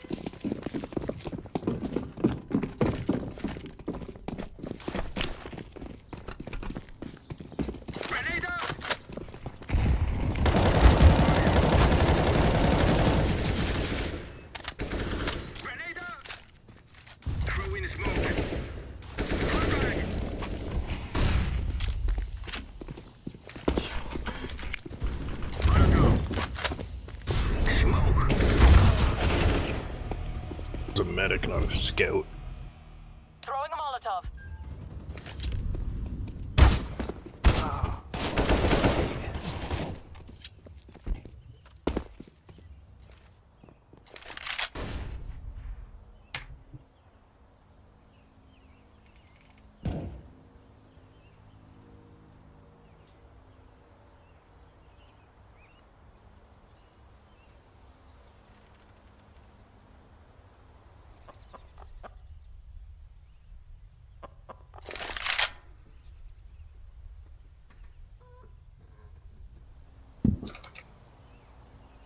Invite me when that shit's OD.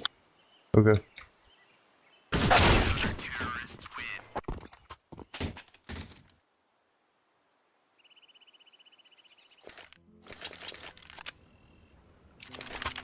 Good try, Orange, but you're not very good.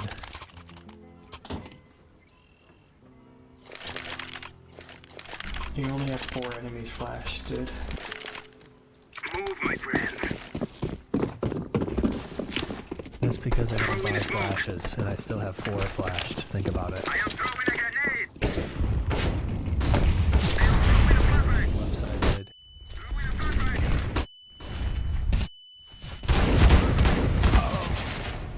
Setting smoke screen.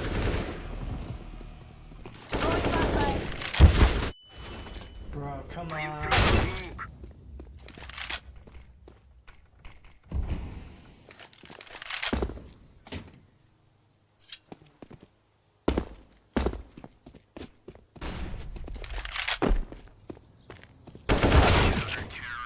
Whose fucking ass smoke was that in the middle of the mid?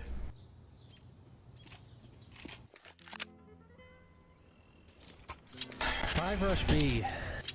Deal, drop me an AK. I'm just gonna throw Can you drop me flashes some, all Luke? over the map. Okay. Thanks. Let's go, let's go. If we all rush it, we can't lose.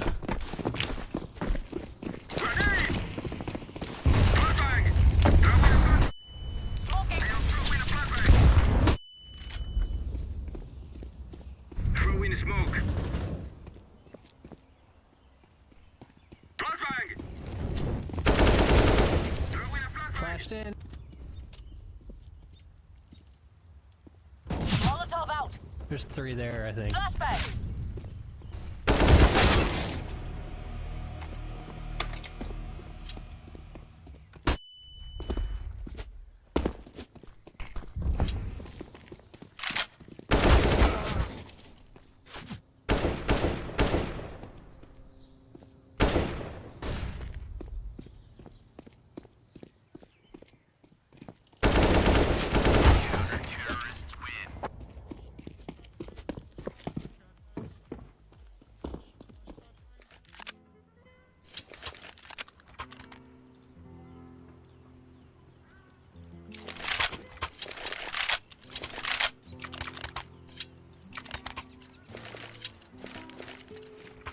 Let's go, let's go.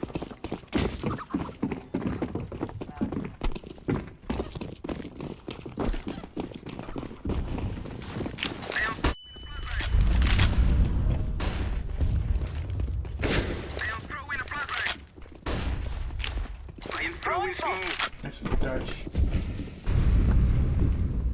Why did he Uber? Throw in smoke.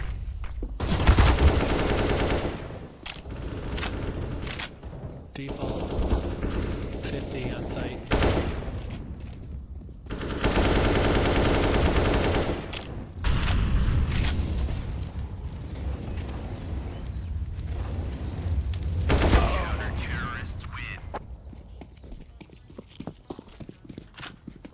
Come on, you want to play still or not?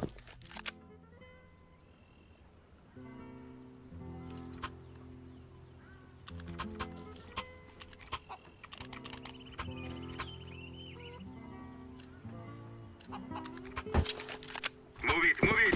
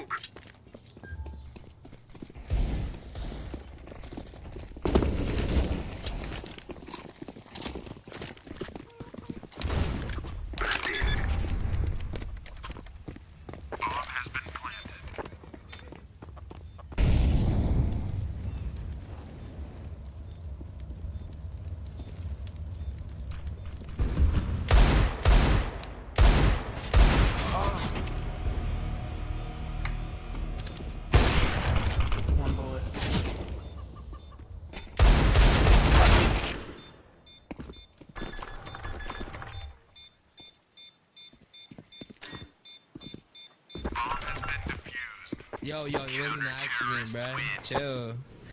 You don't need to do all that.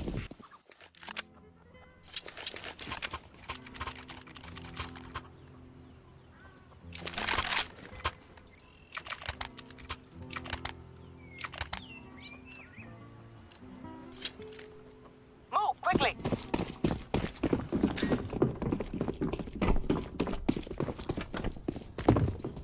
Fire in the hole.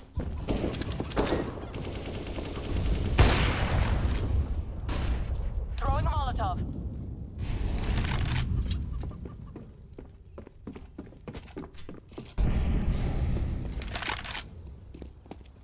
Throwing flashbang. Flashbang.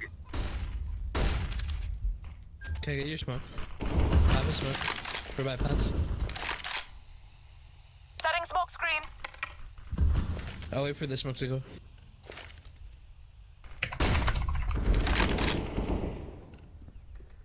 Actually, I'm gonna do it in 3.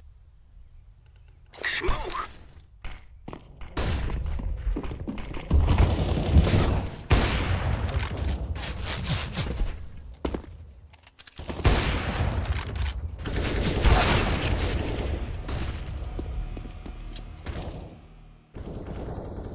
Nice.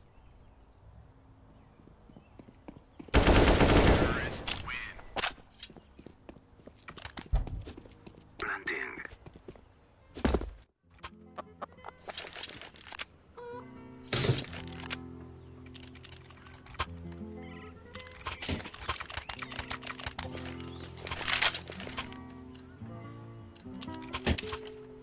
Forward.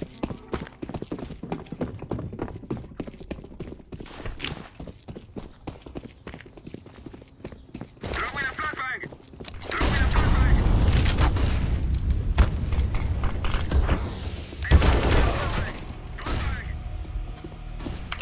Throwing a flashbang.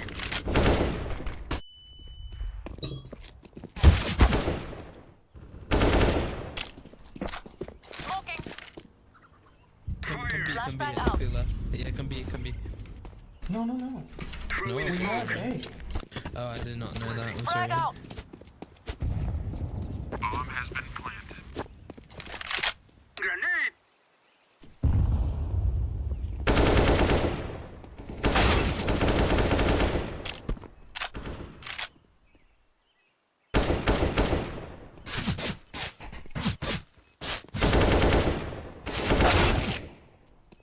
Terrorists win.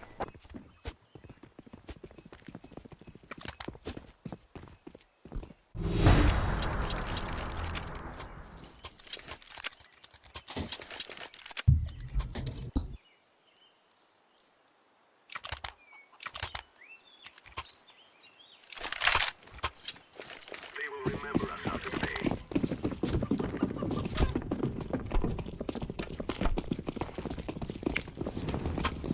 Molotov out.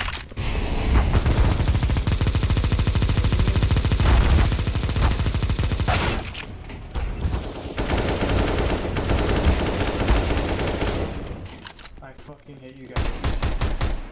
The terrorists win. They will remember this day.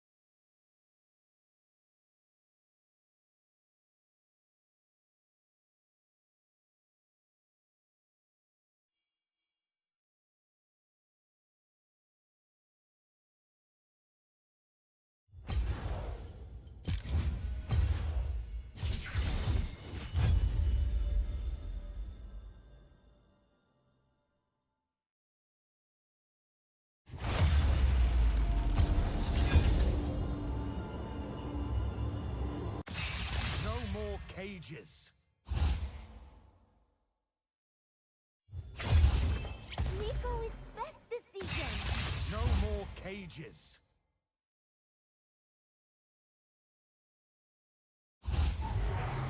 Love ruins all.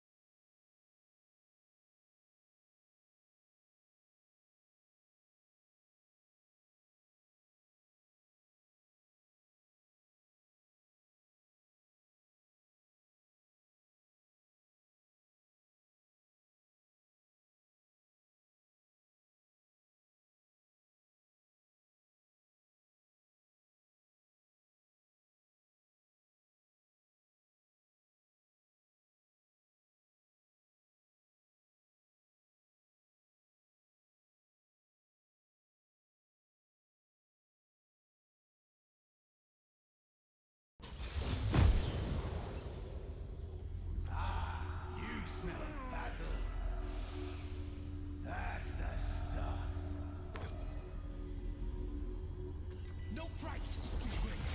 No trust is beyond my reach. For her, I will do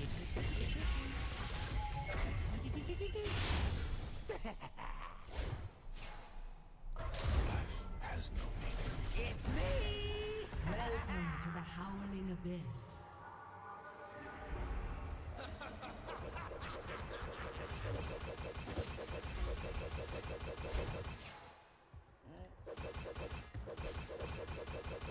Minions have spawned.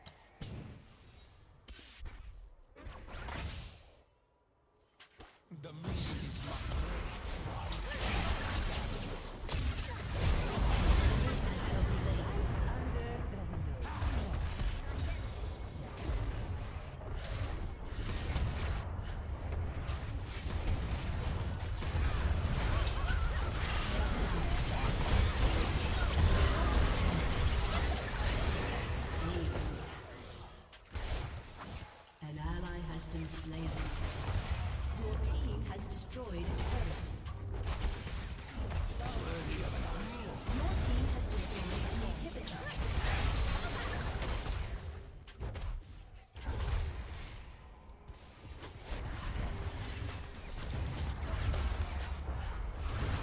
Your team has destroyed a turret.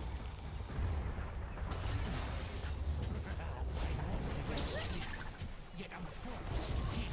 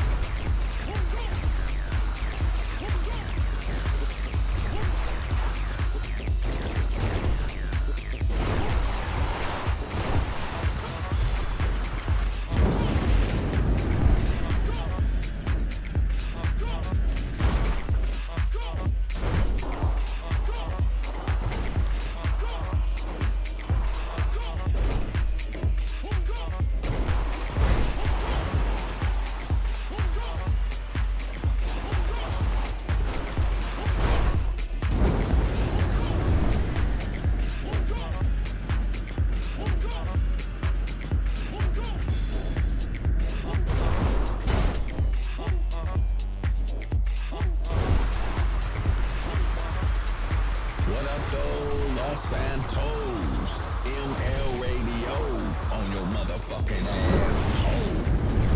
If you ain't got nowhere to go, come on down to the Diamond Casino and Resort. Hell, if you got somewhere to go, motherfucker, bring your ass on down here to the Diamond Casino and Resort. And ladies, if you need to go back home to your motherfucking husband, fuck that nigga. We got plenty of